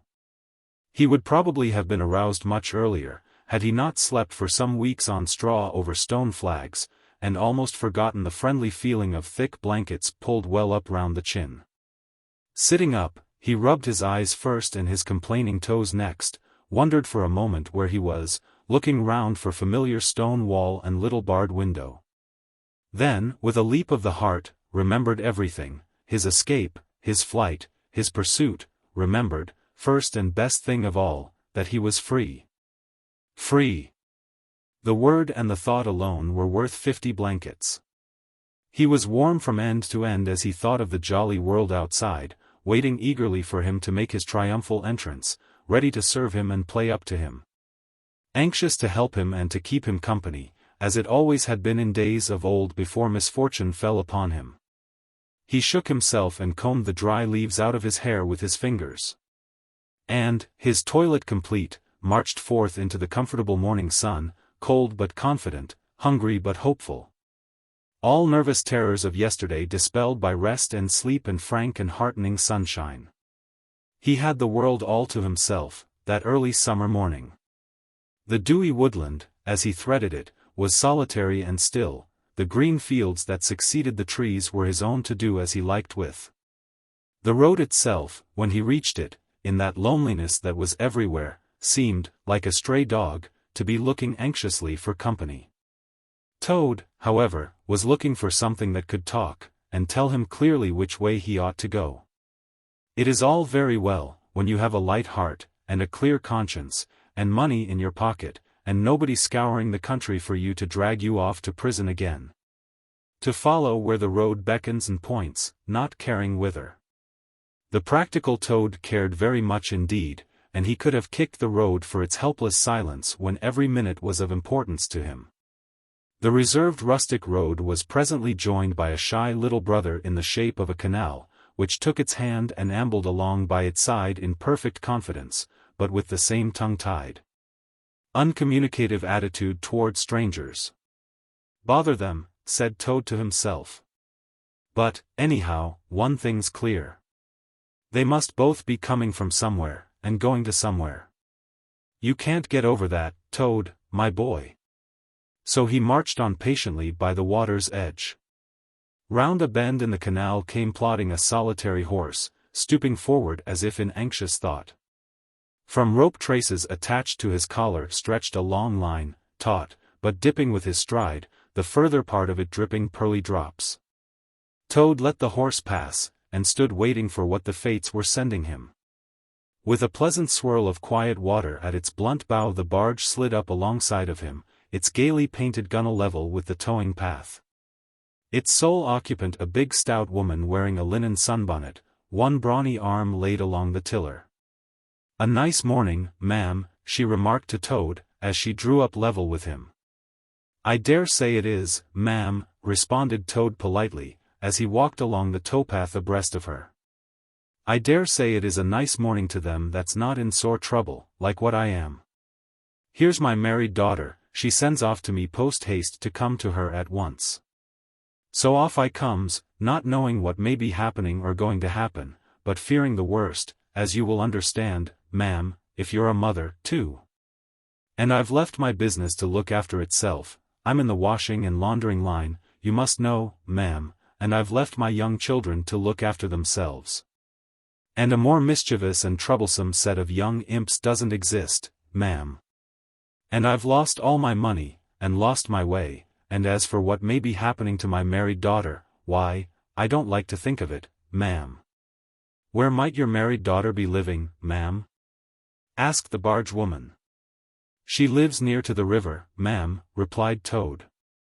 "Close to a fine house called Toad Hall, that's somewheres hereabouts in these parts. Perhaps you may have heard of it." "Toad Hall? Why, I'm going that way myself," replied the barge woman. "This canal joins the river some miles further on, a little above Toad Hall, and then it's an easy walk. You come along in the barge with me, and I'll give you a lift." She steered the barge close to the bank, and Toad, with many humble and grateful acknowledgments, stepped lightly on board and sat down with great satisfaction. "Toad's luck again," thought he. "I always come out on top."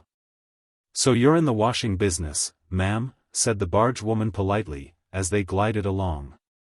"And a very good business you've got too, I dare say, if I'm not making too free in saying so." "Finest business in the whole country," said Toad airily. "All the gentry come to me, wouldn't go to anyone else if they were paid, they know me so well. You see, I understand my work thoroughly, and attend to it all myself. Washing, ironing, clear starching, making up gents' fine shirts for evening wear, everything's done under my own eye."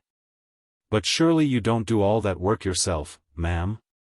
asked the barge woman respectfully. "Oh, I have girls," said Toad lightly, 20 girls or thereabouts, always at work. But you know what girls are, ma'am. Nasty little hussies, that's what I call them."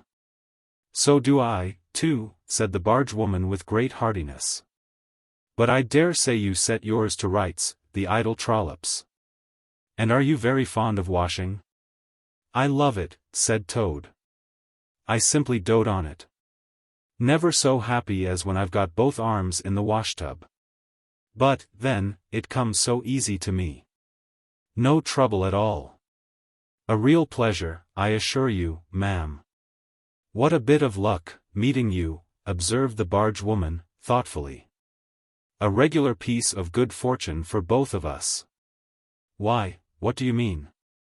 asked Toad, nervously. "Well, look at me, now," replied the barge woman. "I like washing, too, just the same as you do. And for that matter, whether I like it or not, I have got to do all my own, naturally, moving about as I do. Now my husband, he's such a fellow for shirking his work and leaving the barge to me, that never a moment do I get for seeing to my own affairs. By rights he ought to be here now, either steering or attending to the horse, though luckily the horse has sense enough to attend to himself. Instead of which, he's gone off with the dog, to see if they can't pick up a rabbit for dinner somewhere. Says he'll catch me up at the next lock. Well, that's as may be. I don't trust him, once he gets off with that dog, who's worse than he is. But meantime, how am I to get on with my washing?" "Oh, never mind about the washing," said Toad, not liking the subject. "Try and fix your mind on that rabbit. A nice fat young rabbit, I'll be bound. Got any onions?" "I can't fix my mind on anything but my washing," said the barge woman, "and I wonder you can be talking of rabbits, with such a joyful prospect before you. There's a heap of things of mine that you'll find in a corner of the cabin. If you'll just take one or two of the most necessary sort, I won't venture to describe them to a lady like you, but you'll recognize them at a glance, and put them through the washtub as we go along. Why, it'll be a pleasure to you, as you rightly say, and a real help to me. You'll find a tub handy, and soap, and a kettle on the stove, and a bucket to haul up water from the canal with. Then I shall know you're enjoying yourself, instead of sitting here idle, looking at the scenery and yawning your head off. Here, you let me steer," said Toad, now thoroughly frightened, "and then you can get on with your washing your own way. I might spoil your things, or not do 'em as you like. I'm more used to gentlemen's things myself. It's my special line." "Let you steer," replied the barge woman, laughing. "It takes some practice to steer a barge properly. Besides, it's dull work, and I want you to be happy. No, you shall do the washing you are so fond of, and I'll stick to the steering that I understand. Don't try and deprive me of the pleasure of giving you a treat." Toad was fairly cornered.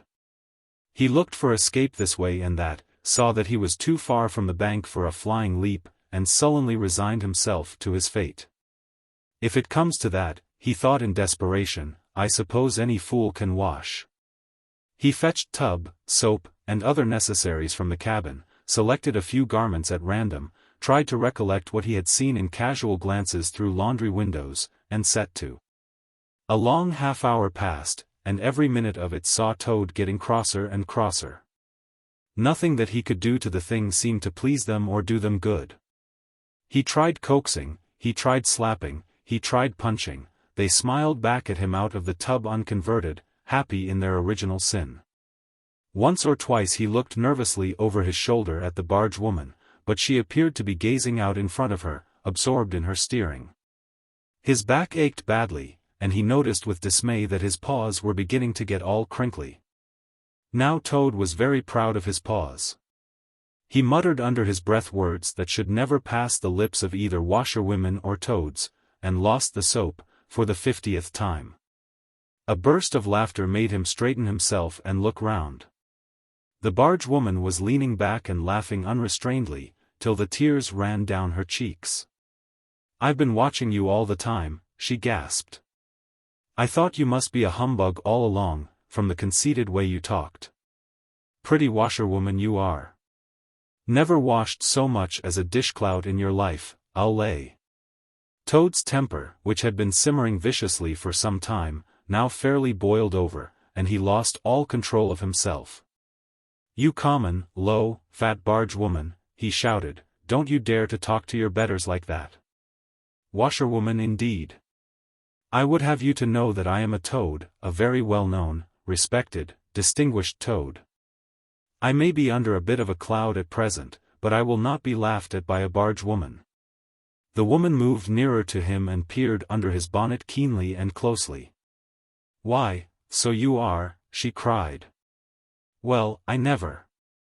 A horrid, nasty, crawly toad. And in my nice clean barge, too. Now that is a thing that I will not have. She relinquished the tiller for a moment. One big, mottled arm shot out and caught Toad by a foreleg, while the other gripped him fast by a hind leg. Then the world turned suddenly upside down, the barge seemed to flit lightly across the sky, the wind whistled in his ears, and Toad found himself flying through the air, revolving rapidly as he went. The water, when he eventually reached it with a loud splash, proved quite cold enough for his taste, though its chill was not sufficient to quell his proud spirit, or slake the heat of his furious temper. He rose to the surface spluttering. And when he had wiped the duckweed out of his eyes, the first thing he saw was the fat barge woman looking back at him over the stern of the retreating barge and laughing. And he vowed, as he coughed and choked, to be even with her. He struck out for the shore, but the cotton gown greatly impeded his efforts, and when at length he touched land he found it hard to climb up the steep bank unassisted. He had to take a minute or two's rest to recover his breath. Then, gathering his wet skirts well over his arms, he started to run after the barge as fast as his legs would carry him, wild with indignation, thirsting for revenge. The barge woman was still laughing when he drew up level with her. "Put yourself through your mangle, washerwoman," she called out, "and iron your face and crimp it, and you'll pass for quite a decent-looking toad." Toad never paused to reply. Solid revenge was what he wanted, not cheap, windy, verbal triumphs, though he had a thing or two in his mind that he would have liked to say. He saw what he wanted ahead of him. Running swiftly on, he overtook the horse, unfastened the tow rope and cast off, jumped lightly on the horse's back, and urged it to a gallop by kicking it vigorously in the sides. He steered for the open country, abandoning the towpath, and swinging his steed down a rutty lane. Once he looked back, and saw that the barge had run aground on the other side of the canal, and the barge woman was gesticulating wildly and shouting, "Stop, stop, stop." "I've heard that song before," said Toad, laughing, as he continued to spur his steed onward in its wild career. The barge horse was not capable of any very sustained effort, and its gallop soon subsided into a trot, and its trot into an easy walk. But Toad was quite contented with this, knowing that he, at any rate, was moving, and the barge was not. He had quite recovered his temper, now that he had done something he thought really clever. And he was satisfied to jog along quietly in the sun, steering his horse along byways and bridle paths, and trying to forget how very long it was since he had had a square meal. Till the canal had been left very far behind him. He had traveled some miles, his horse and he was feeling drowsy in the hot sunshine, when the horse stopped, lowered his head, and began to nibble the grass. And Toad, waking up, just saved himself from falling off by an effort. He looked about him and found he was on a wide common, dotted with patches of gorse and bramble as far as he could see. Near him stood a dingy gypsy caravan, and beside it a man was sitting on a bucket turned upside down, very busy smoking and staring into the wide world. A fire of sticks was burning nearby, and over the fire hung an iron pot, and out of that pot came forth bubblings and gurglings, and a vague suggestive steaminess. Also smells, warm, rich, and varied smells, that twined and twisted and wreathed themselves at last into one complete, voluptuous, perfect smell that seemed like the very soul of nature taking form and appearing to her children, a true goddess, a mother of solace and comfort. Toad now knew well that he had not been really hungry before. What he had felt earlier in the day had been a mere trifling qualm. This was the real thing at last, and no mistake. And it would have to be dealt with speedily, too, or there would be trouble for somebody or something. He looked the gypsy over carefully, wondering vaguely whether it would be easier to fight him or cajole him. So there he sat, and sniffed, and looked at the gypsy. And the gypsy sat and smoked, and looked at him. Presently the gypsy took his pipe out of his mouth and remarked in a careless way, "Want to sell that there horse of yours?" Toad was completely taken aback. He did not know that gypsies were very fond of horse dealing, and never missed an opportunity, and he had not reflected that caravans were always on the move and took a deal of drawing.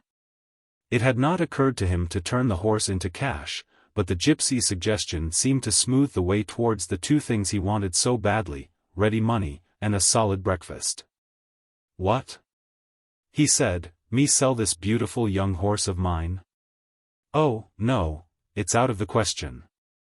Who's going to take the washing home to my customers every week? Besides, I'm too fond of him, and he simply dotes on me." "Try and love a donkey," suggested the gypsy.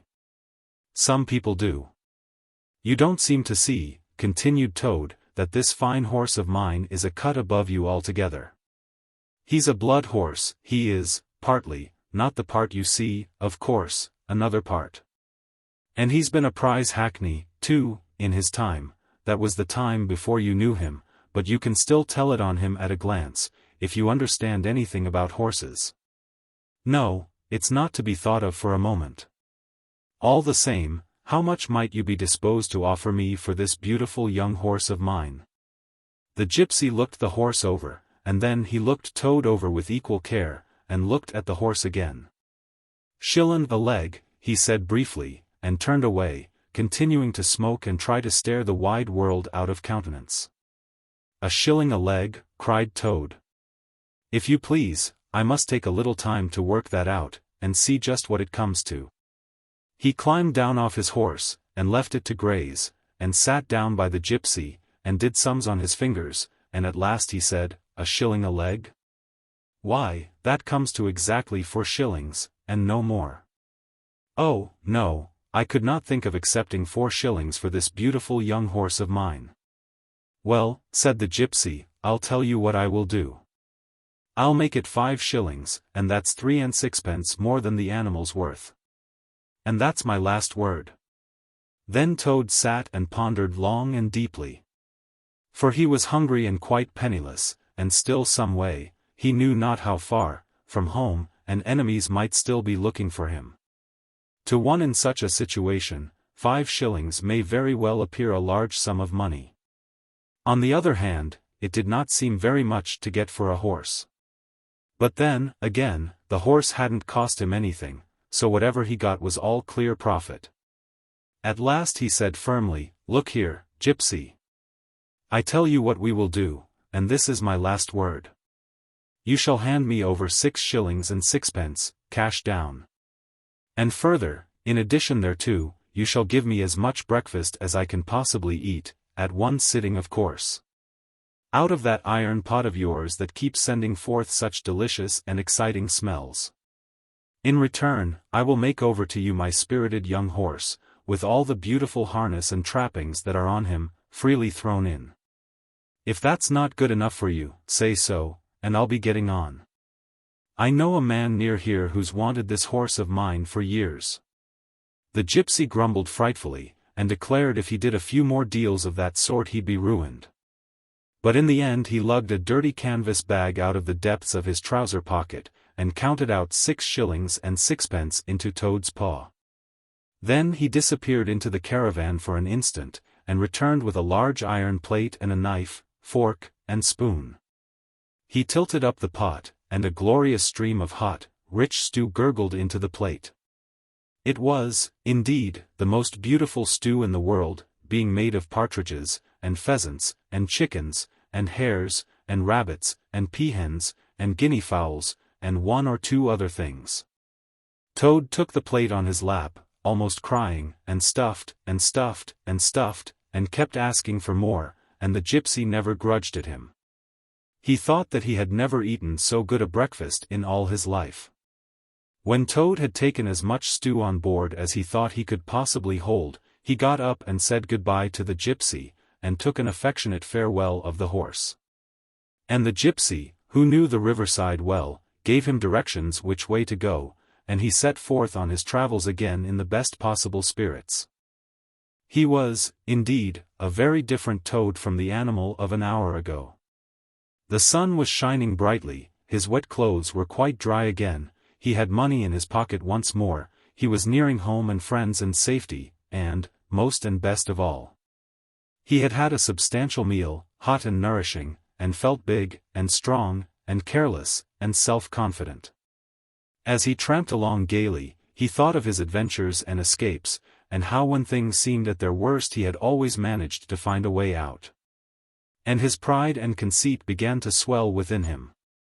"Ho, ho," he said to himself, as he marched along with his chin in the air, "what a clever toad I am. There is surely no animal equal to me for cleverness in the whole world. My enemies shut me up in prison, encircled by sentries, watched night and day by warders. I walk out through them all, by sheer ability coupled with courage. They pursue me with engines, and policemen, and revolvers, I snap my fingers at them, and vanish, laughing, into space. I am, unfortunately, thrown into a canal by a woman fat of body and very evil-minded. What of it? I swim ashore, I seize her horse, I ride off in triumph, and I sell the horse for a whole pocketful of money and an excellent breakfast. Ho, ho! I am the toad, the handsome, the popular, the successful toad." He got so puffed up with conceit that he made up a song as he walked in praise of himself, and sang it at the top of his voice, though there was no one to hear it but him. It was, perhaps, the most conceited song that any animal ever composed.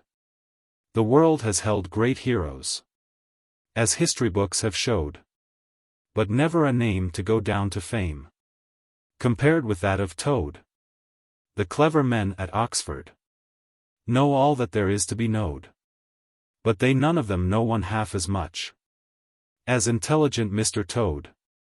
The animals sat in the ark and cried. Their tears in torrents flowed. Who was it said, "There's land ahead"? Encouraging Mr. Toad. The army all saluted as they marched along the road. Was it the king? Or Kitchener? No. It was Mr. Toad. The queen and her ladies-in-waiting sat at the window and sewed. She cried, "Look! Who's that handsome man?" They answered, "Mr. Toad." There was a great deal more of the same sort, but too dreadfully conceited to be written down. These are some of the milder verses. He sang as he walked, and he walked as he sang, and got more inflated every minute. But his pride was shortly to have a severe fall. After some miles of country lanes he reached the high road, and as he turned into it and glanced along its white length, he saw approaching him a speck that turned into a dot and then into a blob. And then into something very familiar. And a double note of warning, only too well known, fell on his delighted ear. "This is something like," said the excited Toad. "This is real life again, this is once more the great world from which I have been missed so long. I will hail them, my brothers of the wheel, and pitch them a yarn, of the sort that has been so successful hitherto, and they will give me a lift, of course, and then I will talk to them some more. And, perhaps, with luck, it may even end in my driving up to Toad Hall in a motor car. That will be one in the eye for Badger." He stepped confidently out into the road to hail the motor car, which came along at an easy pace, slowing down as it neared the lane. When suddenly he became very pale, his heart turned to water, his knees shook and yielded under him, and he doubled up and collapsed with a sickening pain in his interior. And well he might, the unhappy animal, for the approaching car was the very one he had stolen out of the yard of the Red Lion Hotel on that fatal day when all his troubles began. And the people in it were the very same people he had sat and watched at luncheon in the coffee-room. He sank down in a shabby, miserable heap in the road, murmuring to himself in his despair, "It's all up. It's all over now. Chains and policemen again. Prison again. Dry bread and water again. Oh, what a fool I have been. What did I want to go strutting about the country for, singing conceited songs, and hailing people in broad day on the high road, instead of hiding till nightfall and slipping home quietly by back ways? Oh hapless Toad! Oh ill-fated animal!" The terrible motor car drew slowly nearer and nearer, till at last he heard it stop just short of him. Two gentlemen got out and walked round the trembling heap of crumpled misery lying in the road, and one of them said, "Oh dear! This is very sad. Here is a poor old thing, a washerwoman apparently, who has fainted in the road. Perhaps she is overcome by the heat, poor creature, or possibly she has not had any food today. Let us lift her into the car and take her to the nearest village, where doubtless she has friends." They tenderly lifted Toad into the motor car and propped him up with soft cushions, and proceeded on their way. When Toad heard them talk in so kind and sympathetic a way, and knew that he was not recognized, his courage began to revive, and he cautiously opened first one eye and then the other. "Look," said one of the gentlemen, "she is better already. The fresh air is doing her good. How do you feel now, ma'am?" "Thank you kindly, sir," said Toad in a feeble voice, "I'm feeling a great deal better." "That's right," said the gentleman. "Now keep quite still, and, above all, don't try to talk." "I won't," said Toad. "I was only thinking, if I might sit on the front seat there, beside the driver, where I could get the fresh air full in my face, should soon be all right again." "What a very sensible woman," said the gentleman. "Of course you shall." So they carefully helped Toad into the front seat beside the driver, and on they went again. Toad was almost himself again by now. He sat up, looked about him, and tried to beat down the tremors, the yearnings, the old cravings that rose up and beset him and took possession of him entirely. "It is fate," he said to himself. "Why strive? Why struggle?" And he turned to the driver at his side. "Please, sir," he said, "I wish you would kindly let me try and drive the car for a little. I've been watching you carefully, and it looks so easy and so interesting, and I should like to be able to tell my friends that once I had driven a motor car." The driver laughed at the proposal, so heartily that the gentleman inquired what the matter was. When he heard, he said, to Toad's delight, "Bravo, ma'am. I like your spirit. Let her have a try, and look after her. She won't do any harm." Toad eagerly scrambled into the seat vacated by the driver, took the steering wheel in his hands, listened with affected humility to the instructions given him, and set the car in motion. But very slowly and carefully at first, for he was determined to be prudent.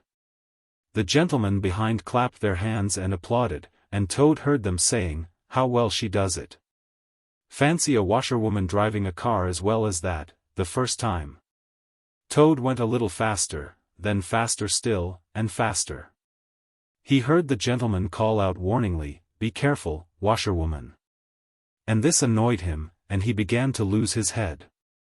The driver tried to interfere, but he pinned him down in his seat with one elbow, and put on full speed. The rush of air in his face, the hum of the engines, and the light jump of the car beneath him intoxicated his weak brain. "Washerwoman, indeed," he shouted recklessly. "Ho! Ho! I am the Toad, the motorcar snatcher, the prison breaker, the Toad who always escapes. Sit still, and you shall know what driving really is, for you are in the hands of the famous, the skillful, the entirely fearless Toad." With a cry of horror the whole party rose and flung themselves on him. "Seize him," they cried, "seize the Toad, the wicked animal who stole our motor car. Bind him, chain him, drag him to the nearest police station. Down with the desperate and dangerous Toad." Alas!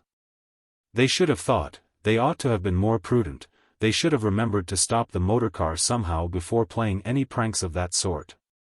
With a half-turn of the wheel the Toad sent the car crashing through the low hedge that ran along the roadside. One mighty bound, a violent shock, and the wheels of the car were churning up the thick mud of a horse-pond. Toad found himself flying through the air with the strong upward rush and delicate curve of a swallow. He liked the motion, and was just beginning to wonder whether it would go on until he developed wings and turned into a toad bird, when he landed on his back with a thump, in the soft, rich grass of a meadow. Sitting up, he could just see the motor car in the pond, nearly submerged. The gentleman and the driver, encumbered by their long coats, were floundering helplessly in the water. He picked himself up rapidly, and set off running across country as hard as he could, scrambling through hedges, jumping ditches, pounding across fields, till he was breathless and weary, and had to settle down into an easy walk.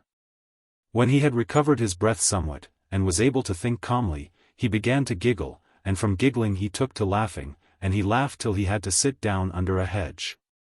"Ho! Ho!" he cried, in ecstasies of self-admiration. Toad again. Toad, as usual, comes out on the top. Who was it got them to give him a lift? Who managed to get on the front seat for the sake of fresh air? Who persuaded them into letting him see if he could drive? Who landed them all in a horsepond?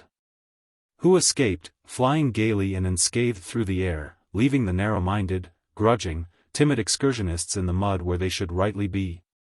Why, Toad, of course. Clever Toad, great Toad, good Toad. Then he burst into song again, and chanted with uplifted voice.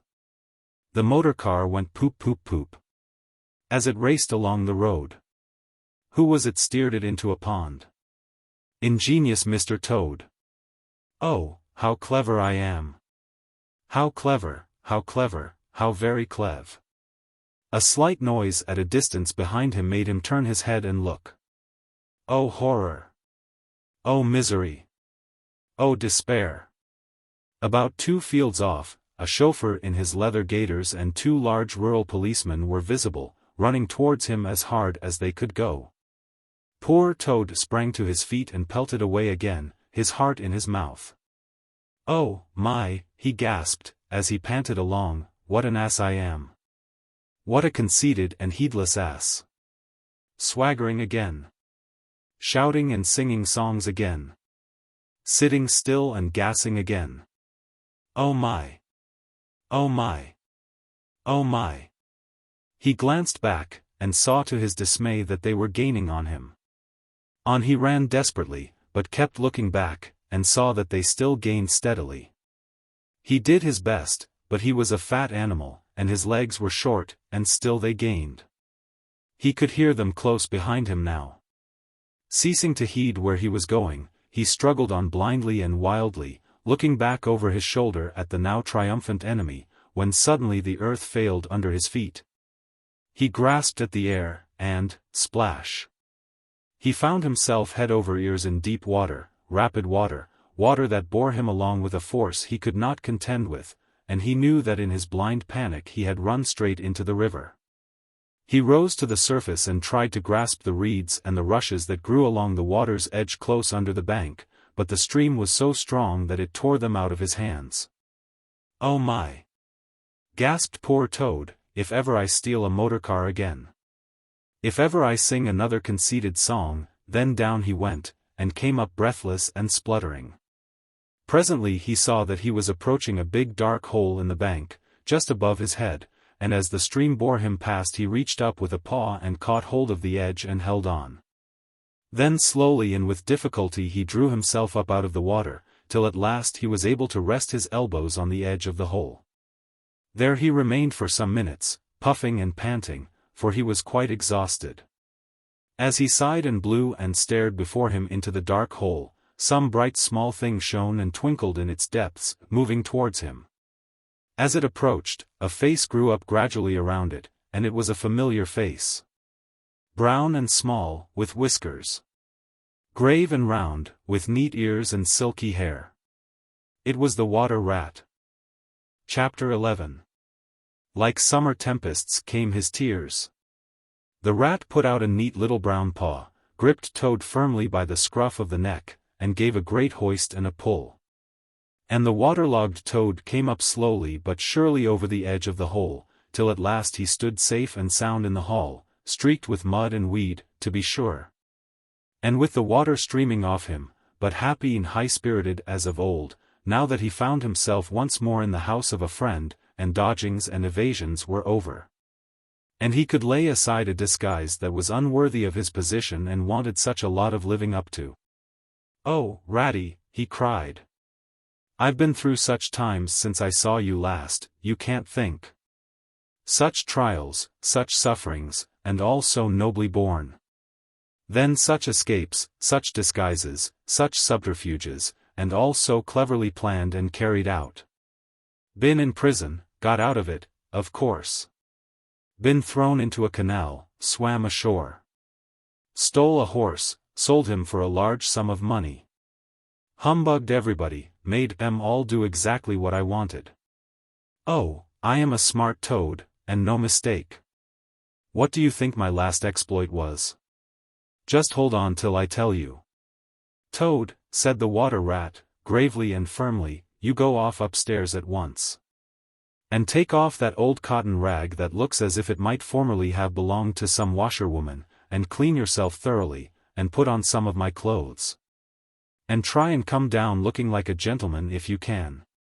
For a more shabby, bedraggled, disreputable-looking object than you are I never set eyes on in my whole life. Now, stop swaggering and arguing, and be off. I'll have something to say to you later. Toad was at first inclined to stop and do some talking back at him. He had had enough of being ordered about when he was in prison, and here was the thing being begun all over again, apparently. And by a rat, too. However, he caught sight of himself in the looking-glass over the hat-stand, with the rusty black bonnet perched rakishly over one eye. And he changed his mind and went very quickly and humbly upstairs to the rat's dressing-room. There he had a thorough wash and brush-up, changed his clothes, and stood for a long time before the glass, contemplating himself with pride and pleasure. And thinking what utter idiots all the people must have been to have ever mistaken him for one moment for a washerwoman.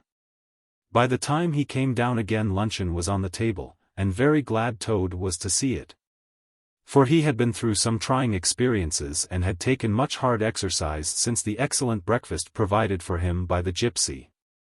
While they ate, Toad told the rat all his adventures, dwelling chiefly on his own cleverness, and presence of mind in emergencies, and cunning in tight places. And rather making out that he had been having a gay and highly colored experience.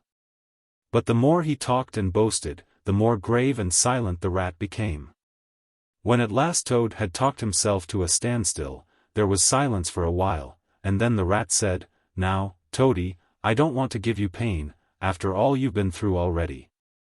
But, seriously, don't you see what an awful ass you've been making of yourself?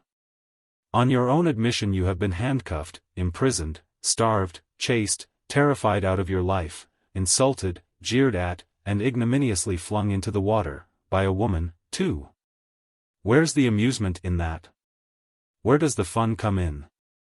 And all because you must needs go and steal a motor car. You know that you've never had anything but trouble from motor cars from the moment you first set eyes on one. But if you will be mixed up with them, as you generally are, 5 minutes after you've started, why steal them? Be a cripple, if you think it's exciting. Be a bankrupt, for a change, if you've set your mind on it, but why choose to be a convict? When are you going to be sensible and think of your friends, and try and be a credit to them? Do you suppose it's any pleasure to me, for instance, to hear animals saying, as I go about, that I'm the chap that keeps company with jailbirds? Now, it was a very comforting point in Toad's character that he was a thoroughly good-hearted animal, and never minded being jawed by those who were his real friends. And even when most set upon a thing, he was always able to see the other side of the question. So although, while the rat was talking so seriously, he kept saying to himself mutinously, but it was fun, though. Awful fun. And making strange suppressed noises inside him, kick, and poop pee, and other sounds resembling stifled snorts, or the opening of soda-water bottles, yet when the rat had quite finished, he heaved a deep sigh and said, very nicely and humbly, "Quite right, Ratty. How sound you always are. Yes, I've been a conceited old ass, I can quite see that, but now I'm going to be a good toad, and not do it any more. As for motor cars, I've not been at all so keen about them since my last ducking in that river of yours. The fact is, while I was hanging on to the edge of your hole and getting my breath, I had a sudden idea, a really brilliant idea, connected with motorboats. There. Don't take on so, old chap, and stamp, and upset things. It was only an idea, and we won't talk any more about it now. We'll have our coffee, and a smoke, and a quiet chat, and then I'm going to stroll quietly down to Toad Hall, and get into clothes of my own, and set things going again on the old lines. I've had enough of adventures. I shall lead a quiet, steady, respectable life, pottering about my property, and improving it, and doing a little landscape gardening at times. There will always be a bit of dinner for my friends when they come to see me. And I shall keep a pony chaise to jog about the country in, just as I used to in the good old days, before I got restless, and wanted to do things. Stroll quietly down to Toad Hall? Cried the rat, greatly excited. What are you talking about? Do you mean to say you haven't heard? Heard what? Said Toad, turning rather pale. Go on, Ratty. Quick. Don't spare me. What haven't I heard? Do you mean to tell me, shouted the rat, thumping with his little fist upon the table, that you've heard nothing about the stoats and weasels? What, the wild wooders? Cried Toad, trembling in every limb. No, not a word. What have they been doing? And how they've been and taken Toad Hall, continued the rat. Toad leaned his elbows on the table, and his chin on his paws, and a large tear welled up in each of his eyes, overflowed and splashed on the table, plop. Plop. Go on, Ratty, he murmured presently, tell me all. The worst is over. I am an animal again. I can bear it. When you got into that trouble of yours, said the rat, slowly and impressively. I mean, when you disappeared from society for a time, over that misunderstanding about a machine, you know. Toad merely nodded. Well, it was a good deal talked about down here, naturally, continued the rat, not only along the riverside, but even in the wild wood. Animals took sides, as always happens. The river bankers stuck up for you, and said you had been infamously treated, and there was no justice to be had in the land nowadays. But the wildwood animals said hard things, and served you right, and it was time this sort of thing was stopped. And they got very cocky, and went about saying you were done for this time. You would never come back again, never, never. Toad nodded once more, keeping silence. That's the sort of little beasts they are, the rat went on. But Mole and Badger, they stuck out, through thick and thin, that you would come back again soon, somehow. They didn't know exactly how, but somehow. Toad began to sit up in his chair again, and to smirk a little. They argued from history, continued the rat. They said that no criminal laws had ever been known to prevail against cheek and plausibility such as yours, combined with the power of a long purse. So they arranged to move their things into Toad Hall, and sleep there, and keep it aired, and have it all ready for you when you turned up. They didn't guess what was going to happen, of course. Still, they had their suspicions of the wildwood animals. Now I come to the most painful and tragic part of my story. One dark night, it was a very dark night, and blowing hard, too, and raining simply cats and dogs, a band of weasels, armed to the teeth, crept silently up the carriage drive to the front entrance. Simultaneously, a body of desperate ferrets, advancing through the kitchen garden, possessed themselves of the backyard and offices. While a company of skirmishing stoats who stuck at nothing occupied the conservatory and the billiard room, and held the French windows opening on to the lawn. The Mole and the Badger were sitting by the fire in the smoking room, telling stories and suspecting nothing, for it wasn't a night for any animals to be out in. When those bloodthirsty villains broke down the doors and rushed in upon them from every side. They made the best fight they could, but what was the good? They were unarmed, and taken by surprise, and what can two animals do against hundreds? They took and beat them severely with sticks, those two poor faithful creatures, and turned them out into the cold and the wet, with many insulting and uncalled-for remarks. Here the unfeeling Toad broke into a snigger, and then pulled himself together and tried to look particularly solemn. And the wild wooders have been living in Toad Hall ever since, continued the rat, and going on simply anyhow. Lying in bed half the day, and breakfast at all hours, and the place in such a mess, I'm told, it's not fit to be seen. Eating your grub, and drinking your drink, and making bad jokes about you, and singing vulgar songs, about prisons and magistrates, and policemen. Horrid personal songs, with no humor in them. And they're telling the tradespeople and everybody that they've come to stay for good." "Oh, have they?" said Toad, getting up and seizing a stick. "I'll jolly soon see about that." "It's no good, Toad," called the rat after him. "You'd better come back and sit down, you'll only get into trouble." But the toad was off, and there was no holding him.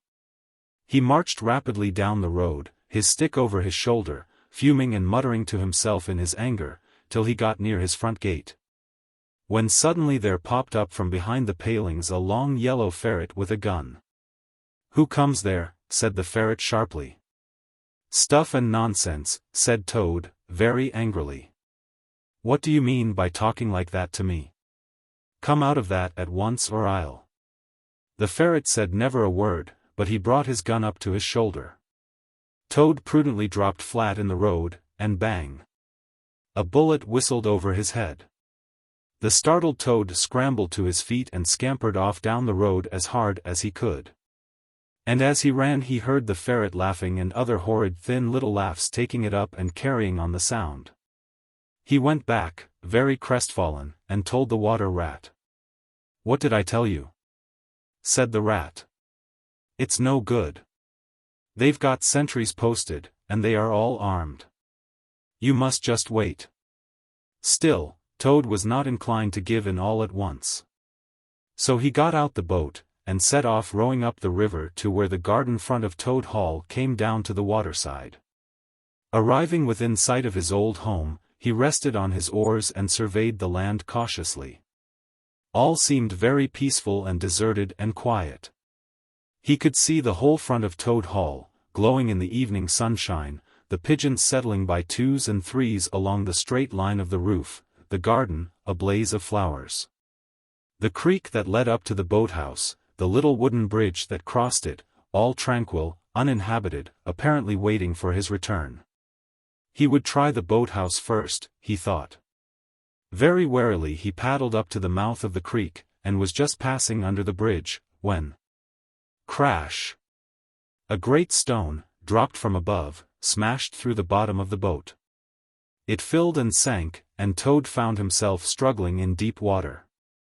Looking up, he saw two stoats leaning over the parapet of the bridge and watching him with great glee. "It will be your head next time, Toady," they called out to him. The indignant Toad swam to shore, while the stoats laughed and laughed, supporting each other, and laughed again, till they nearly had two fits, that is, one fit each, of course. The Toad retraced his weary way on foot, and related his disappointing experiences to the water rat once more. "Well, what did I tell you?" said the rat very crossly. "And, now, look here. See what you've been and done. Lost me my boat that I was so fond of, that's what you've done. And simply ruined that nice suit of clothes that I lent you.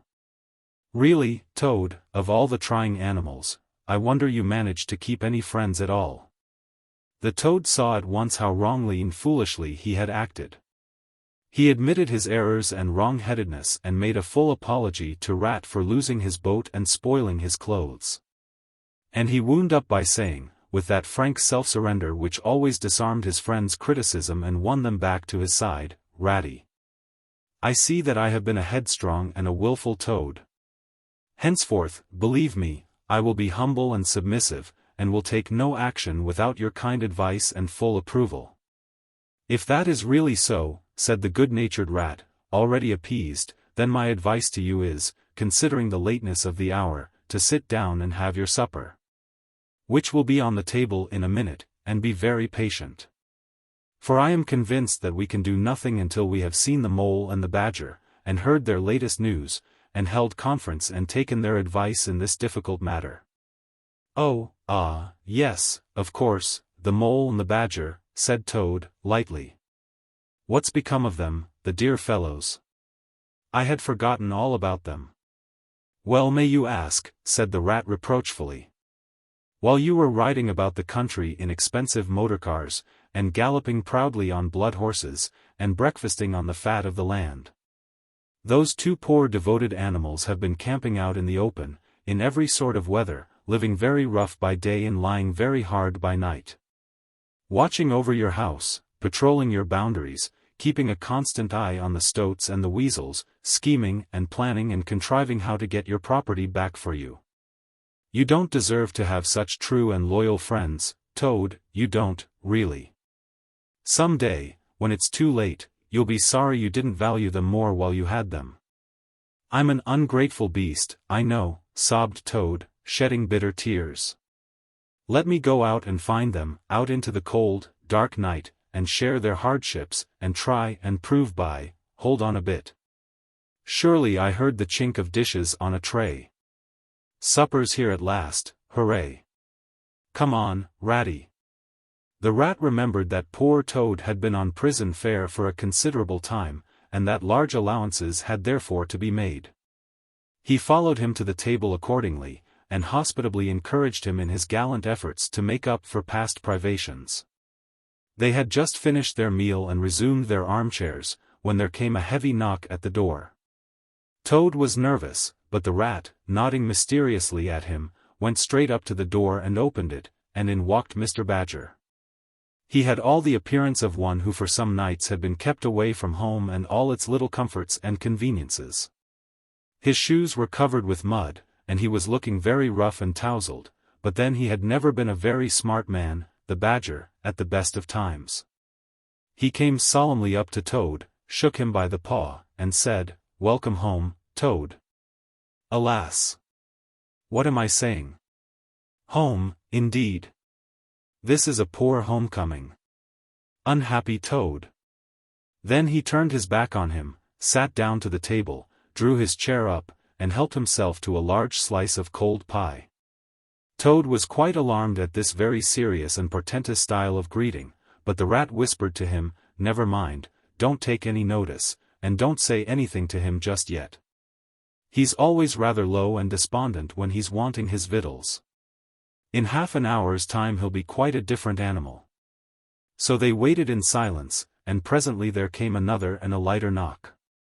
The rat, with a nod to Toad, went to the door and ushered in the mole, very shabby and unwashed, with bits of hay and straw sticking in his fur. "Hooray! Here's old Toad!" cried the mole, his face beaming. "Fancy having you back again." And he began to dance round him. "We never dreamt you would turn up so soon. Why, you must have managed to escape, you clever, ingenious, intelligent Toad." The rat, alarmed, pulled him by the elbow, but it was too late. Toad was puffing and swelling already. "Clever? Oh, no," he said. "I'm not really clever, according to my friends. I've only broken out of the strongest prison in England, that's all. And captured a railway train and escaped on it, that's all. And disguised myself and gone about the country humbugging everybody, that's all. Oh, no. I'm a stupid ass, I am. I'll tell you one or two of my little adventures, Mole, and you shall judge for yourself." "Well, well," said the mole, moving towards the supper table, "supposing you talk while I eat. Not a bite since breakfast. Oh my. Oh my." And he sat down and helped himself liberally to cold beef and pickles. Toad straddled on the hearth rug, thrust his paw into his trouser pocket and pulled out a handful of silver. "Look at that," he cried, displaying it. "That's not so bad, is it, for a few minutes' work? And how do you think I done it, Mole? Horse dealing. That's how I done it." "Go on, Toad," said the mole, immensely interested. "Toad, do be quiet, please," said the rat. "And don't you egg him on, Mole, when you know what he is. But please tell us as soon as possible what the position is, and what's best to be done, now that Toad is back at last." "The position's about as bad as it can be," replied the mole grumpily. "And as for what's to be done, why, blessed if I know. The Badger and I have been round and round the place, by night and by day, always the same thing. Sentries posted everywhere, guns poked out at us, stones thrown at us, always an animal on the lookout, and when they see us, my! How they do laugh. That's what annoys me most. It's a very difficult situation, said the rat, reflecting deeply. But I think I see now, in the depths of my mind, what Toad really ought to do. I will tell you. He ought to. No, he oughtn't, shouted the mole, with his mouth full. Nothing of the sort. You don't understand. What he ought to do is, he ought to. Well, I shan't do it, anyway, cried Toad, getting excited. I'm not going to be ordered about by you fellows. It's my house we're talking about, and I know exactly what to do, and I'll tell you. I'm going to. By this time they were all three talking at once, at the top of their voices, and the noise was simply deafening, when a thin, dry voice made itself heard, saying, "Be quiet at once. All of you." And instantly everyone was silent. It was the badger, who, having finished his pie, had turned round in his chair and was looking at them severely. When he saw that he had secured their attention, and that they were evidently waiting for him to address them, he turned back to the table again and reached out for the cheese.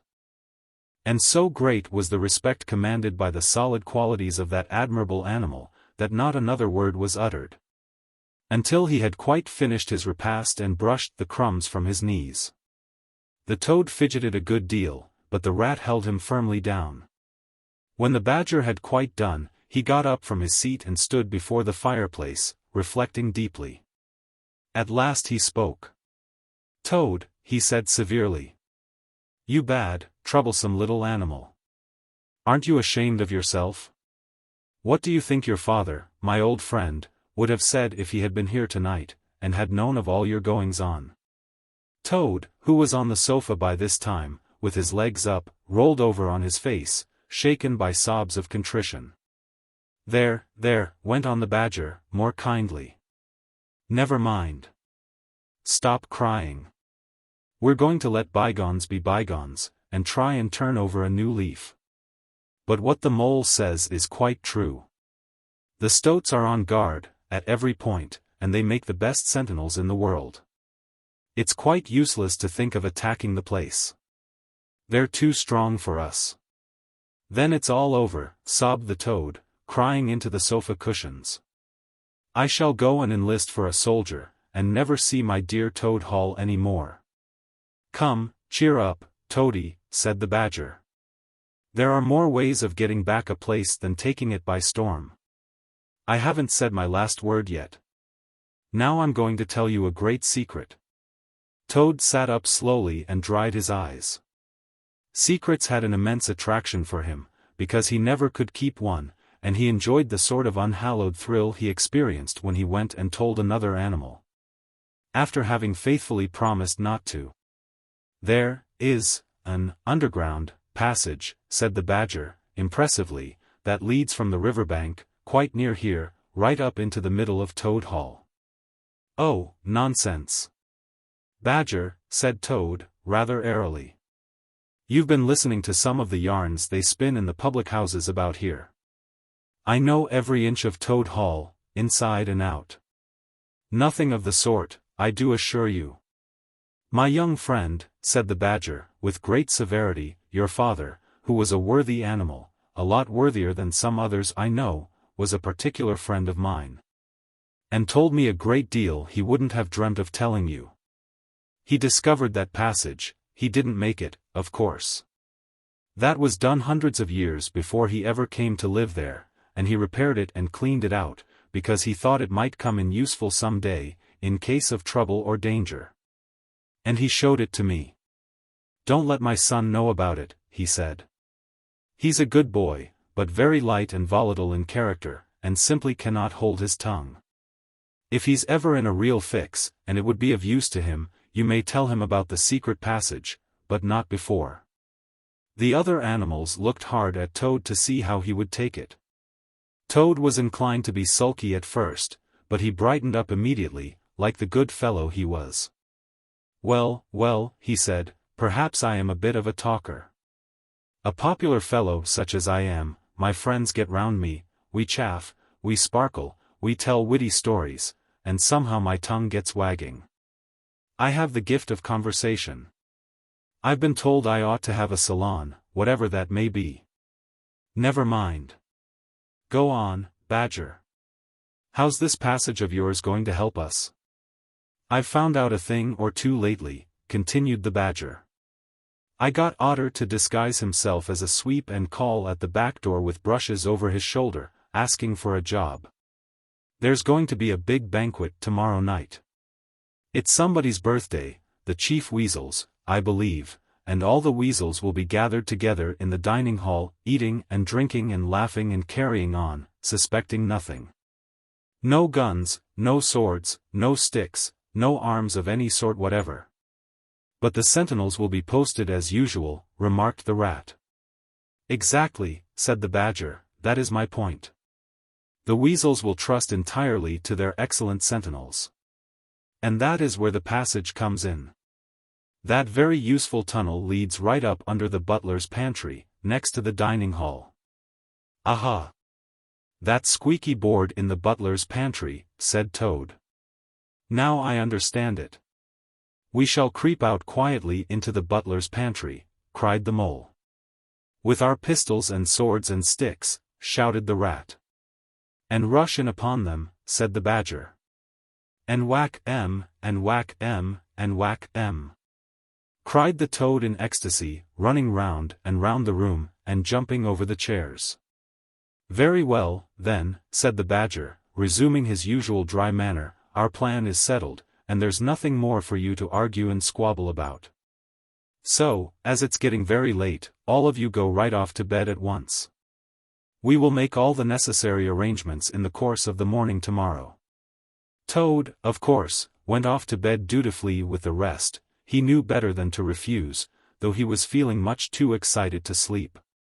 But he had had a long day, with many events crowded into it. And sheets and blankets were very friendly and comforting things, after plain straw, and not too much of it, spread on the stone floor of a draughty cell. And his head had not been many seconds on his pillow before he was snoring happily. Naturally, he dreamt a good deal. About roads that ran away from him just when he wanted them, and canals that chased him and caught him, and a barge that sailed into the banqueting hall with his week's washing. Just as he was giving a dinner party. And he was alone in the secret passage, pushing onwards, but it twisted and turned round and shook itself, and sat up on its end. Yet somehow, at the last, he found himself back in Toad Hall, safe and triumphant, with all his friends gathered round about him, earnestly assuring him that he really was a clever toad. He slept till a late hour next morning, and by the time he got down he found that the other animals had finished their breakfast some time before. The Mole had slipped off somewhere by himself, without telling anyone where he was going to. The Badger sat in the armchair, reading the paper, and not concerning himself in the slightest about what was going to happen that very evening. The Rat, on the other hand, was running round the room busily, with his arms full of weapons of every kind, distributing them in 4 little heaps on the floor, and saying excitedly under his breath. As he ran, here's a sword for the Rat, here's a sword for the Mole, here's a sword for the Toad, here's a sword for the Badger. Here's a pistol for the Rat, here's a pistol for the Mole, here's a pistol for the Toad, here's a pistol for the Badger. And so on, in a regular, rhythmical way, while the 4 little heaps gradually grew and grew. That's all very well, Rat, said the Badger presently, looking at the busy little animal over the edge of his newspaper. I'm not blaming you. But just let us once get past the Stoats, with those detestable guns of theirs, and I assure you we shan't want any swords or pistols. We 4, with our sticks, once we're inside the dining hall, why, we shall clear the floor of all the lot of them in 5 minutes. I'd have done the whole thing by myself, only I didn't want to deprive you fellows of the fun. It's as well to be on the safe side, said the Rat reflectively, polishing a pistol barrel on his sleeve and looking along it. The Toad, having finished his breakfast, picked up a stout stick and swung it vigorously, belaboring imaginary animals. I'll learn them to steal my house, he cried. I'll learn them, I'll learn them. Don't say learn them, Toad, said the Rat, greatly shocked. It's not good English. What are you always nagging at Toad for? Inquired the Badger, rather peevishly. "What's the matter with his English?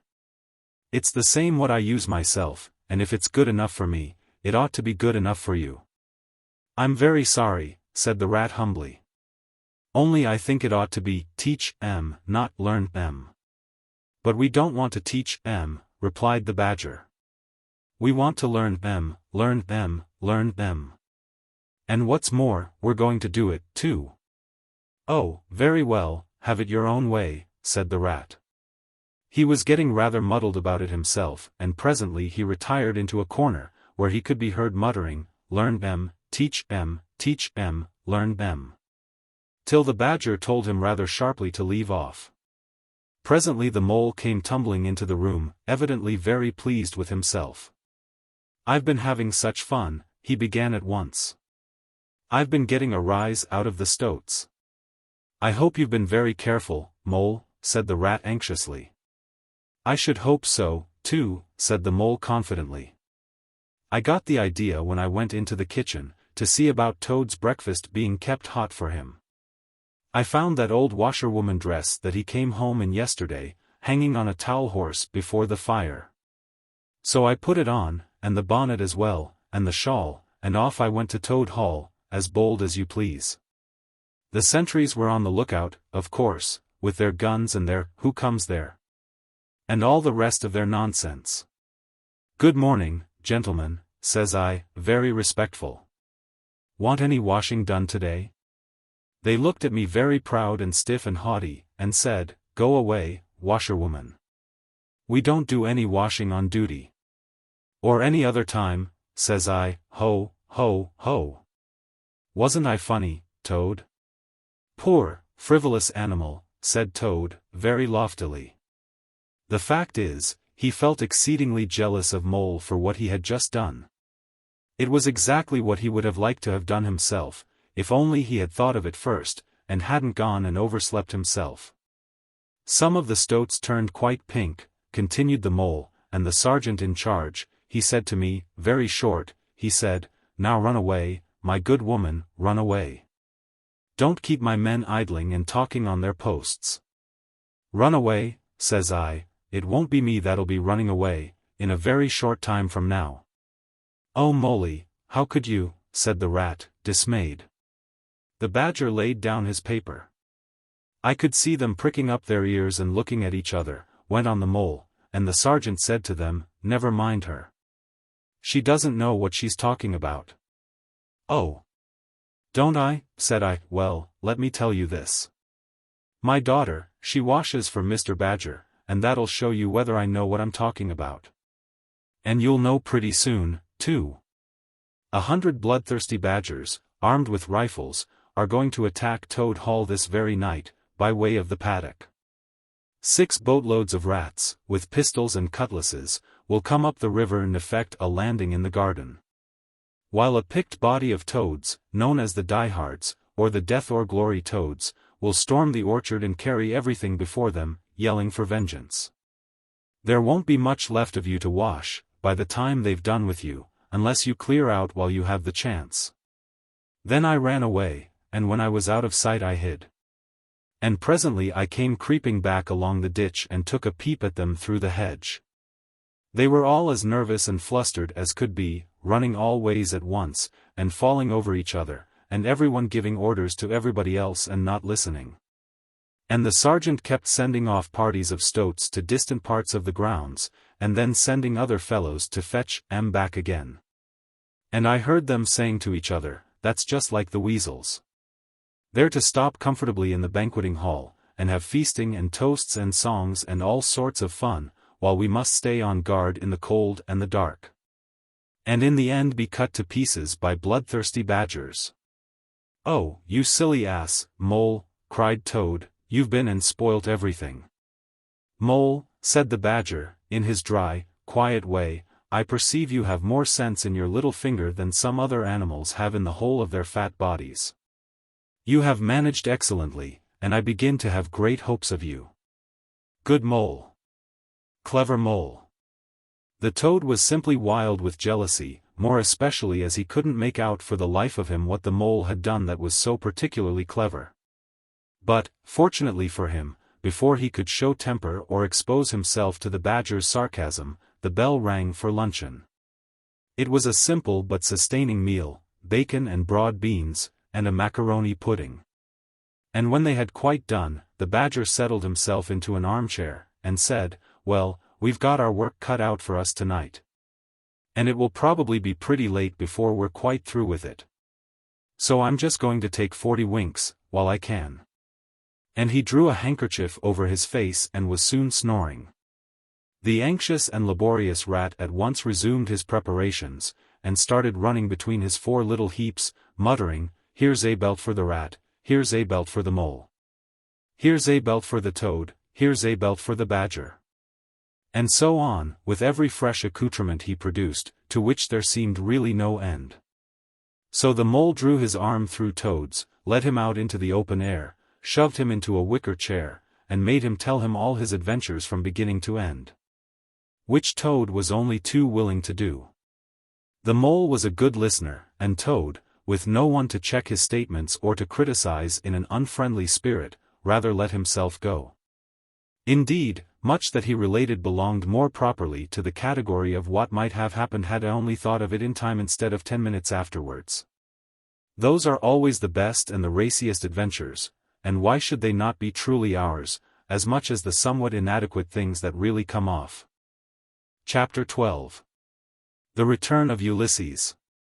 When it began to grow dark, the rat, with an air of excitement and mystery, summoned them back into the parlor, stood each of them up alongside of his little heap, and proceeded to dress them up for the coming expedition. He was very earnest and thoroughgoing about it, and the affair took quite a long time. First, there was a belt to go round each animal, and then a sword to be stuck into each belt, and then a cutlass on the other side to balance it. Then a pair of pistols, a policeman's truncheon, several sets of handcuffs, some bandages and sticking plaster, and a flask and a sandwich case. The badger laughed good-humoredly and said, "All right, Ratty. It amuses you and it doesn't hurt me. I'm going to do all I've got to do with this here stick." But the rat only said, "Please, Badger. You know I shouldn't like you to blame me afterwards and say I had forgotten anything." When all was quite ready, the badger took a dark lantern in one paw, grasped his great stick with the other, and said, "Now then, follow me. Mole first, 'cause I'm very pleased with him, rat next. Toad last. And look here, Toady. Don't you chatter so much as usual, or you'll be sent back, as sure as fate." The toad was so anxious not to be left out that he took up the inferior position assigned to him without a murmur, and the animals set off. The badger led them along by the river for a little way, and then suddenly swung himself over the edge into a hole in the river bank, a little above the water. The mole and the rat followed silently, swinging themselves successfully into the hole as they had seen the badger do. But when it came to Toad's turn, of course he managed to slip and fall into the water with a loud splash and a squeal of alarm. He was hauled out by his friends, rubbed down and wrung out hastily, comforted, and set on his legs. But the badger was seriously angry, and told him that the very next time he made a fool of himself he would most certainly be left behind. So at last they were in the secret passage, and the cutting-out expedition had really begun. It was cold, and dark, and damp, and low, and narrow, and poor Toad began to shiver, partly from dread of what might be before him, partly because he was wet through. The lantern was far ahead, and he could not help lagging behind a little in the darkness. Then he heard the rat call out warningly, "Come on, Toad." And a terror seized him of being left behind, alone in the darkness, and he came on with such a rush that he upset the rat into the mole, and the mole into the badger. And for a moment all was confusion. The badger thought they were being attacked from behind, and, as there was no room to use a stick or a cutlass, drew a pistol, and was on the point of putting a bullet into Toad. When he found out what had really happened he was very angry indeed, and said, "Now this time that tiresome Toad shall be left behind." But Toad whimpered, and the other two promised that they would be answerable for his good conduct, and at last the badger was pacified, and the procession moved on. Only this time the rat brought up the rear, with a firm grip on the shoulder of Toad. So they groped and shuffled along, with their ears pricked up and their paws on their pistols, till at last the Badger said, "We ought by now to be pretty nearly under the hall." Then suddenly they heard, far away as it might be, and yet apparently nearly over their heads, a confused murmur of sound. As if people were shouting and cheering and stamping on the floor and hammering on tables. The Toad's nervous terrors all returned, but the Badger only remarked placidly, "They are going it, the weasels." The passage now began to slope upwards.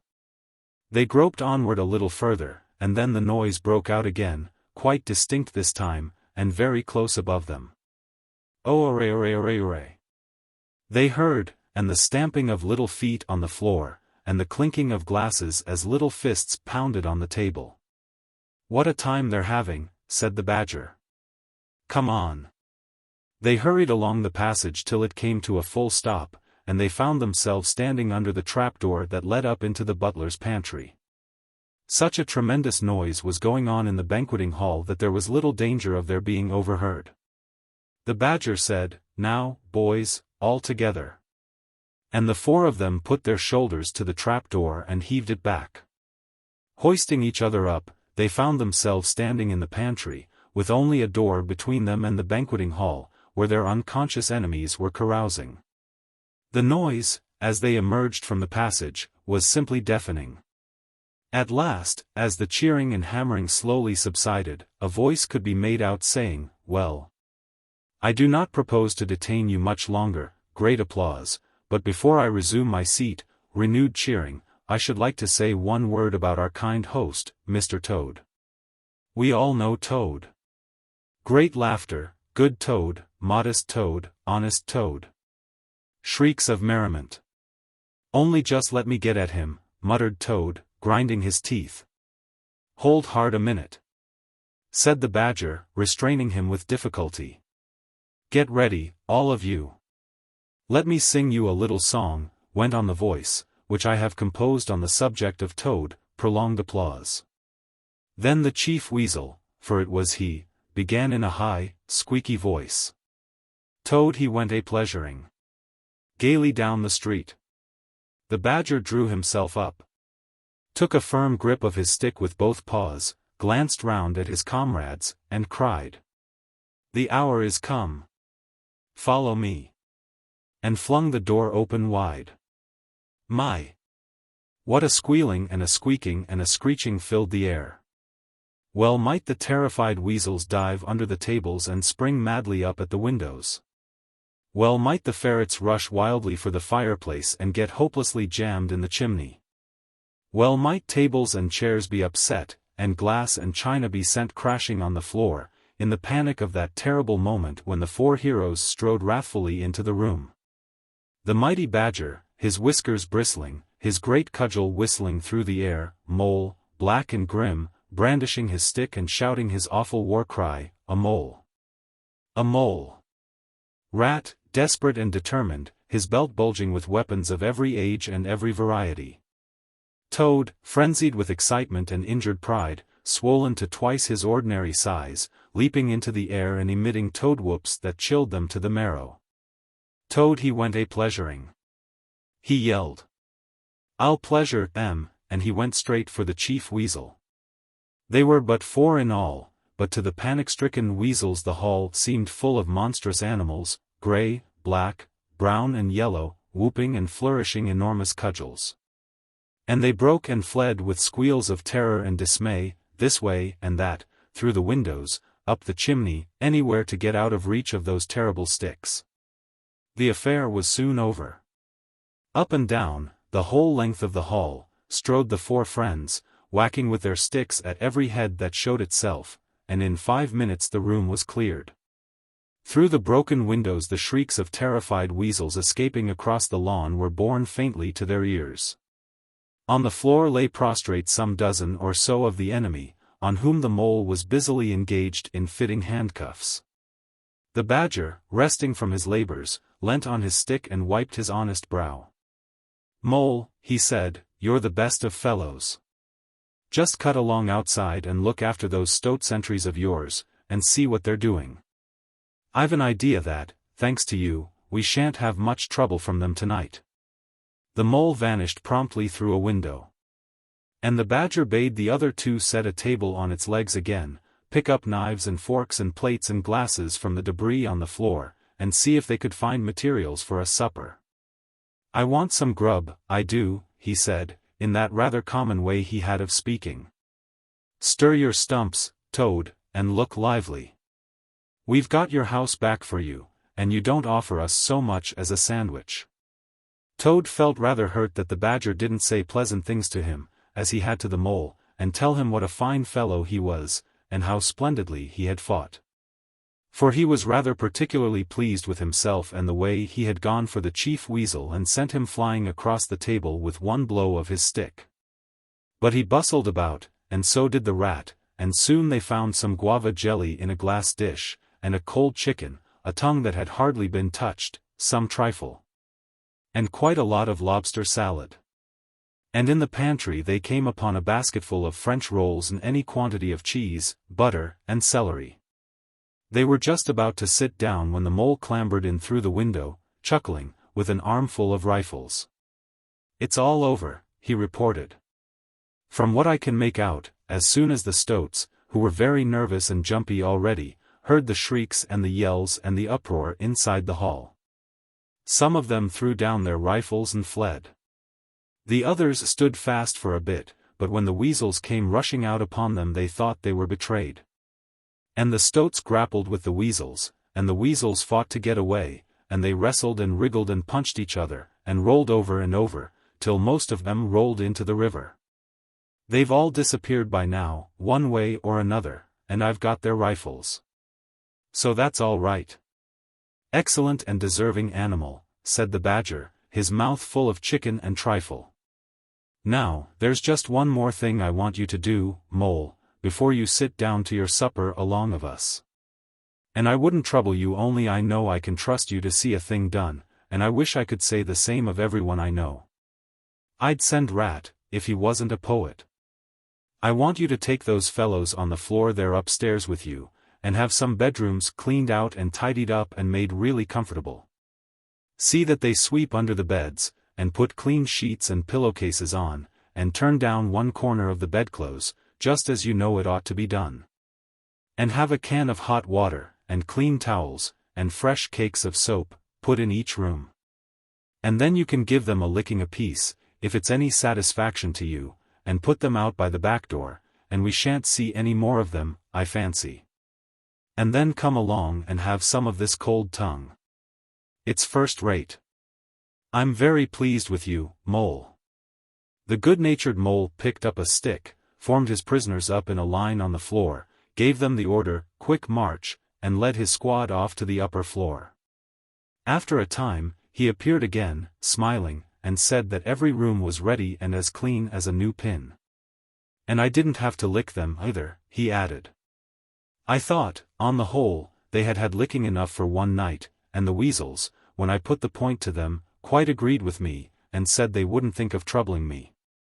They were very penitent, and said they were extremely sorry for what they had done, but it was all the fault of the chief weasel and the stoats. And if ever they could do anything for us at any time to make up, we had only got to mention it.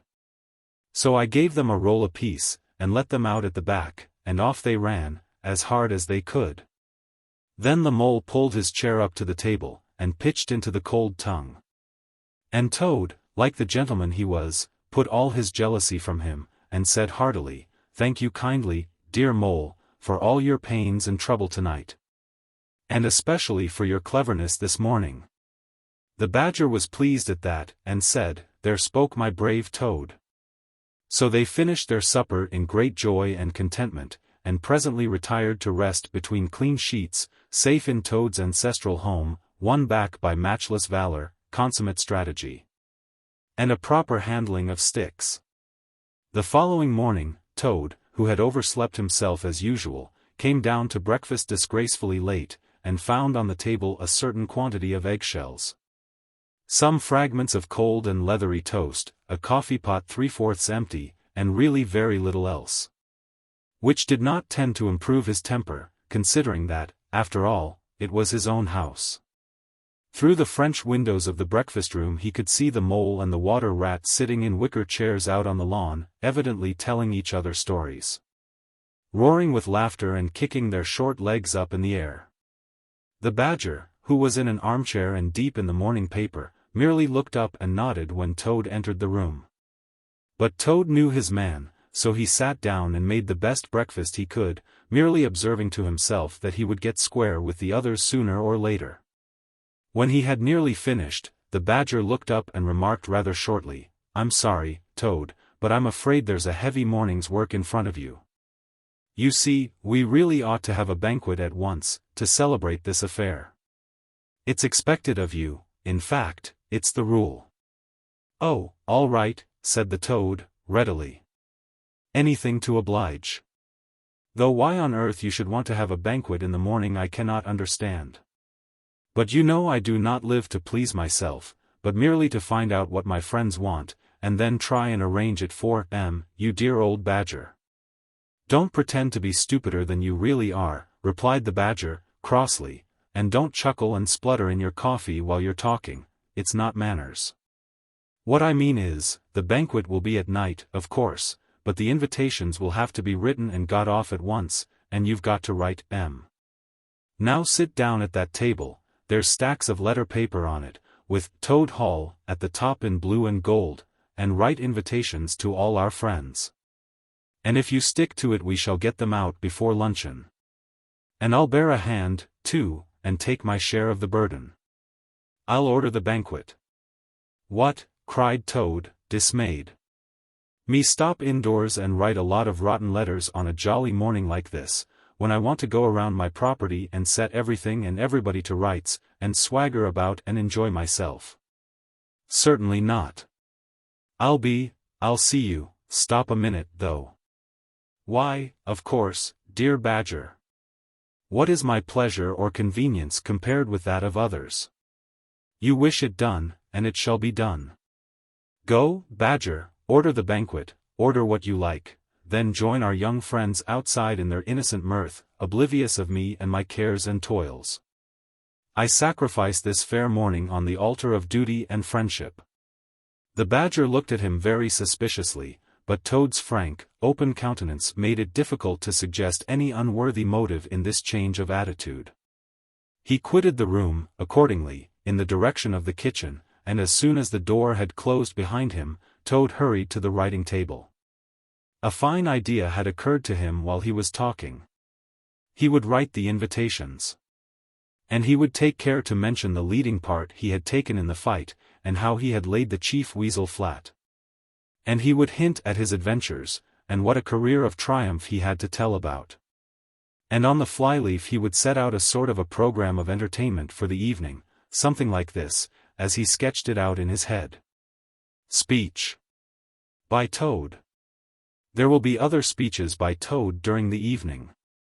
Address by Toad. Synopsis: Our prison system, the waterways of Old England, horse dealing, and how to deal, property, its rights and its duties, back to the land, a typical English squire. Song by Toad. Composed by himself. Other compositions by Toad will be sung in the course of the evening by the composer. The idea pleased him mightily, and he worked very hard and got all the letters finished by noon.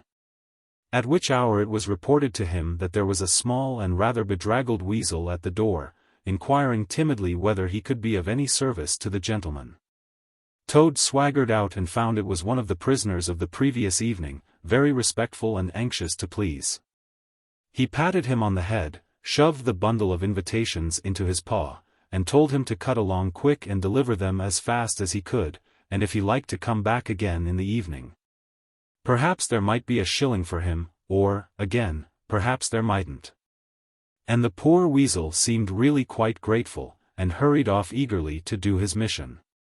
When the other animals came back to luncheon, very boisterous and breezy after a morning on the river, the mole, whose conscience had been pricking him, looked doubtfully at Toad. expecting to find him sulky or depressed.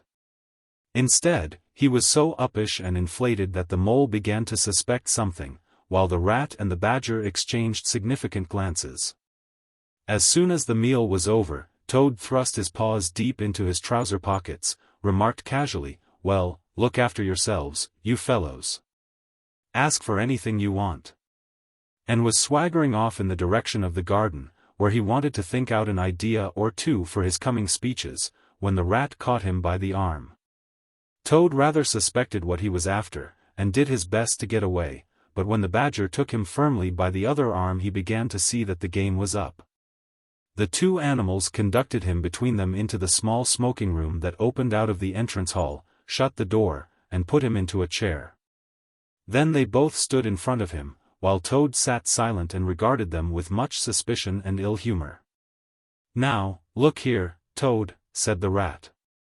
"It's about this banquet, and very sorry I am to have to speak to you like this. But we want you to understand clearly, once and for all, that there are going to be no speeches and no songs. Try and grasp the fact that on this occasion we're not arguing with you, we're just telling you." Toad saw that he was trapped. They understood him, they saw through him, they had got ahead of him. His pleasant dream was shattered. "Mayn't I sing them just one little song?" he pleaded piteously. "No, not one little song," replied the rat firmly, though his heart bled as he noticed the trembling lip of the poor disappointed Toad. "It's no good, Toady. You know well that your songs are all conceit and boasting and vanity. And your speeches are all self-praise and gross exaggeration and gas," put in the badger, in his common way. "It's for your own good, Toady," went on the rat. "You know you must turn over a new leaf sooner or later, and now seems a splendid time to begin, a sort of turning point in your career. Please don't think that saying all this doesn't hurt me more than it hurts you." Toad remained a long while plunged in thought.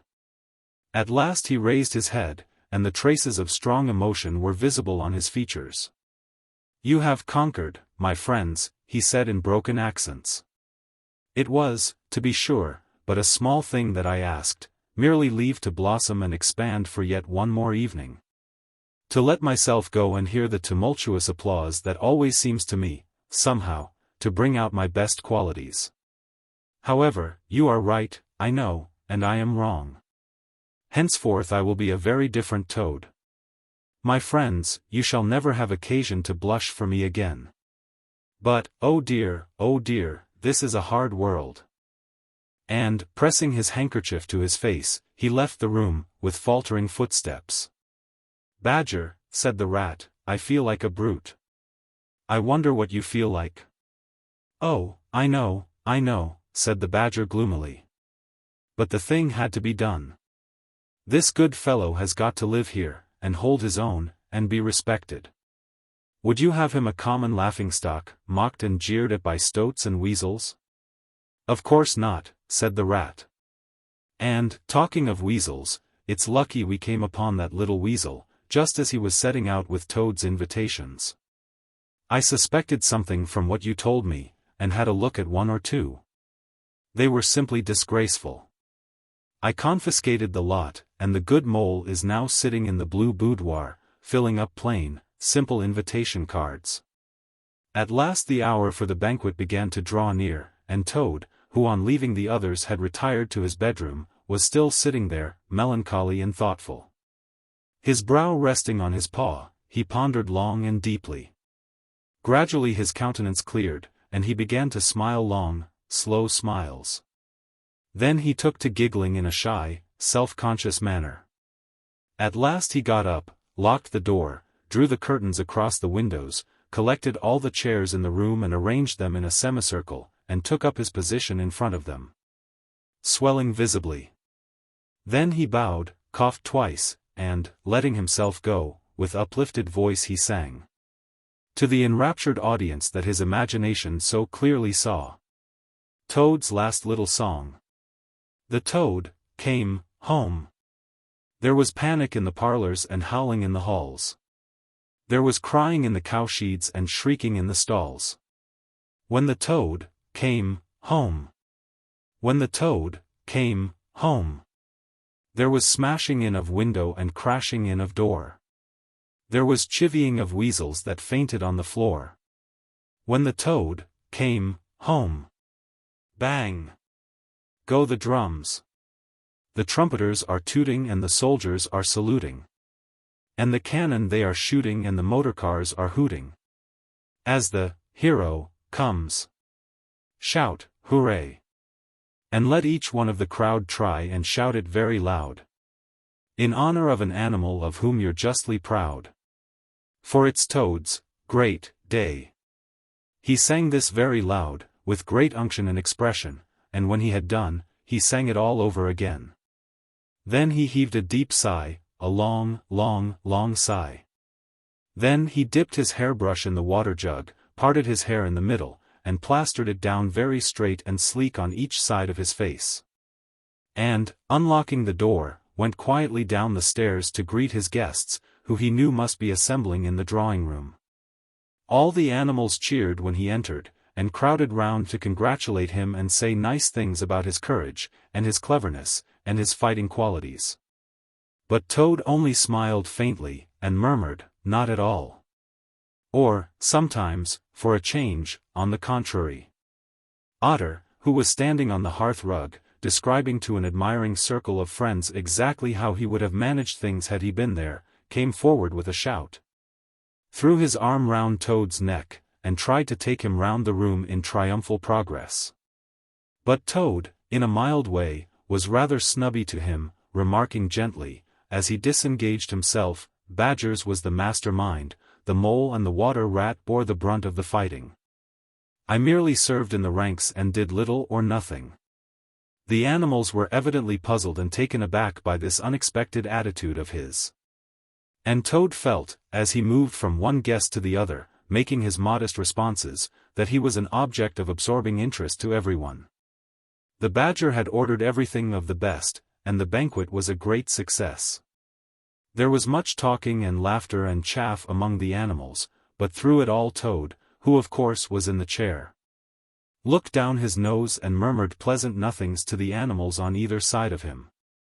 At intervals he stole a glance at the Badger and the rat, and always when he looked they were staring at each other with their mouths open, and this gave him the greatest satisfaction.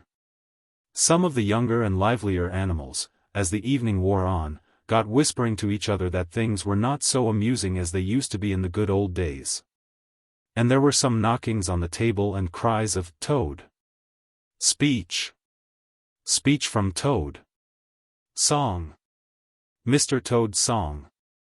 But Toad only shook his head gently, raised one paw in mild protest, and, by pressing delicacies on his guests, by topical small talk, and by earnest inquiries after members of their families not yet old enough to appear at social functions, managed to convey to them that this dinner was being run on strictly conventional lines. He was indeed an altered Toad. After this climax, the four animals continued to lead their lives, so rudely broken in upon by civil war, in great joy and contentment, undisturbed by further risings or invasions.